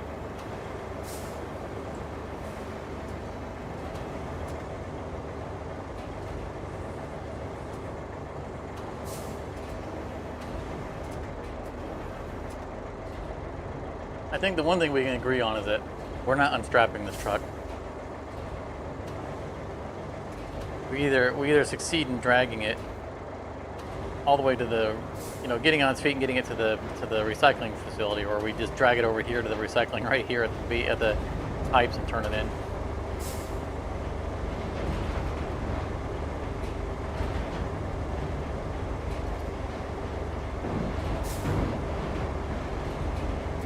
Oh, I couldn't stop it.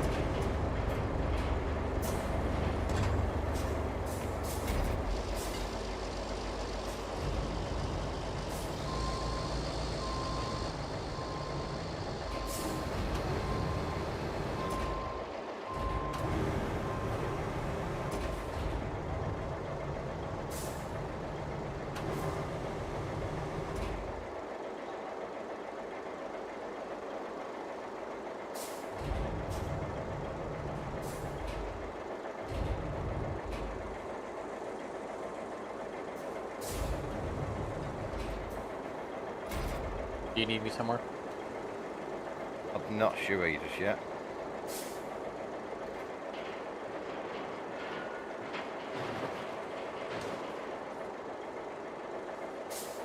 Maybe if you pick it up just straight up right as it is. Well, no, you can't because you're not grabbing it from the side. You're grabbing it from the bottom. I was gonna say I could park underneath it and you could flip down, but you can't grab it from the side. Actually, you can. You can grab it by one piece, right? And bring it up by its side. I could park under it. When we try to let it roll onto its tires.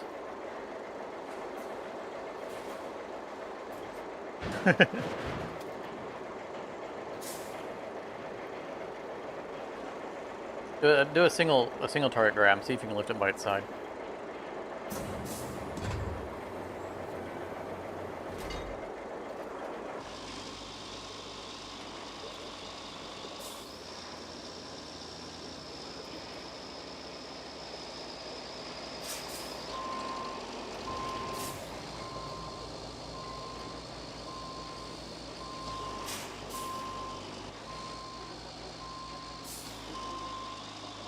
Yeah, if you can get it off the ground just like that, I can park under this side and cause it to flip onto its wheels.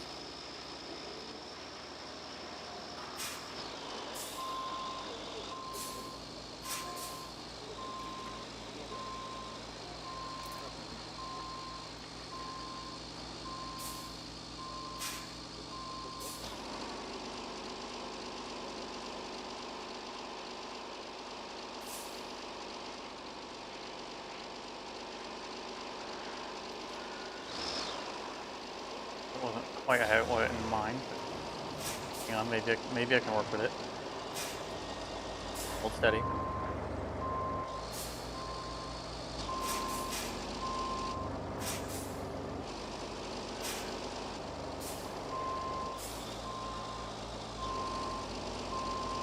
There. Oh, no. I was extending the boom so I could flip it. Pick it back up where you had it.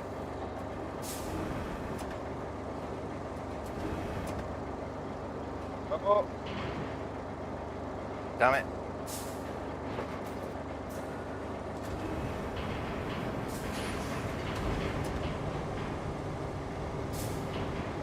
This is why I went ahead and brought my grain truck.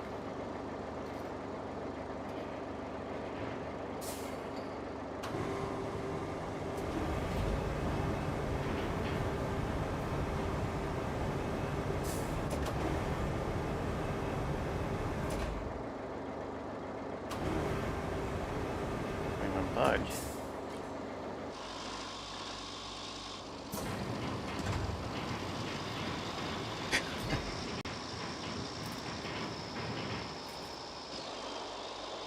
Oh.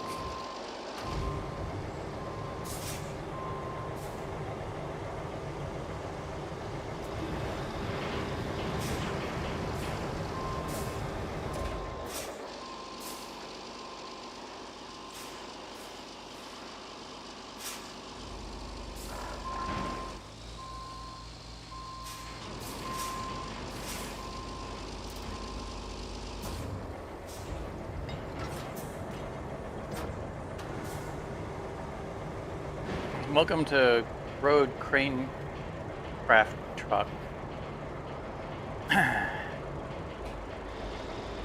Where we practice uprighting vehicles that should have never been stacked in the way they were to begin with.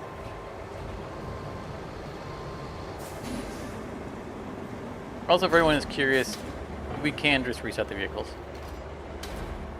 There's a cost involved, I think. I wouldn't know, I've never had to do it. That's not true, I think I've had to do it.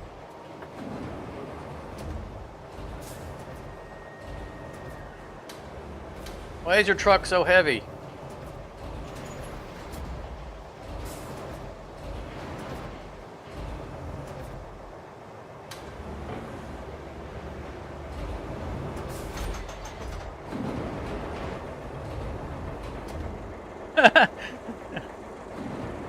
I just looked over. Oh, you're hey,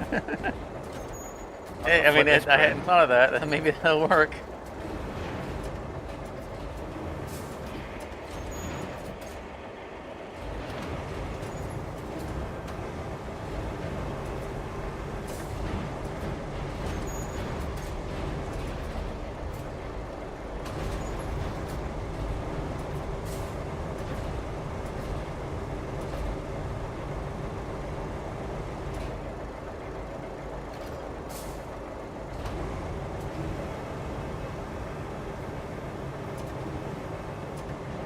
Oh, stop flipping it upside down. Zero reason for why you should be doing that. Drag that out.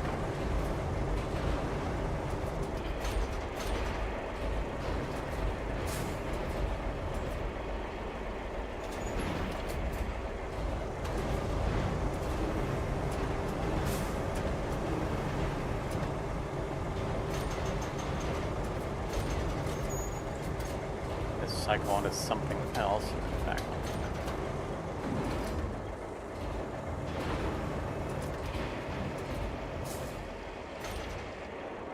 It doesn't want to grab it from the top, and I don't understand why not.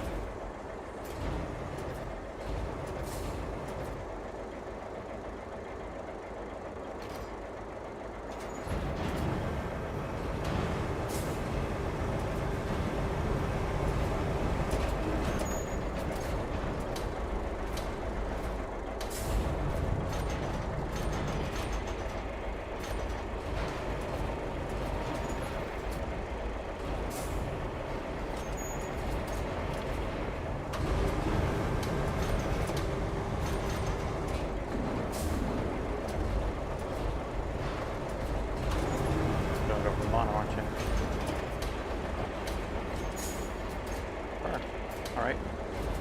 Plan B.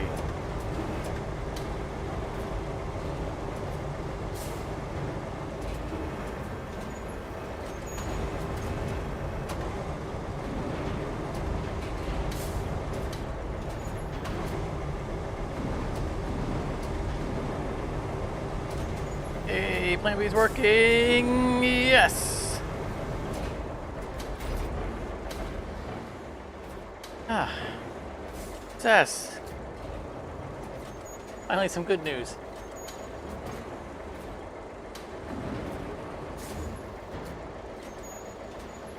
You know, I think while you're trying to upright that, I think I'm going to try to drive my vehicle.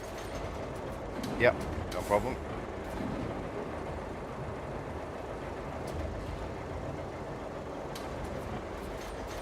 So once it gets flipped over, I can start bringing the crane to bring it back. Which might be the moment I start it up. Yep, moment I start it up.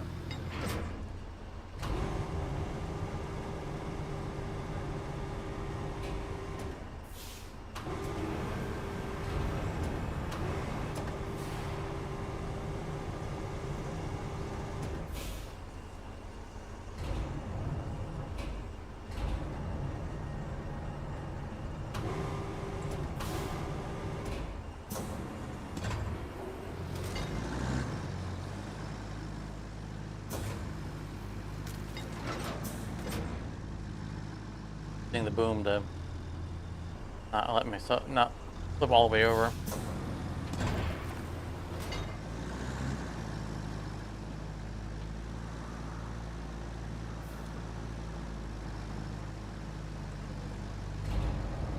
Success!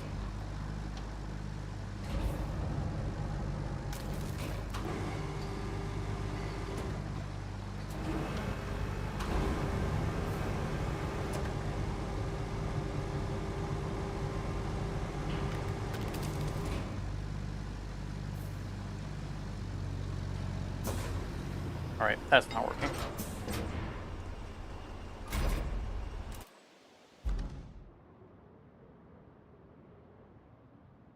Oh, did you do it? I did it. Nice. I grabbed that big round cylinder at the front and then just pinched the claws onto it. Uh-huh.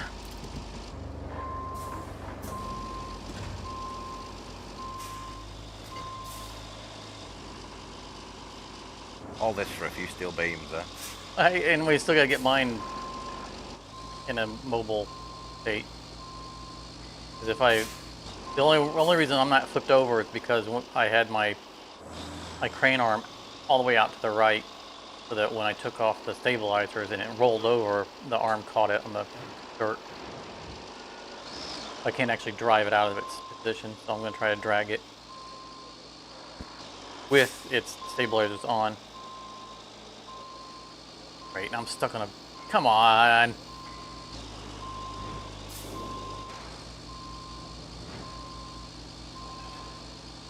Too many cranes, too little space.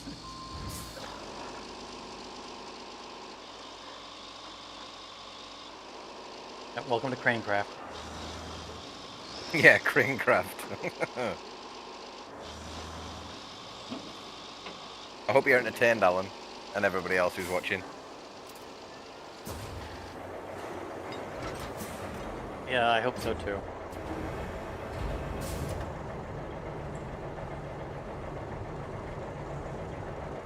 There's no way I'm going to get a top-down grab on this.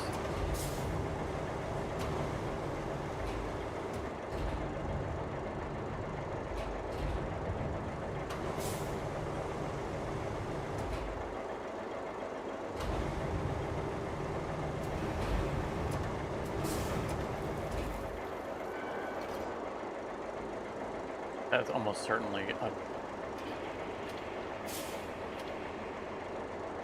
yeah, it's pulling the back first. That's an underneath.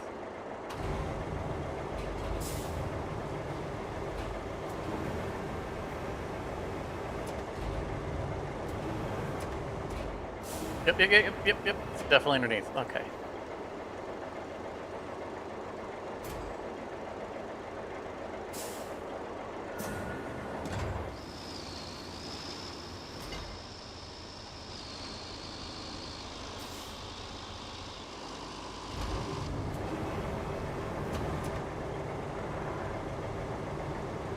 Got an idea.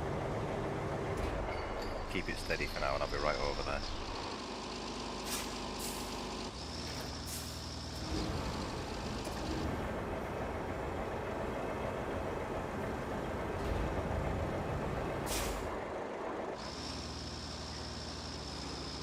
Roll, I'm going to kind of try to drag, brute force drag it onto the road.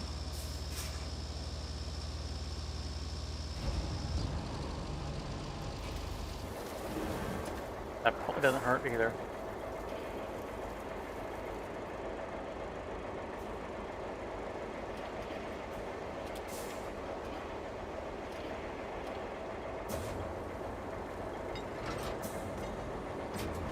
Oh, my stabilizer is now up against the side of your truck, so you might not, it won't roll over now.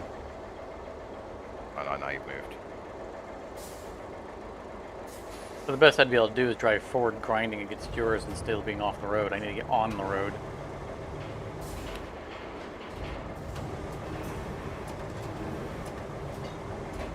Oh, stop. It's all good.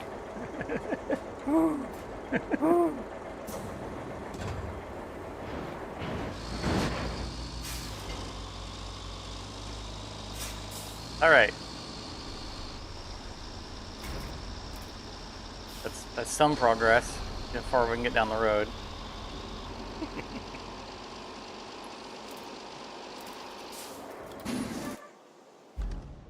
The moral of the story might be that we need to widen this road again.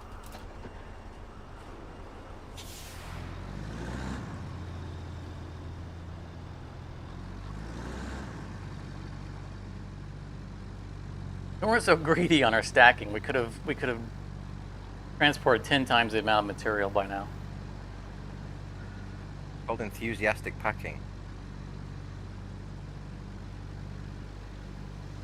I had to build this Christmas tree on top of it.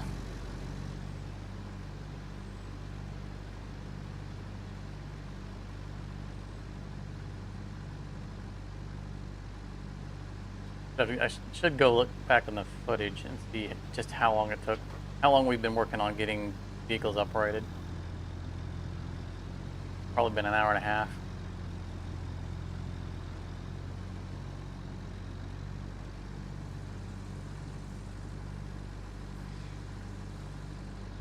Oh, what? Oh, there's a... I just saw it in the distance. It's that road. I know. Because it was... Damn it.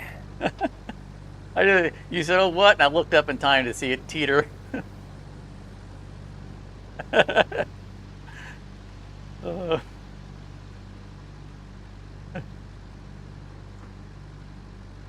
anything should come across in the stream, it's that we're having fun. We might not Yeah. We might not be getting anything productively done.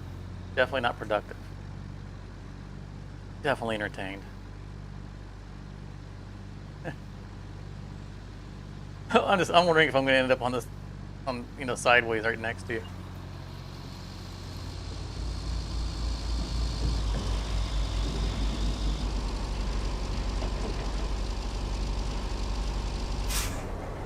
Don't crowd me.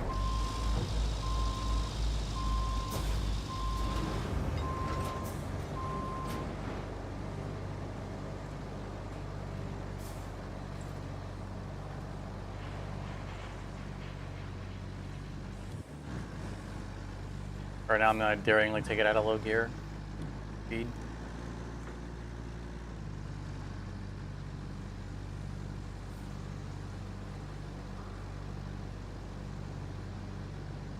Because the 3 seconds I shave off is definitely worth the next 30 minutes it's going to take to upright myself for doing it.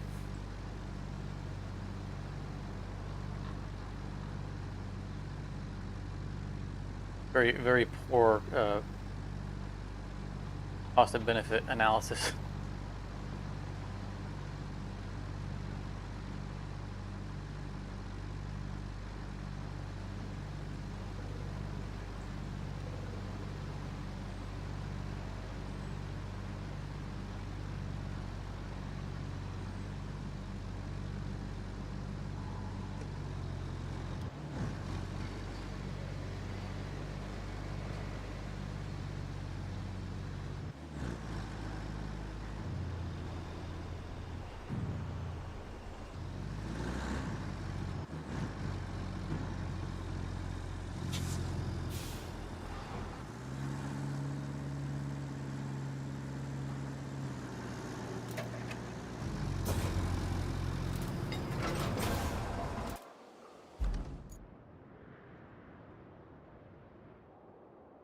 You got it back on its feet? Oh, yeah. You make it sound like it was a foregone conclusion. Of course I did. Oh, it was going to happen eventually. It was just a matter of time. Am I going to age another year before it gets back on its wheels?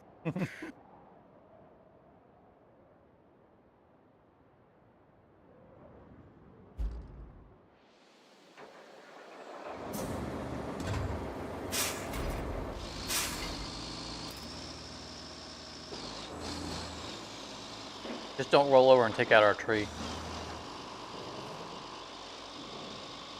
Of all the outcomes I was imagining at this next few meters, that was not one of them until now.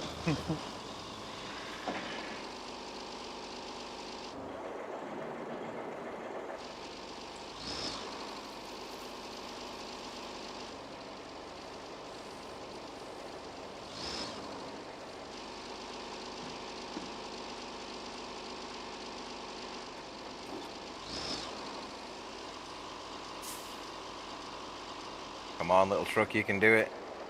I go around that bump. I don't go over it. I'll risk it.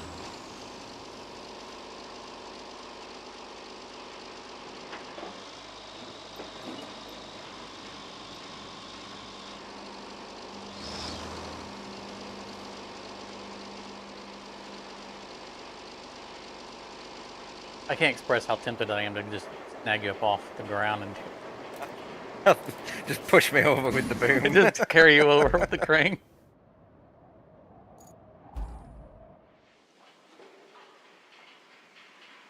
The back end.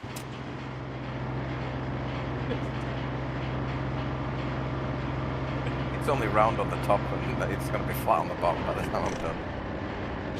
You've definitely got 4 flat tires in the a broken axle.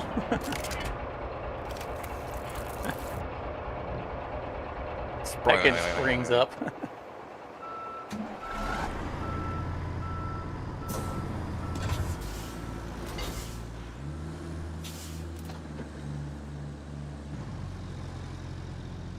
You accidentally I did. one of our I was beams trying to out. take myself out of low gear.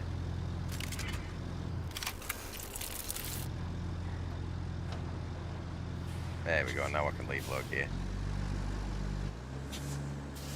What was that?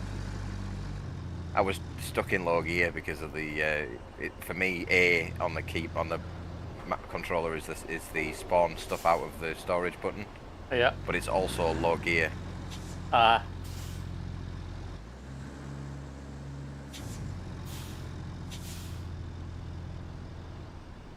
I'm here with a truck, so I might as well start moving steel beams into the reserves.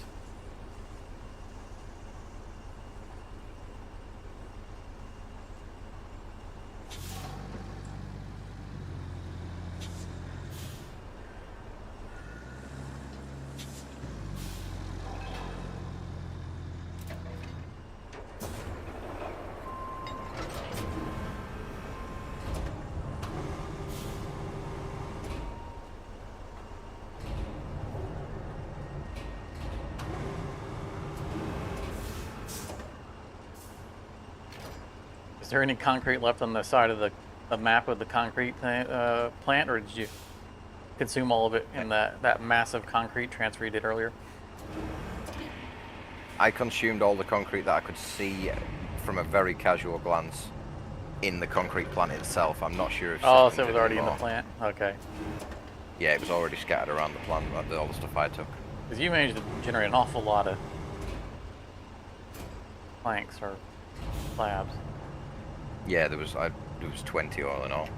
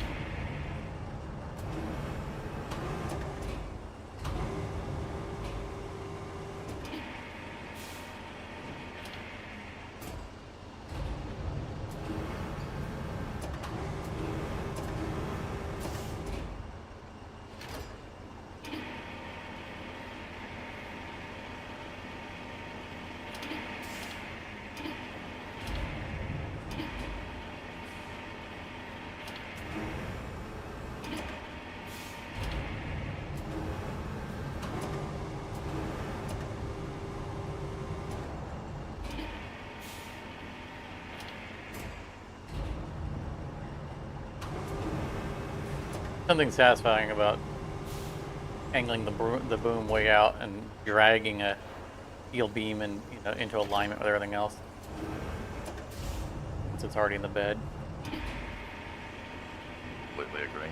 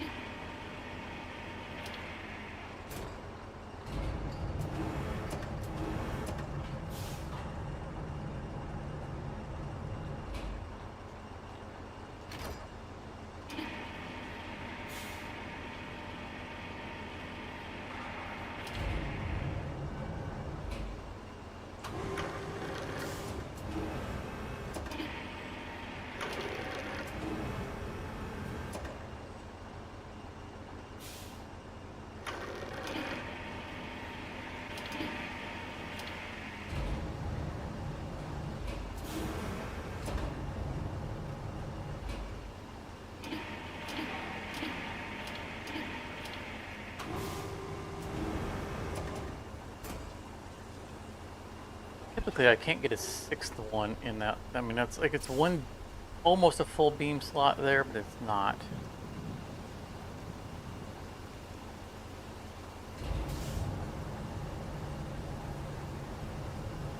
Try, but I don't expect it to work.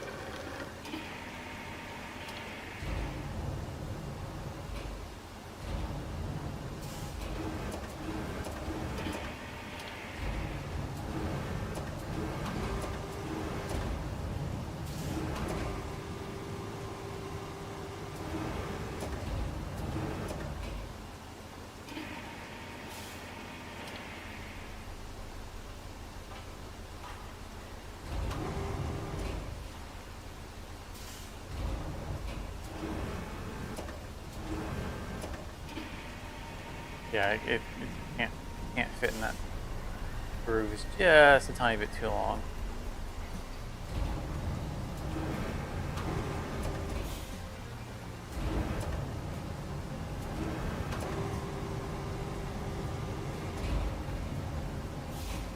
That panda. What seems to be the problem, officer?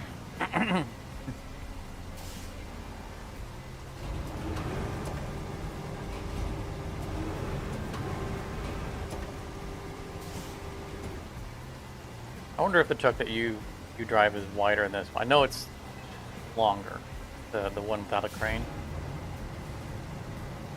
Like I can't get. I believe it's a little bit wider.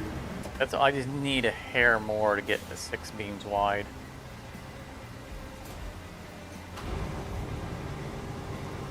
We'll have to part them back to back and compare width. Yeah.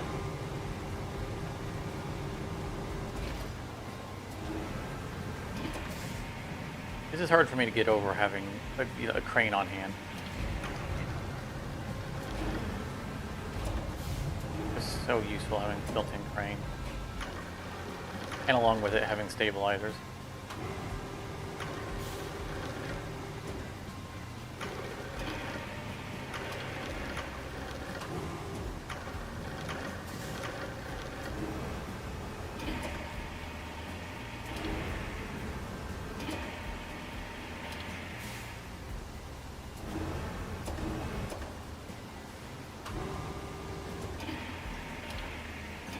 Swinging.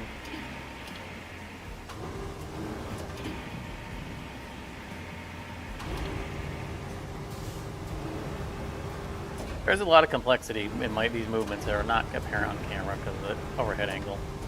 I'm swinging and lowering the boom at the time where I'm manipulating the rope length. Like, coming over and then move forward. Drags it in the direction I want it. Burning the rope.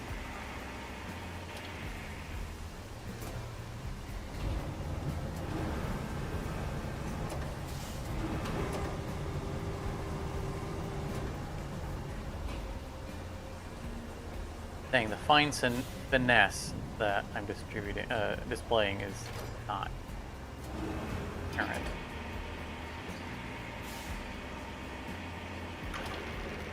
From the overhead angle.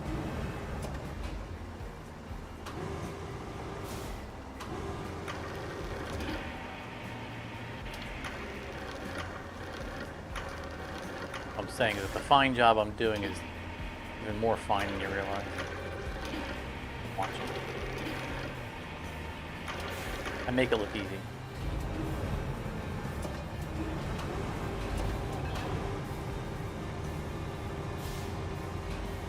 Or I make it look harder. Why is it look like he's doing the same thing over and over again? Oh, God. From overhead, you know, the boom visually can look like it's extending or not extending when really what's doing is raising or lowering. It looks like I'm doing the same thing over and over again.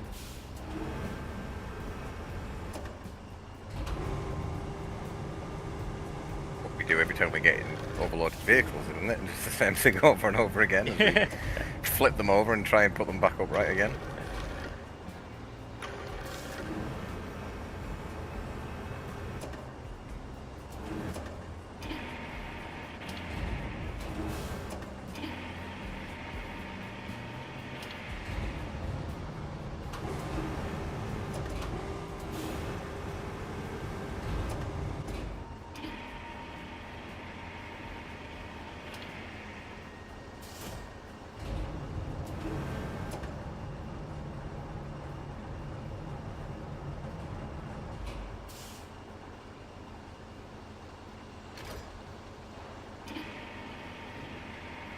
I'll have enough fuel and we need the next layer, I don't think. And the tanker's real close.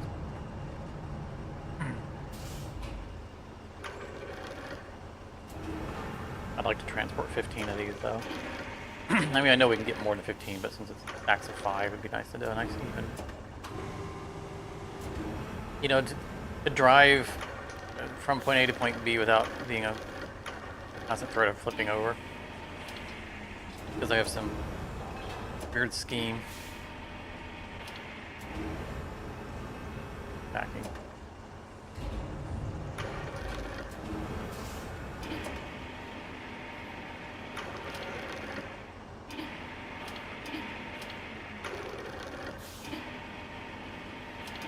We'll turn that sideways. All the other ones are turned the right way.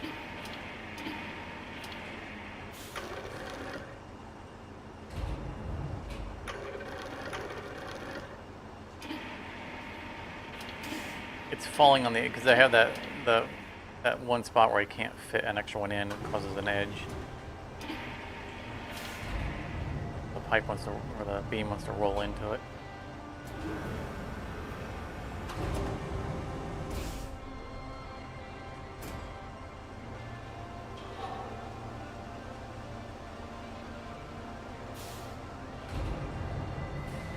I'm determined to pick every target except for the one I want to pick up.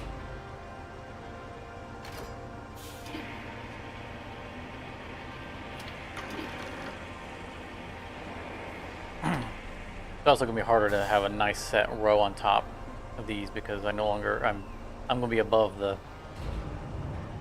edge of the truck, so I can't pull it tight into the edging.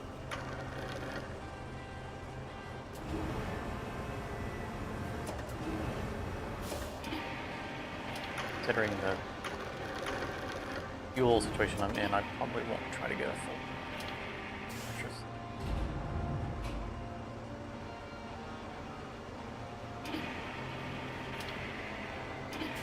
Like I'm not going to bother dragging that. I've already got more than half of the beams from the facility anyway. So another trip would make it light.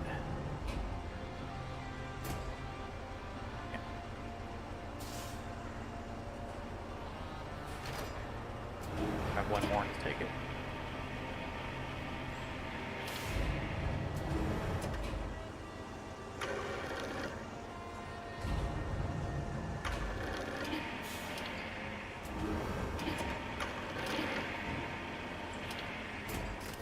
That'll do. Get here before we run out of gas.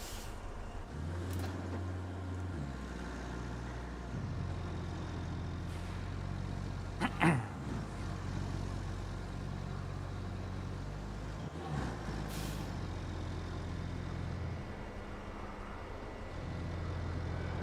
kind of half expected to turn this corner and find you here with the paving equipment.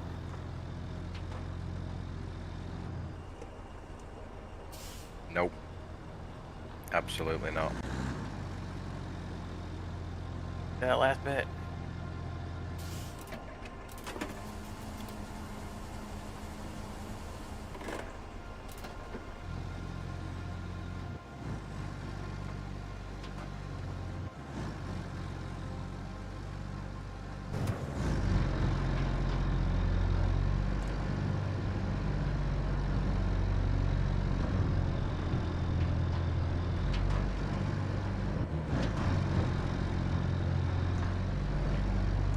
Driving at full speed with impunity.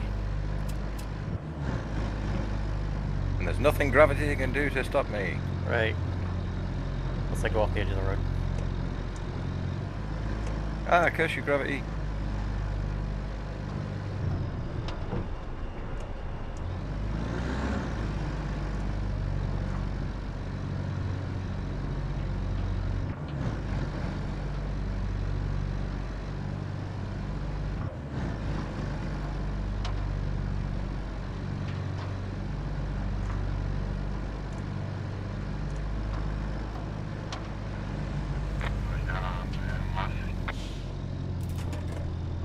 Okay, so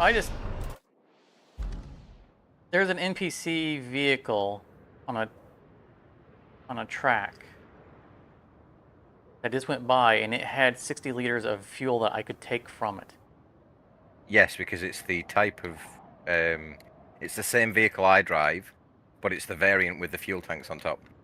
Yeah, but is that free fuel? Yeah. I mean, fortunately, I had literally just fueled.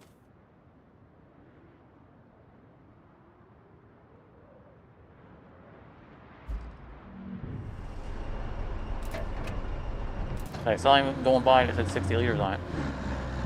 And it gave me the button to use. I believe it's free fuel because it doesn't charge when you drain it from my. As long as you own the vehicle you're draining it from, it doesn't charge you to drain it from that vehicle. And I believe that they're considered our vehicles because it was. Well, I mean, when you're talking about draining from our vehicles, the charge is implied. When I refuel my giant tanker, I pay for that fuel. Well, what I mean is when I spawn my scout vehicle in, it comes with like 60 liters of fuel on top of it. Yeah. But And it doesn't. But I if don't think it costs you any more than. Oh, sorry. if you were me as the host and the vehicle is persistent, then when that tank's empty, like when I go refuel the big rig, I'm paying for that fuel at the time that I'm doing the refilling of the big rig. That's still not free fuel.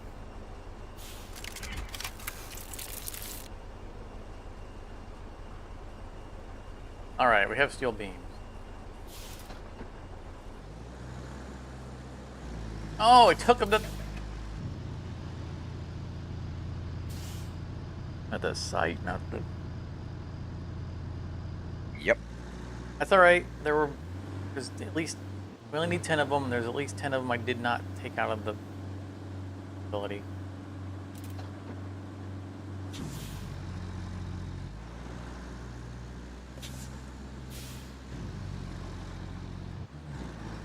What are you working on? Are you getting concrete? No, I'm gathering some rolls of chain link fence because they stack beautifully. Yeah, they do.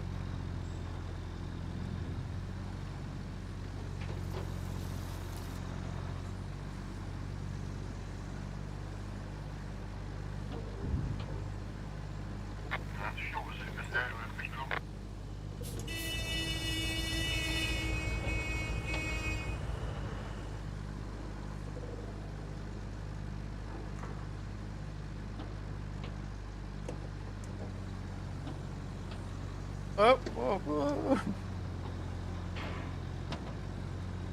I'll install that.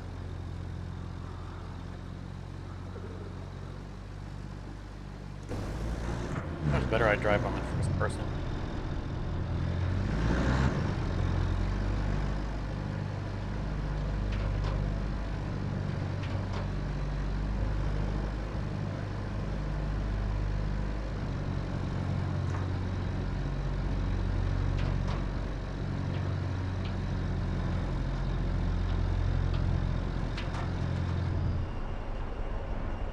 It's not me.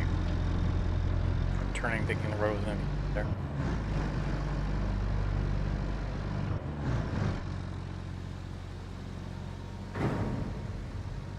Oh, oh. Well, you know, I was curious of whether or not those could move.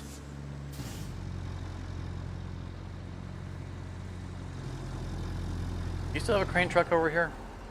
You move yours out. It's nearby. Why? I want to try something. I want to try to recycle one of these shipping containers. Oh, okay. I'm not flipped over. I heard that in your voice. Or symbol that. Yeah. I was gonna say, I'm not gonna lie, I was suspicious for a moment. How upside down are you?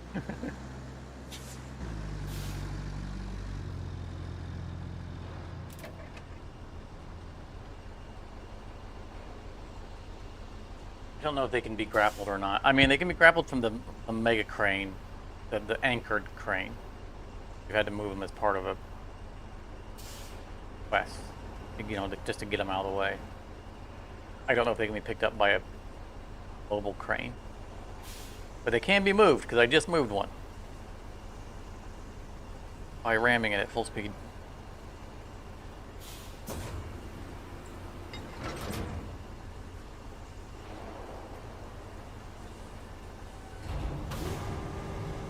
It depends if he's got any grapple points, but if it does, then yes. That's what I'm saying. I would We know imagine. those objects do have grapple points because those are the same objects used in the, you know, use this giant crane to get this stuff out of the path. The question is, do those translate to all of them? They're not the quest ones. Like, I'm not even sure that the non-quest ones in the area of the crane are grappleable.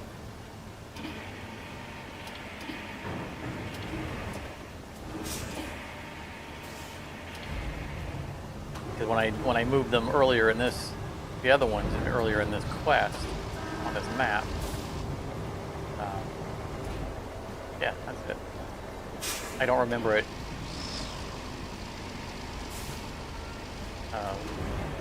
cycling to it.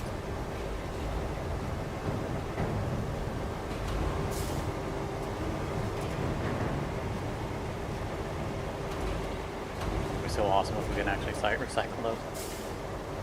I mean, it's gonna be abusive. Not gonna let us, is it? I mean, it let me sell that guy's forklift, so anything was possible.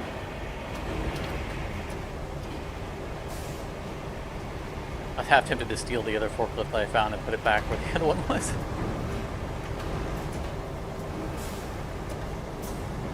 Doesn't even know the difference. Going on the roof is punishment.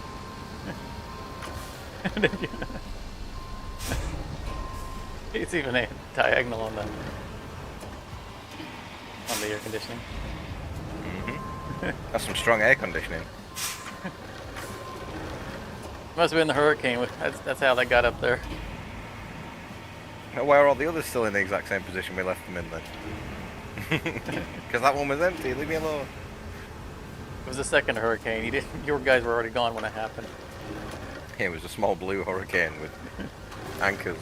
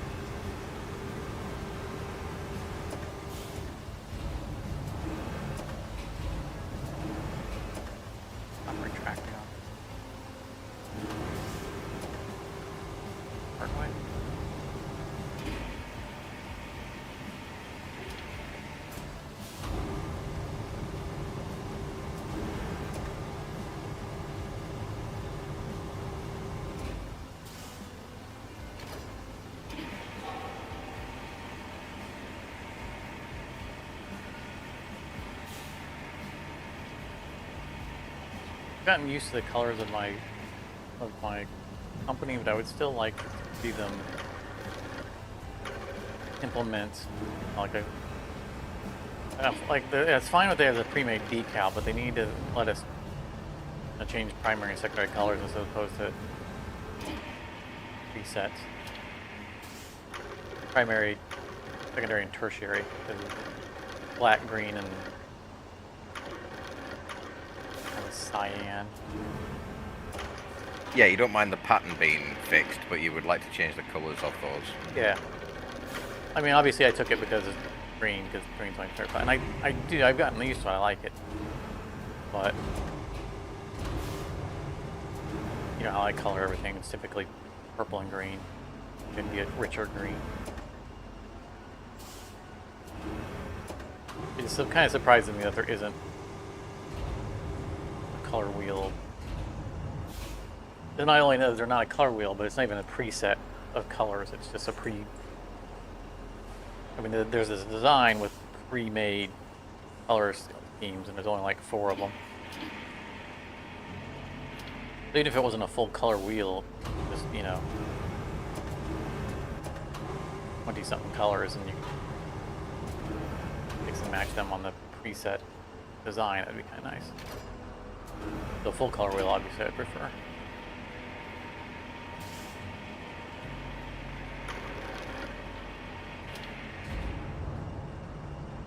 They're like, these are rough and tumble men of construction. They're not going to care about color wheels.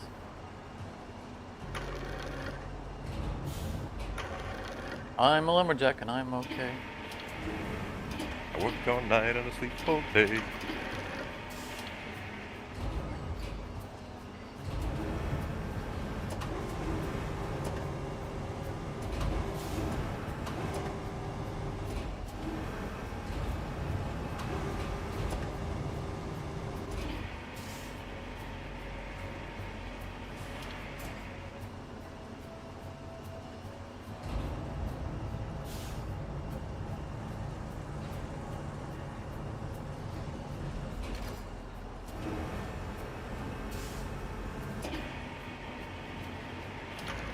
So,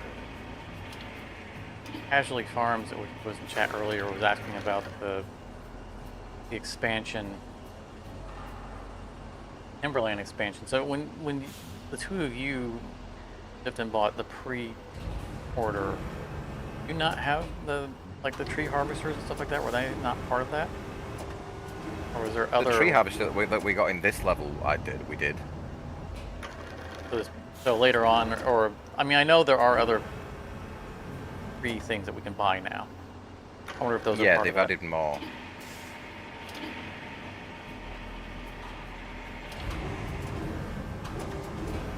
I would have to check the patch notes to see if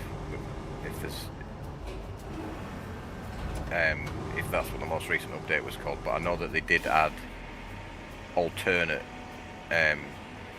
tree harvesting vehicles. So instead of one of them, instead of being like a excavator body with a tree harvester arm on it, one of them is now like a farm tractor with a rig on the front for harvesting trees. Right. I know that we have more of them available to us to purchase. Because there were some of them that were available based on, I guess, shop level that I had available to me on the last map, towards the end of our playing of the last map. When I chose, like, if I'm going to buy a new vehicle, I would, you know, like, oh, it's late for us to be doing wood stuff on this one, so I went and bought the bridge layer instead. Very nice. I've had to work around those things before. Well, those are chain link. I've had to work around what look like them, but it's steel meshing for kind of like rebar that goes in. It will go into concrete and stuff like that. Like you would lay it down on a flat surface and then pour concrete over it. And those rolls they're just like that, but they're solid rust. Like you don't even want to get near them. They're a tetanus shot waiting to happen.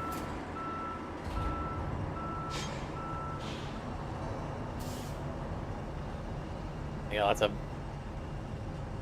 sharp, pointy bits on them on the ends. Oh yeah, and little bits of twisted metal wire to hold them in place when they got welded, and they Yeah. never pulled Just the and little just twists the off. And just the bottom alone is is all right. Cut it in half, whatever, from the master roll. It's all pure rust.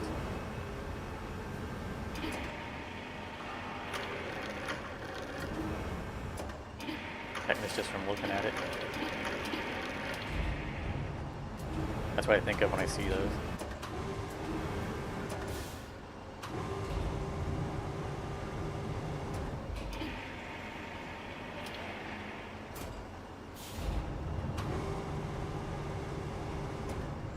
I haven't been shy about it in chat.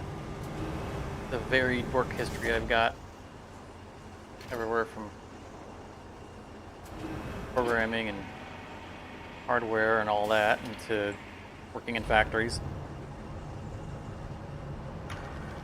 you've lived a varied life. Nothing wrong with that. I have. Some people do the same job from the day they start working until the day they stop. You know what? I don't think I'd complain about that if I liked the job. I'm okay with settling in with something that I'm familiar with, and then, But I think part of that is because I'm pretty good about, like, if I've been in a job for a long time, and if it's not like really physical, or like a safety thing where you have to be paying attention, desk job, I'm pretty good about being able to mentally automate the job and then put that freed up mental power to good use. Yeah, switch off and go into autopilot while still doing the thing you're getting paid for. Yeah, like even like now, I could be, when I'm not sitting at my desk working on episodes. Sometimes I'm thinking about what I'm going to do for the episode, planning things out, planning out my day and planning out things like that. So I'm perfectly fine at doing a, like I say, mind-numbing, but not overly mentally engaging job, because I can definitely engage myself in other mental activities. So if I were doing the same job for 20 years I'm just that familiar with, I don't think I'd have a problem with it.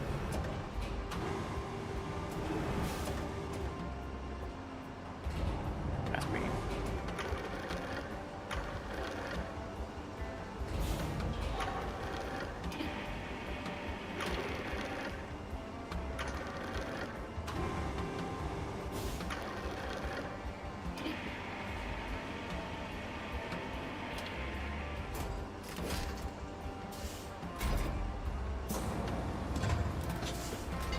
Alright, pick this the correct play system.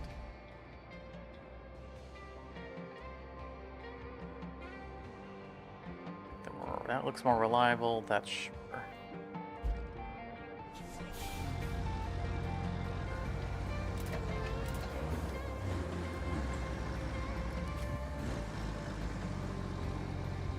Not run into that, and then not run into that.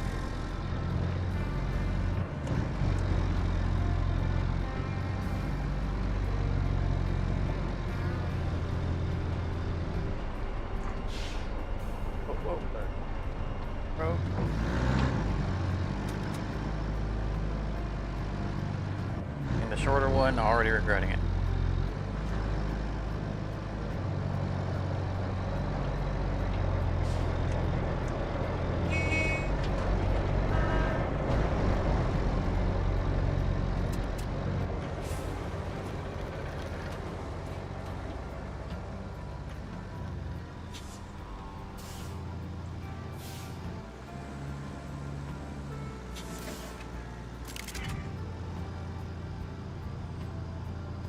What? Are you not taking the beams out of my...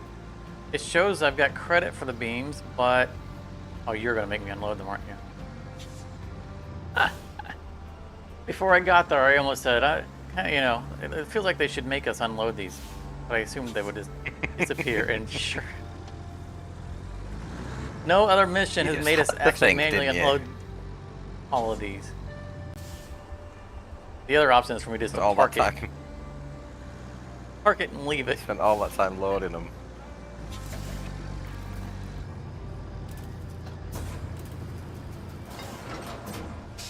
I'm going to park it and leave it. You know what? Just because I don't want to unload them all again, I'm going to go buy another truck. You can keep that one.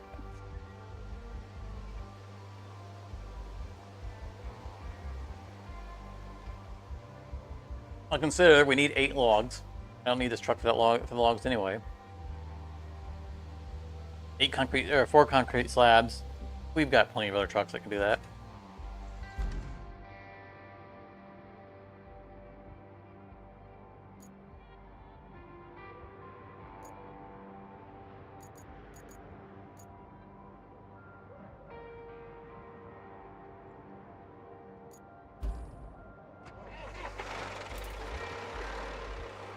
Working on getting the logs.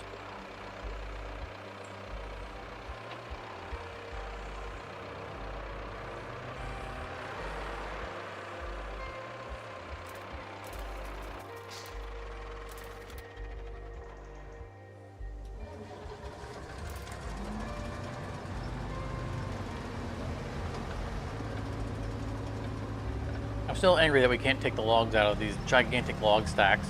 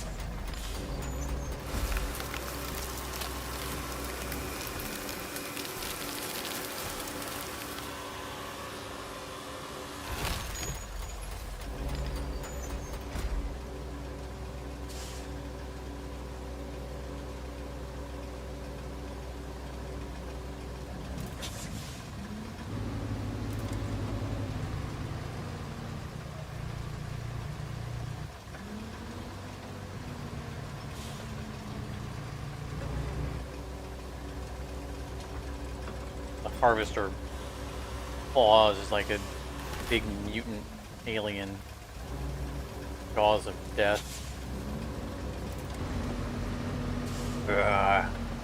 It is like a bit of a menacing thing, isn't it? It is, absolutely.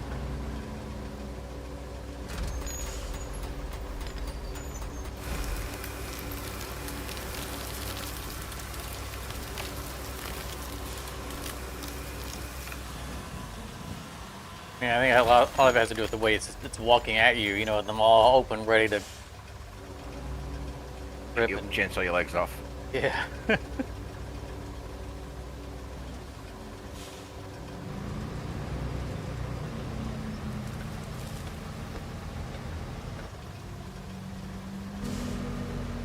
We have a stumper up here. I think we do anymore. Not nearby.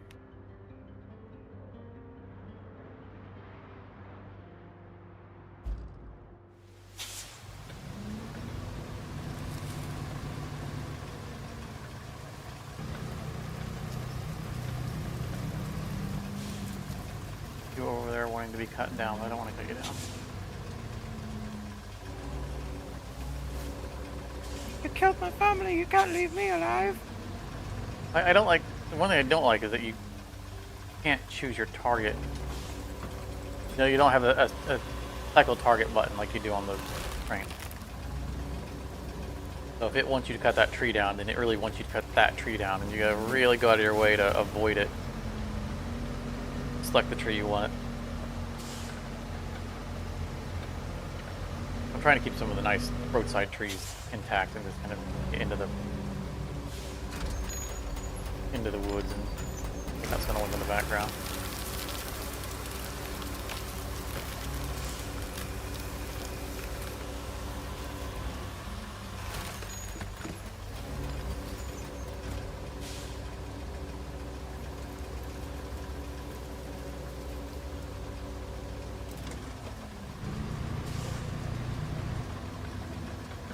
That's part of why I need the trees jumper, because I'm having more difficult time getting in deeper in the woods to get fresh meat.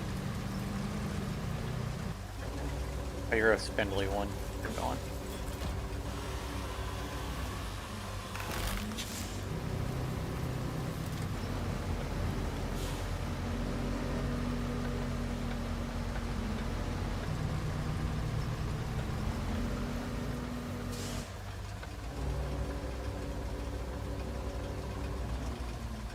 Tree fell over. Okay. Oh, pick it up. Pick it up. You can do it.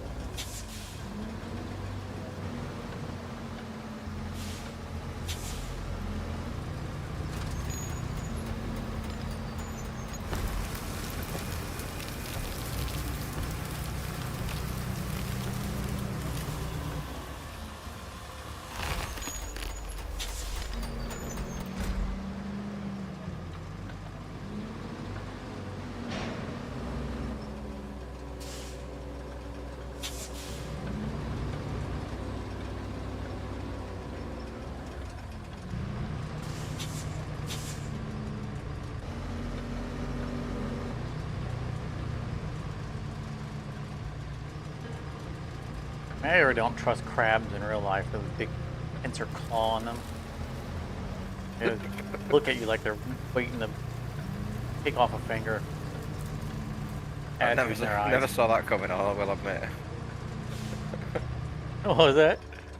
I never would have guessed that.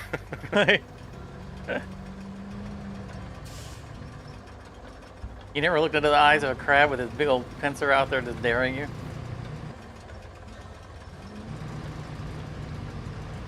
No, I can't admit that I have spent a lot of time looking into the eyes of a crab.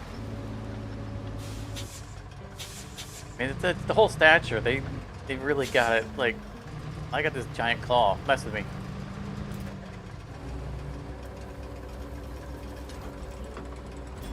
They're always ready to fight.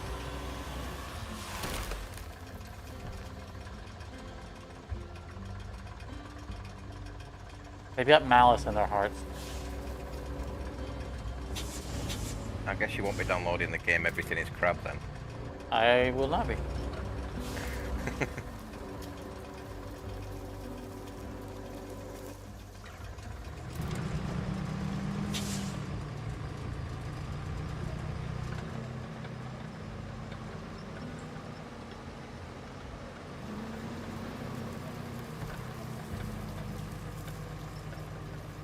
What was the song from the the original Lego movie? Everything is awesome. The Everything is game awesome. Everything is... Well, the game Everything is Crab is based on... it's like an evolution game. And you eat the meat of other creatures, or you eat fruit.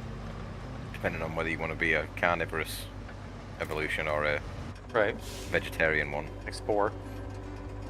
Yeah, but then the more you evolve, the more eventually you get access to more and more crab-like features.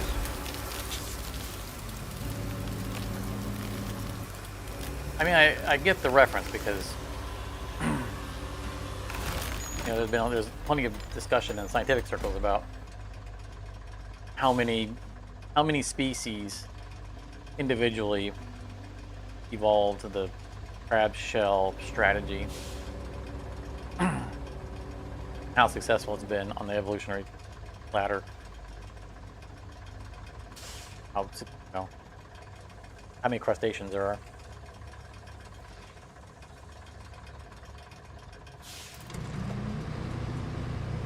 I like the or the hermit crabs, the ones that take shells that are no longer in use. And you always see the Yeah, they move into a bigger shell. you always see them in documentaries. Like there'll be several of them around, and as soon as the shell becomes open, they all dart out of their shell trying to get into the new shell.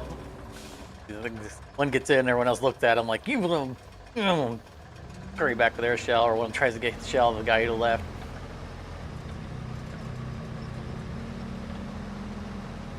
Like they have nothing better to do than sit around all day and look for new shells.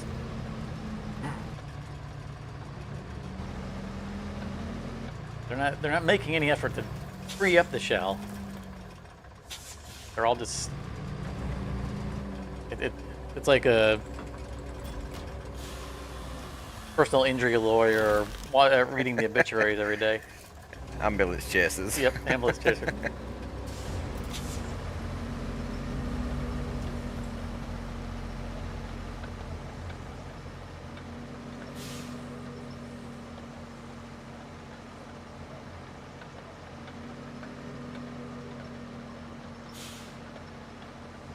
I think this is number 8.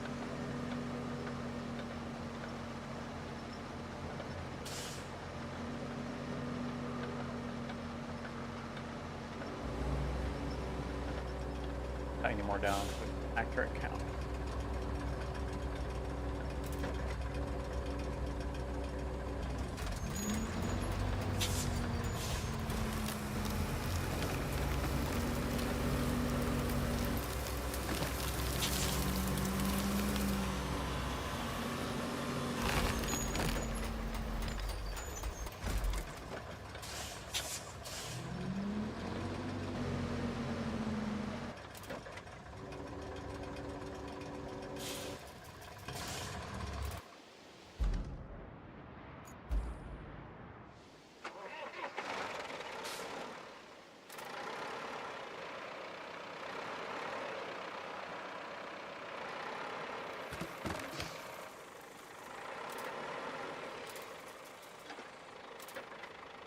My first time using this vehicle.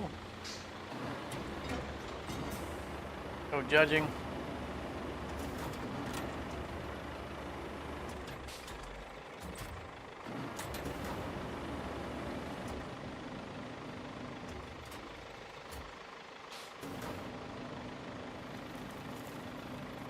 Oh, I'm so good.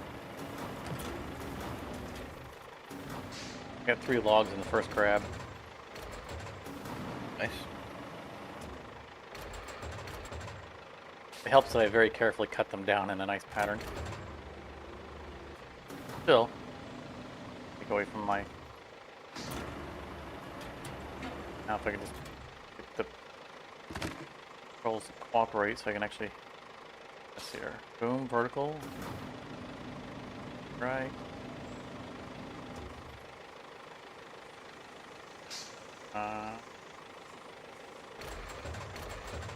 This down is a little awkward getting there.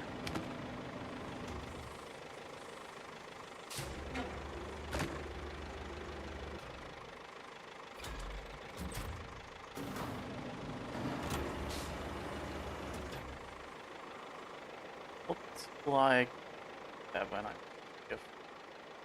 That's where I got me.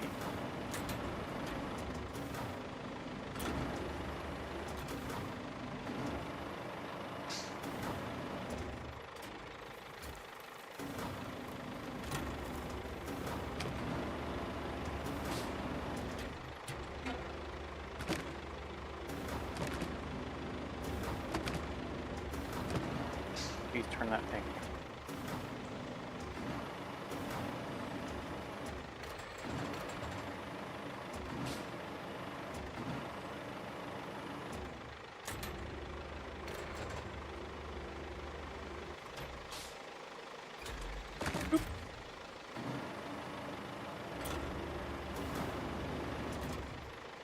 That might be a chunk all the way over there in a distance that rolled down there.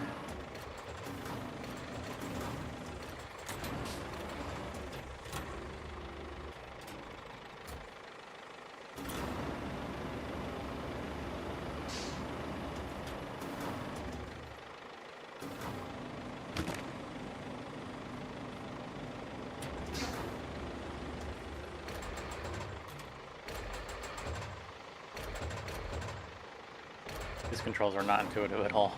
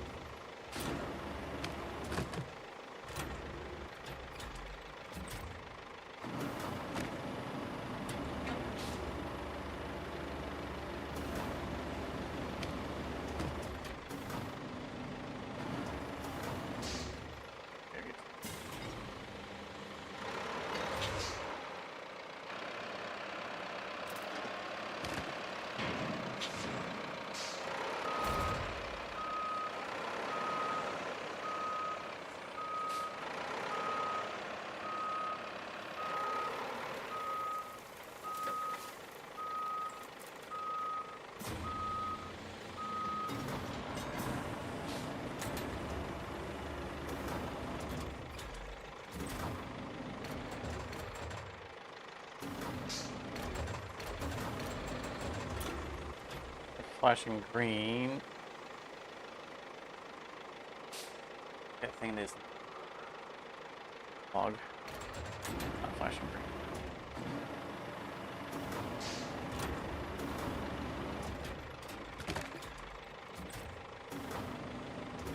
Crane games are rigged.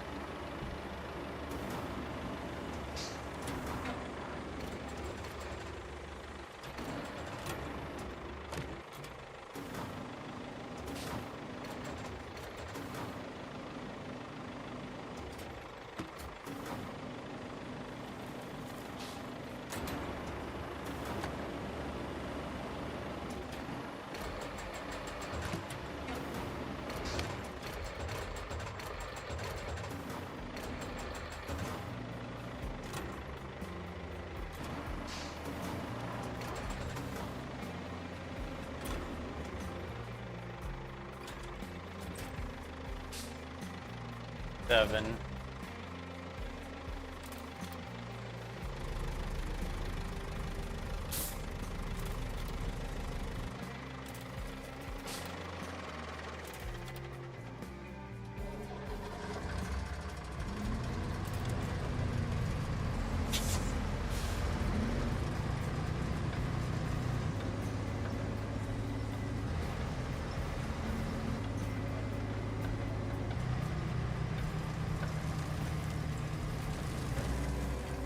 Volunteer.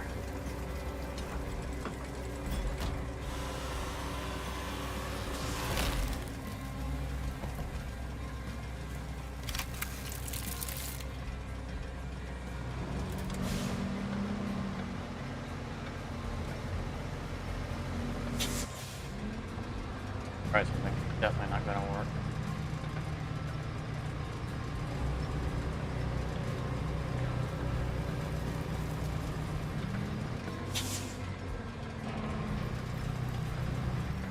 Let's see if I can. If you're talking, if you're thinking about processing it straight into the back of the wagon, it is possible, but only when you've got almost no other logs in the back of the wagon already. Well, I think it's also a terrain thing because I can't get the boom high enough to get over the braces. Not gonna happen. Oh no, I always feed it from the back end. Yeah. I'm definitely not in that position.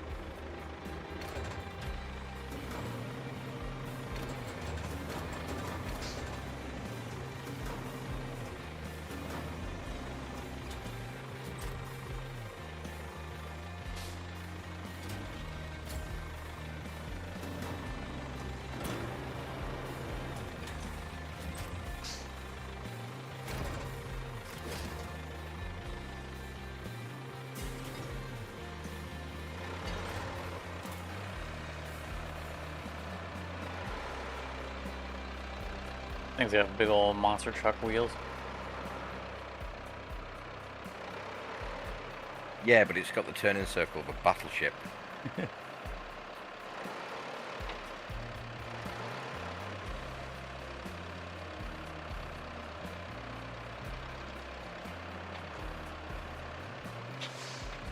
Where am I going?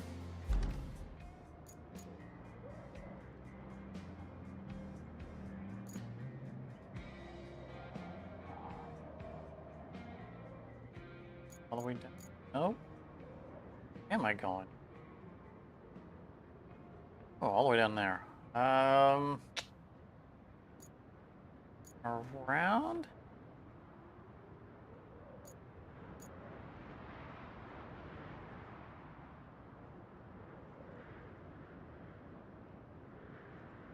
I mean, I'd have to go back. There, best. Battleship around.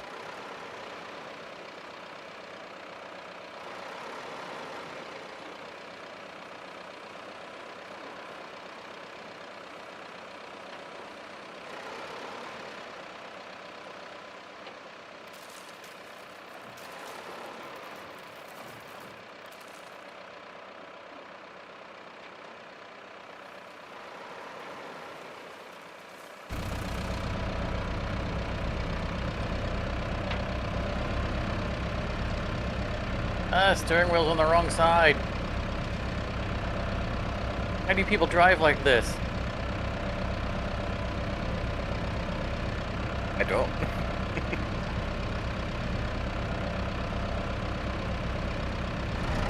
Well, I don't blame you.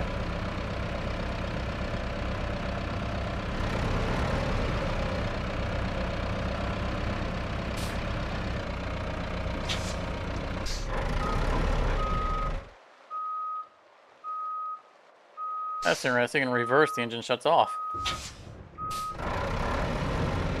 Totally, engine just totally shut off on in reverse. And start back up when I start going forward.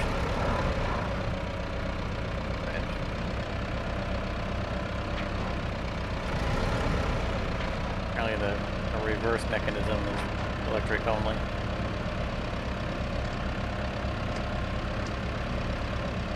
I can't do this. I can't tell where I'm at on the road.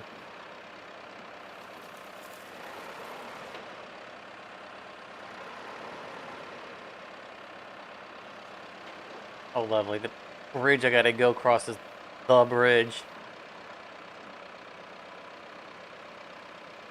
Don't lose momentum. Don't lose momentum.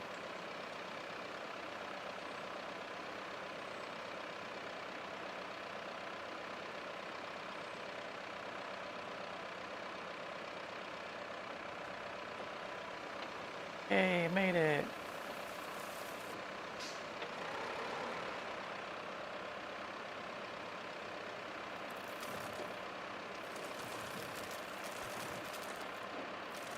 Oh, I don't remember, Charmer. Do you have a Epic account? If I do, it's been that long since I logged into it. I've forgotten the login details. You know, they have free games on it that they cycle out. Mhm. And right now they have a. I know we were talking about Battlefield and the squad-based game that you play. Hell Let Loose or something like that. Yep, that's it. They've got what looks like a World War I type co-op game that looks a lot like the original Battlefield. That's free right now. Italian something something something. I don't know. It's free, so I picked it up. Yeah, fair enough. But I know you're interested in those kinds of games. I don't know how. I don't know anything else about it beyond just watching the trailer. You know, whether or not it would be like Battlefield 1 was a good like 2 and 3 player co-op. You know, we didn't need the AI was good enough for, you know, like controlling the opposing army and stuff like that. And I don't know how much that compares to it, but that's a lot like what it looked like.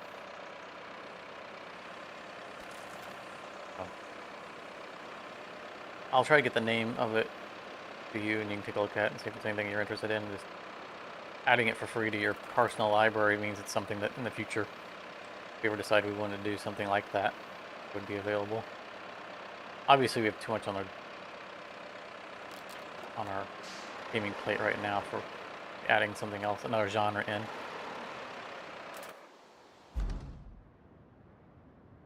There. Roadmap for Jump Space, you know, were published recently. I don't know how soon they're going to patch that, and Cure said they're going to drop a patch real soon.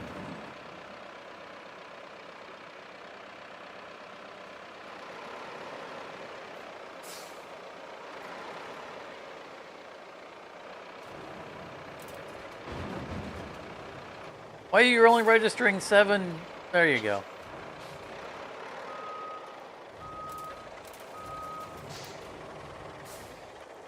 Now I just need a cargo truck to bring in 4 concrete slabs.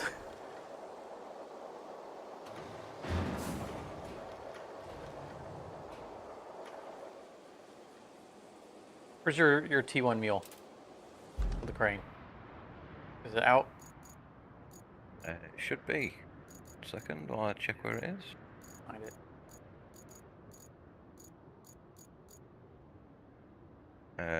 No, it doesn't appear to be. I will spawn it at the roadside base. Alright.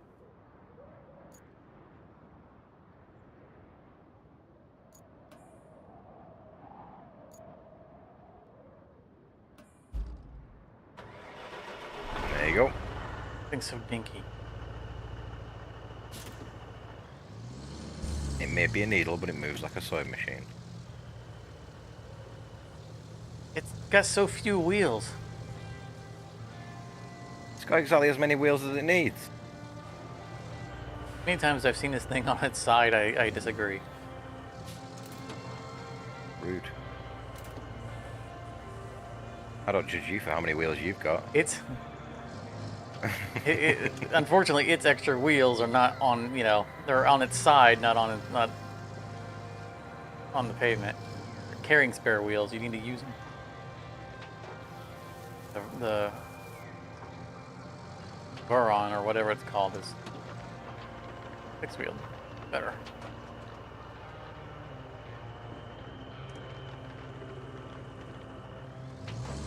I'll find some wheat.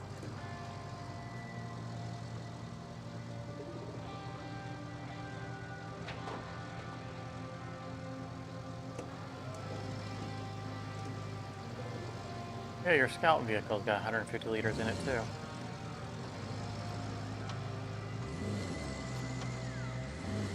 Have you bought a second scout vehicle? That's not the starting one, right? Yeah, no, I bought one of the kit versions. Okay. I mean, I know I got them for sale. I just haven't bought a replacement. My scout. I mean, I very rarely use the scout vehicle anymore. Basically, at the beginning of the map, the scout, and then it just remains parked.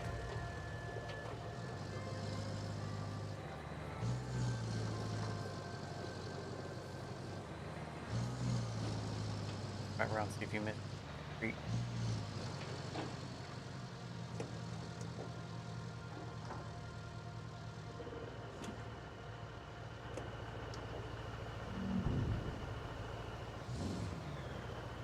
I have high hopes on it.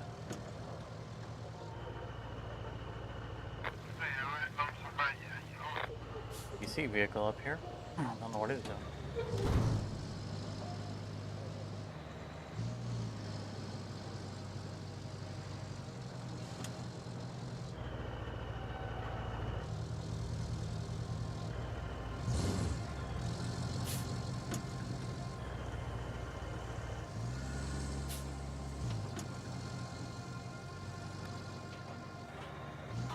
Oh, why can't I secure that? That's in the truck bed. That doesn't make any sense.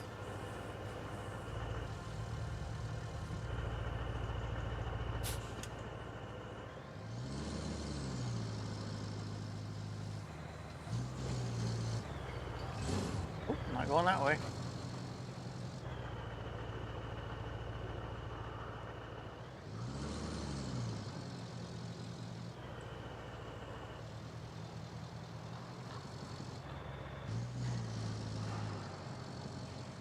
You did a pretty thorough job of it. I'm seeing metal scrap and stuff. I'm not seeing any con.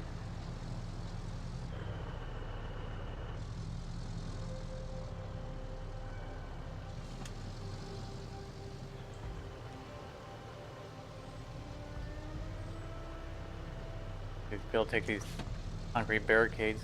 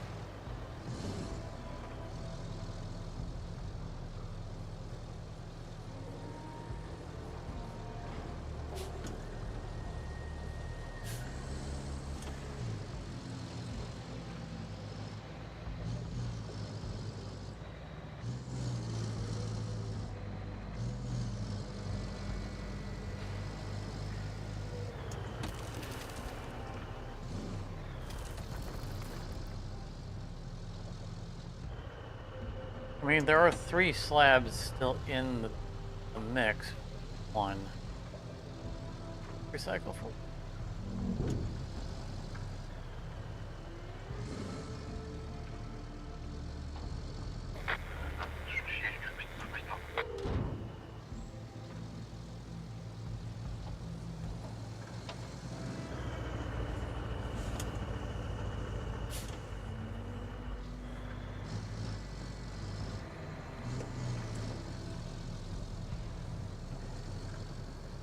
Yeah, I think you got all the concrete in the area.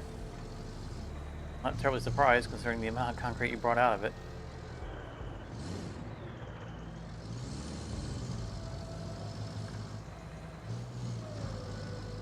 I might search a little bit and see if I can find some outside of the area.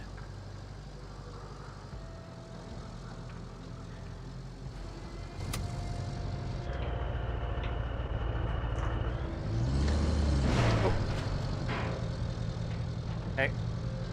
Wasn't good.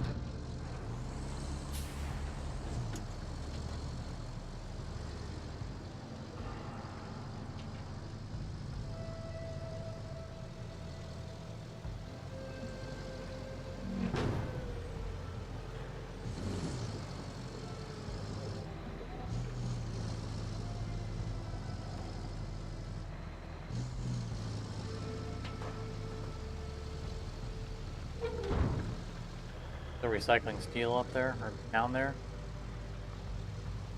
I'm still craning stuff in at the back of the truck to be recycled. Yeah, I can. More than happy to move on to a different task if you've got something in No, mind. that's fine. I was just curious. Drive around looking for concrete. Come around with it.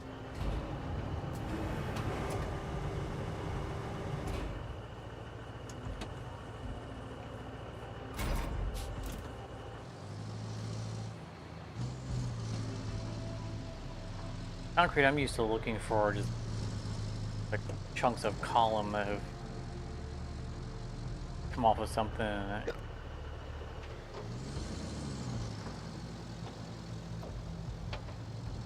Actually, I could get the concrete real easy. Just dismantle your steep bridge and take it. No. Well, you can do that if you want. I don't mind. No, I mean, it has come in handy. it's a useful connection. I'm not gonna lie.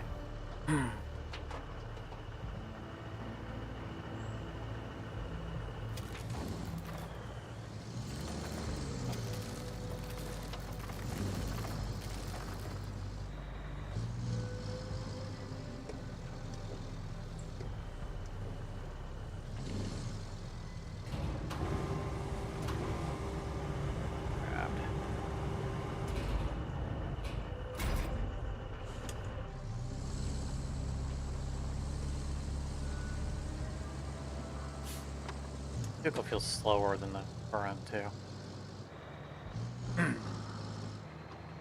It probably is. It doesn't have a huge amount of get up and go. Okay, that right there should be pick-upable. That's literally a Yeah, concrete you should be slab. able to take those.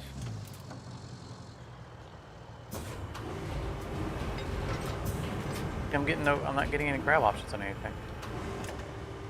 That absolutely should be something I could pick up.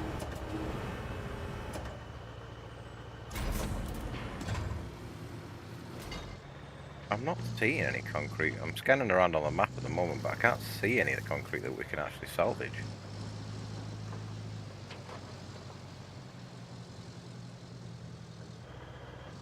I think there was some inside that bridge thing that you know where you had to knock down the doors. I think there was some inside that building. Yes, there are 3 in there. There's at least 2 slabs in there. I can see them on the map. That was that.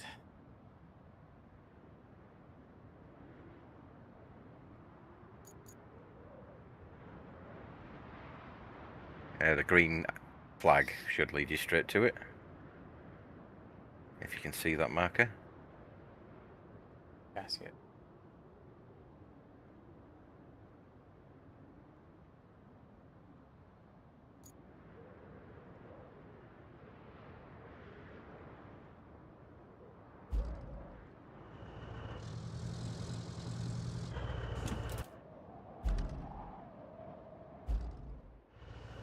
That way.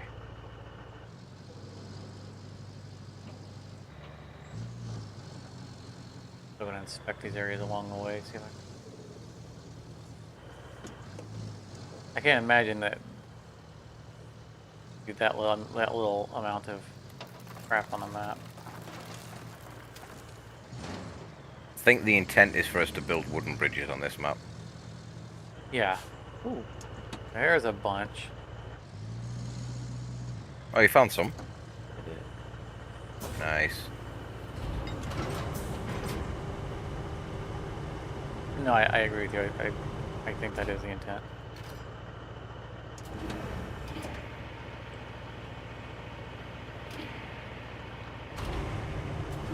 Built at least 2 wooden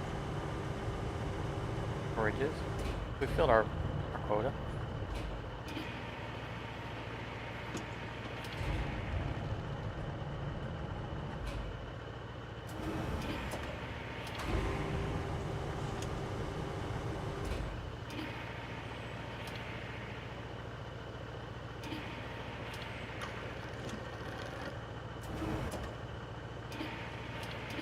Damn it, Janet.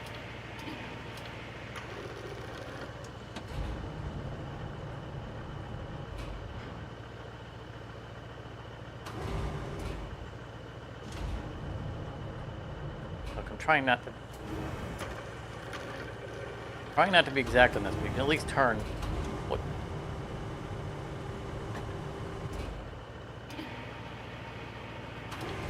Not be crooked. Or where you're at. Flat against the side.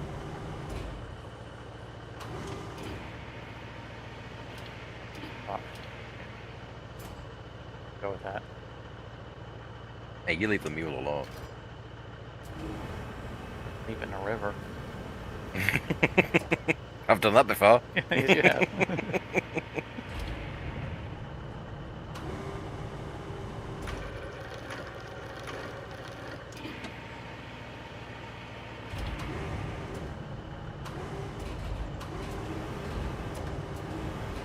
Back in the old BBS days when we played Trade Wars, that was one of the best cargo ship was the Tarian Mule.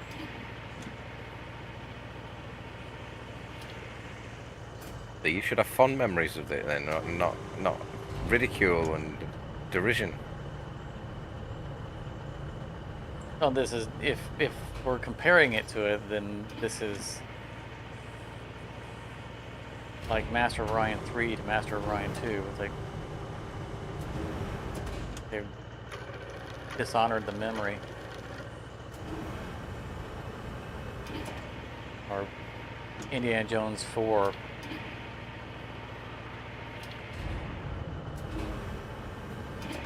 It's insulted all the fans. Kingdom of the Crystal Skull or whatever. I mean, God. Now, talking about cargo ships and things, as you know, I played a game called Elite Dangerous. I played a lot of it on the PS4, and I've played a bit of it on the PC. But there's a series of different types of ships. Some of them are intended for combat, some are intended for exploration, and there's a set of cargo ships. And what they're best at is hauling lots of cargo, long distances. Oh, well, short to medium at first, and then when you start to upgrade them, the distance can get pretty big. Right. And there's one of them that's got it's got a really bad. It's the first one you unlock, and it's got a really bad habit of overheating. And it's called the Type 7 Heavy. So I had one for a long time, and I was using it, and then I got the next grade up, which is like the Type 9 something or other, but it was like 3 times the size, and it went much further, and it had a lot more weapons available to it, so it could defend itself a lot easier, and it didn't overheat whenever you just flew it around. Because the thing about the Type 7 was you could fly it as much as you want, as long as you weren't going at maximum throttle. Because as soon as you started going at maximum throttle, the heat would start to rise, and then you could cook yourself. And did it do damage to the ship, or did you have to just sit stranded for a while as it cooled off? It would do damage to the ship, and eventually you would destroy the ship if you weren't careful. Goodness. So after a while of me having the Type 9 and doing a lot of cargo runs and making quite a bit of money on the trading side of things, and then I was still sat there with the Type 7 in my inventory, I was thinking, well, what do I do with this? Like, I can't really go back to using this because it's just not comparable in any way to the Type 9 now that I've got the Type 9. Right. And I've got it set up the way I want it. So what am I going to do with it? Do I sell it, or do I just keep it and just In a museum. let it do its thing? So I thought, right, well, what can I do with it? What can I outfit it with that would be useful? So I went through the various systems, and one of the things you can do is you can put like passenger bays in the back of it. So it's basically people get into stasis pods, get loaded into the back of this thing, and then you can rocket around and do whatever it is you need to do with them. Right. And it wasn't big enough on the interior space to fit the luxury cargo pods. So rich people wouldn't want to get in the damn thing. And I was absolutely adamant I'm not going to get involved in the slave trade and start carting hundreds and hundreds of people around as cargo. Right. I thought if it's going to be passengers, it's going to be passengers. So I squeezed as many passenger bays into the back of this thing as I could, and what I started doing was there's an alien species in Elite Dangerous called the Thargoid, and the Thargoids would attack stations, and then they would for so many days of real time the station would be under attack, and people would be wanting to evacuate from that station. But no matter what ship you're in, when you fly into this station, because the station has a field around it that maintains an atmosphere, and the interior of the ship is on fire, your ship will start to overheat. So it's not exactly ideal to do it in the Type 7 Heavy. But I thought, well, I'm not gonna throw it away. I'm gonna keep it. I'm gonna use it for these rescue runs. So I spent days and days chasing around all these different Thargoid attack stations, and my plan was basically to forego all weapons on the Type 7, mount the heatsink launcher, which basically it pushes all the heat of that the ship builds up into these big metal discs that eventually, when they can't take any more heat, you can eject them from your ship, and then the next one kind of slots into place and starts absorbing the heat of the ship. Right. So I would rocket towards the on-fire space station at maximum speed, and then match my rotation to the rotation of the station, flying through what they call the letterbox, which is like a gap in the station that's just big enough to fit the biggest ship in. Like, and I mean just big enough to fit the biggest ship in. Now, the Type 7 isn't exactly the biggest ship, but when the thing's rotating and you've got no guide HUD, which the station would normally provide like a guide heads-up display to let you know where to go and what rotation to be on and things. Right. So I would fly inside, quickly land, and then the whole time I'm landed, my ship's heat is building up and up and up, and while I'm in the station I can't launch my heat disks. So I would quickly get as many people into the ship as I could, and then take off, turn around, and then fly back out of the letterbox, and then immediately start launching heat sink disks into space. Nice. While flying off to the nearest evacuation station, which is usually in one of the neighbouring systems, maybe 2 jumps away, something like that. And I loved that ship for so long because it was so fun to do this in a ship that you're really not supposed to do that in. Right. That I kept it for ages, and I called it the rescue toaster. Because as soon as you got in it, you felt like a piece of bread getting cooked.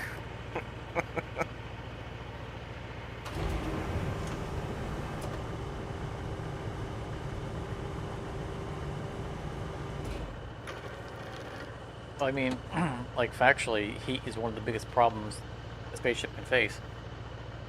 Absolutely. There's basically no way to radiate. Well, radiating is basically all you can do to get rid of heat. No atmosphere to draw the heat off. You know, we see all these space shows, and they're all the, you know, going ballistics and everything each other. And it's like the early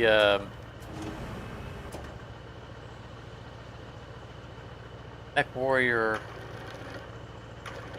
games, like back in the Commodore 64 days and whatnot. That was one of the best weapons. Was like as a trooper, not in a mech, just a person. You would get, instead of having damaging weapons, you just have things that were basically napalm launchers. Oh, nice. I was expecting it to be like a microwave gun or something. No, it is like napalm, and you just splatter the mech with it, and the mech's like, oh god, because they already generate so much heat. I mean, they're on a surface, so they can cool off faster, but it was hyper effective. And you just, you know, you translate that kind of weapon into a space setting, like, you don't really need to blow up a spaceship. Just throw heat at it. Have a nice day. It'll cook itself. Yeah. So when you're in the combat ships on Elite, you can use laser weapons and ballistic weapons, and one of the more effective laser weapons is a laser which literally saps the heat out of your ship and beams it into enemy ships. Yeah, but how does that really work, right? How do you use a laser to suck power? A Space Wizard did it. Yeah, Space Wizard. But it's one of the more effective weapons in PvP. I bet But it is. when you're doing PvE, a lot of people will fit those heat sink discs into the ships, because even firing ballistic weapons will increase the heat of your ship quite a lot. And when you're using your thrusters and you're rocketing around trying to fight quite agile enemies, you really don't want to be overheating.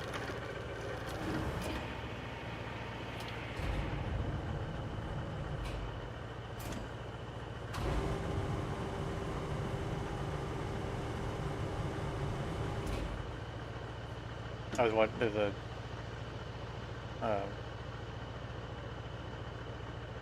creator that I watch who does just kind of skit comedy, just, you know, stand in front of a green screen and do something stupid. And I was watching a video of his earlier today. He was talking about conspiracy theories. Yeah, he's wearing a tinfoil hat. Yeah. It. And they're actual conspiracies. And one of them he covered was that there are now, in the real world right now, apparently people who think that light bulbs don't create light, they absorb darkness. Nice. Like, oh, how stupid. Oh.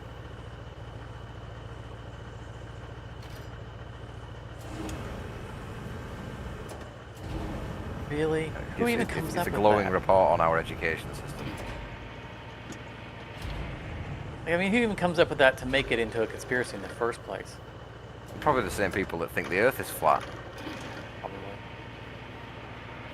Like, I can see, though not agree with, like, moon landing conspiracies, at least early days, or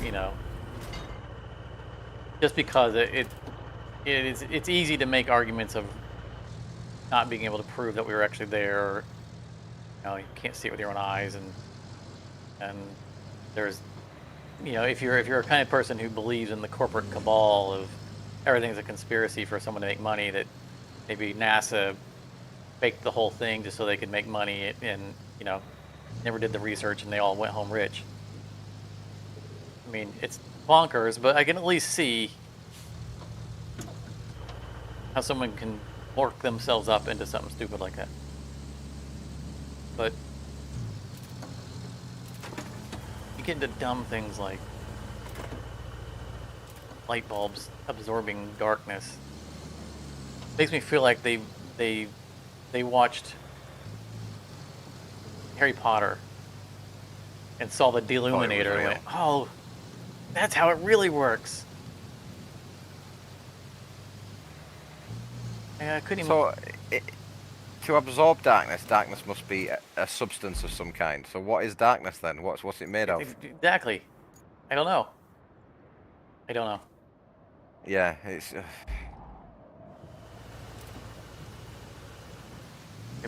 Maybe they think that's what dark energy is. Oh god. It's antimatter.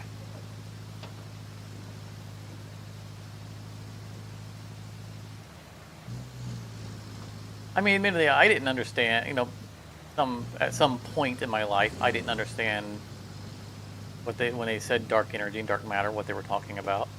I mean, I got it in concept just based on the text, the context, but, and I always knew it was something that wasn't proven. But at some point, I read enough to go, okay, I understand that they're not talking about actual energy that we can't detect. They're talking about a force that is repelling other things. And so it's a generic stand-in for the universe is accelerating in its expansion as opposed to slowing down like you'd expect to from gravity. Therefore, there must be some kind of force acting upon it.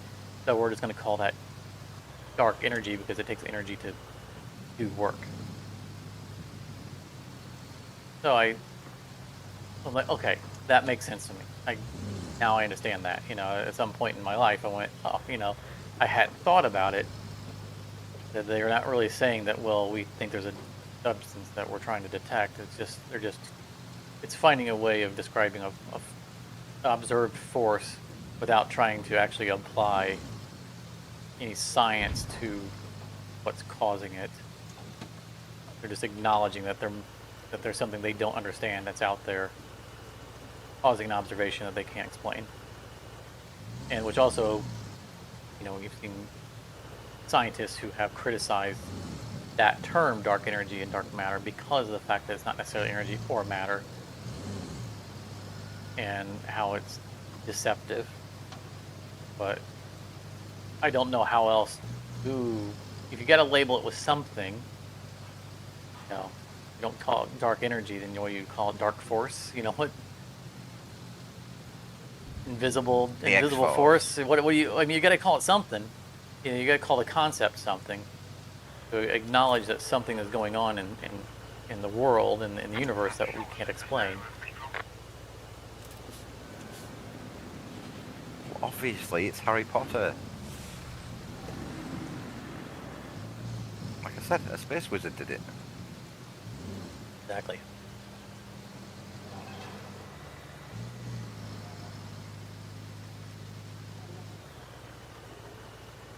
All right. This better give us a lot of slabs, because I don't know where else we're going to find concrete.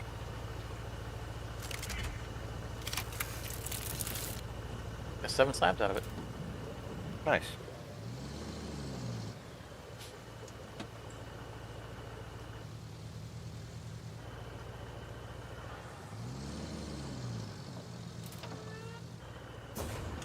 But it had been a while since I had heard a conspiracy that, I mean, I typically just laugh off conspiracies, but it's been a while since I'd heard a new conspiracy that was just fundamentally so stupid that I couldn't even explain how they came up with the theory, much less why they believe it.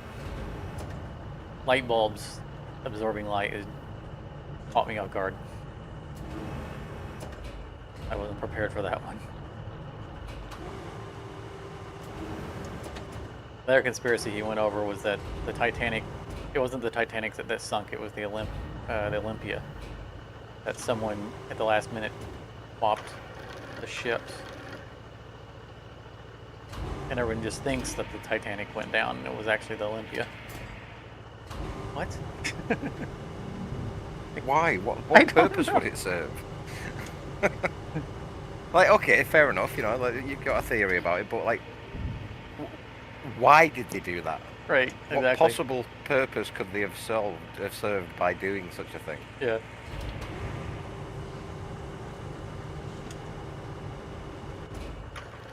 But the argument was that it was insurance fraud. Oh, yeah, but, well, yeah. So what did they do with all the people on it then? Did they just give them all new names and say No, never they're all tell dead. anybody? They're all dead. Apparently it was just other... I don't, like maybe they swapped the ship before it left dock and therefore, you know... Right. It sunk, but it wasn't the Titanic, it was the Olympia. And I guess there was someone who aimed it at the iceberg. I didn't get it. It kind of an iceberg being somewhere that it shouldn't be and rammed it. So iceberg ahead wasn't a warning, it was, there's one, get it. Yeah.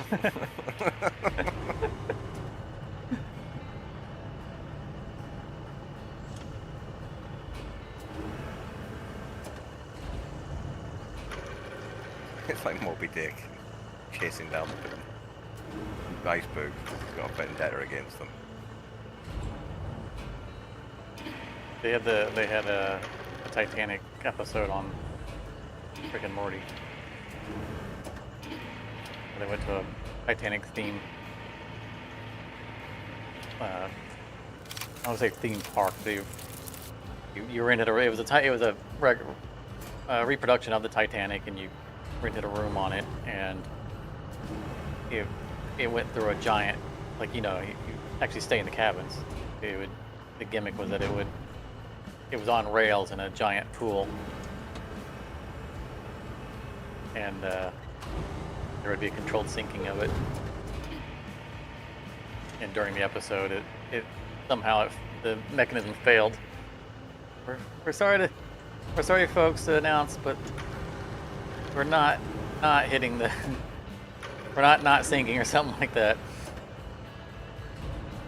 The Titanic will not be sinking because it just somehow missed the iceberg. And then no doubt Morty blames Rick for it. It was Gary and Beth were having a vacation together. Beth had no interest whatsoever in the whole affair. She's like, I just want to go sit on the deck and read. Gary just has this obsession about the Titanic. That doesn't surprise me. Jerry is a bit strange. The whole episode, he's doing all the activities. I said Jerry's a bit strange. So, Yeah, sorry, I just said a bit. My partner looked up at me and went, I like Jerry.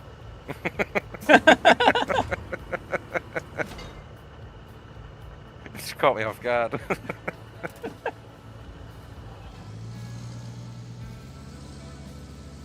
So Jerry is played by Chris Purnell, who also plays Cyril Figgis in Archer. You ever watched Archer? I've never seen Archer. No, my brother keeps telling me, "Oh, you've got to watch it." But I've never seen it. You've missed out if you haven't watched Archer. Totally right. Totally right. But I don't know if he's starting to get typecast as the sucker. the cowardly sucker, but that's... Yeah, I mean, not only is Cyril Figgis, you can tell them basically the same person in that sense. Born losers. Always whining about something. But Chris Parnell also did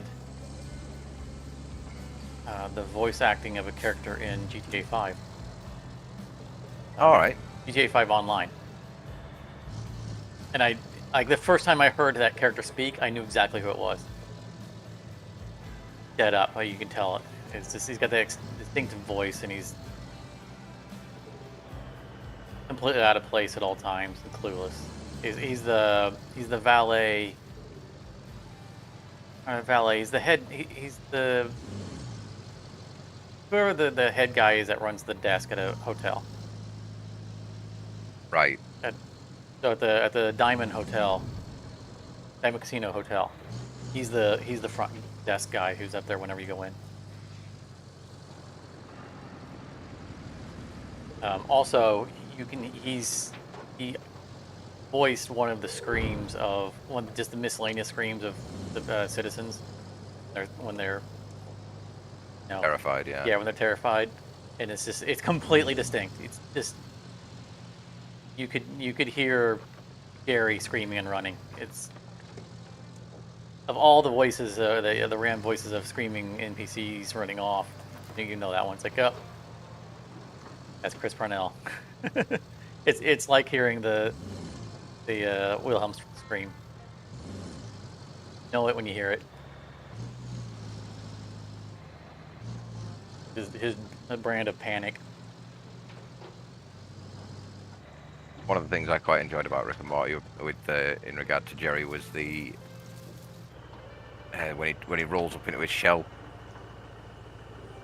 because Rick's installed him with a self-defense mechanism. when he starts the episode by like Thanksgiving, giving thanks, and part of his giving thanks is, thanks for having his wife that if she ever left him, he'd kill himself. Yeah.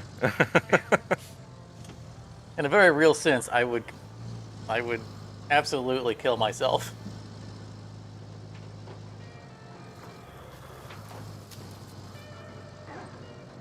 Very graphic about it at the Thanksgiving toast.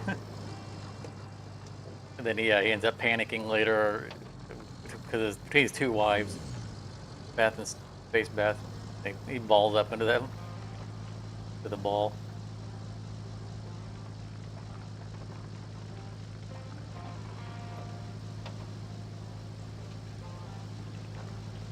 Yeah, that's Chris Parnell. He plays the wimp really well. He's in other things I can't think of off the top of my head, but a fun actor. I like him.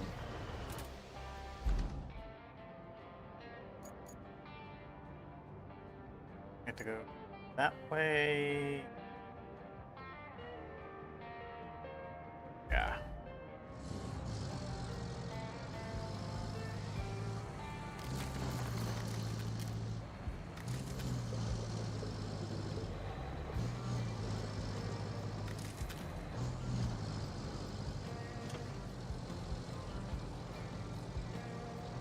I think I'm going to turn in the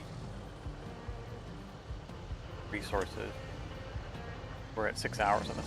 Good time to end this. Yeah, no, it's 2 o'clock as well, so. Or 2 o'clock for me. I think it's about 10 o'clock for you, somewhere around there. Probably. Just in time for another. I don't have any clocks in. Actually, I don't have any clocks in the house other than what's on the. I mean, alarm clock for by my bed and the one on the stove. It's a conspiracy. Time isn't real. It's an illusion. Many years back, I had a little desk organizer, a little pen, pencil organizer on my desk, and it had a clock on it and a thermostat. For some reason, I just loved that thing. I loved glancing at it and just being able to see what temperature is. And I never replaced it. don't know why I liked it so much, but it did. Battery died on it at some point, and I never replaced it.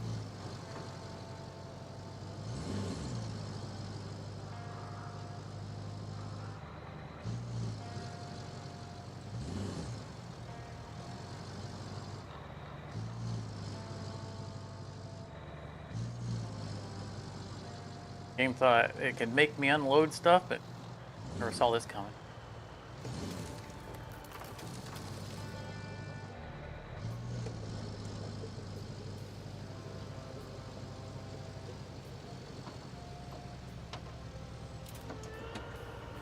But yeah, watch Archer.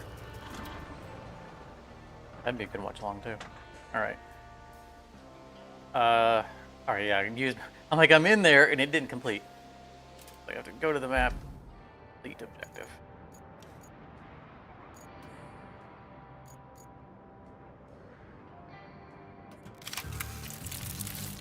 Hey. Good job collecting all those resources. I'm sure they'll all be properly used in construction and not end up in a dump somewhere. Well, you've got enough for us to exchange for brand spanking new tower parts, which is all that matters. All that's left is to send them to HQ in a convoy. Should be easy, right? Yeah, we'll set the convoy up later. Hopefully, we can have Clifton on when we do. Give him some credit. Well.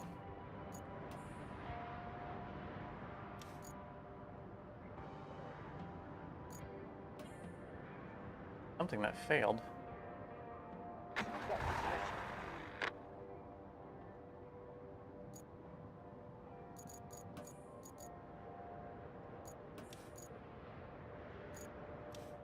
So I can fit in the back of my no crane cargo truck 6 steel beams side by side. Okay, nice.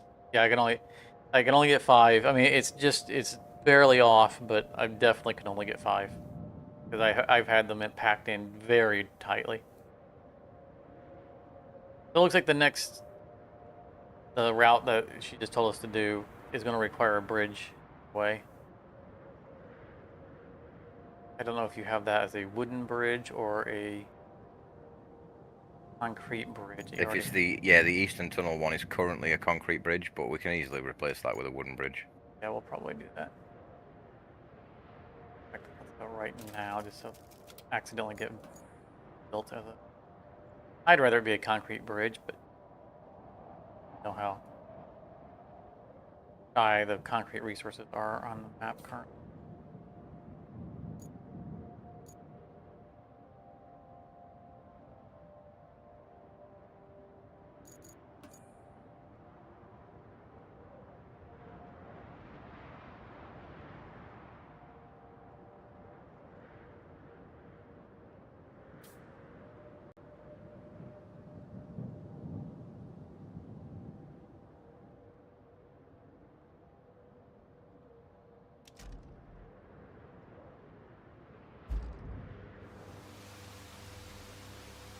So you want to click where you want the middle of the bridge to be.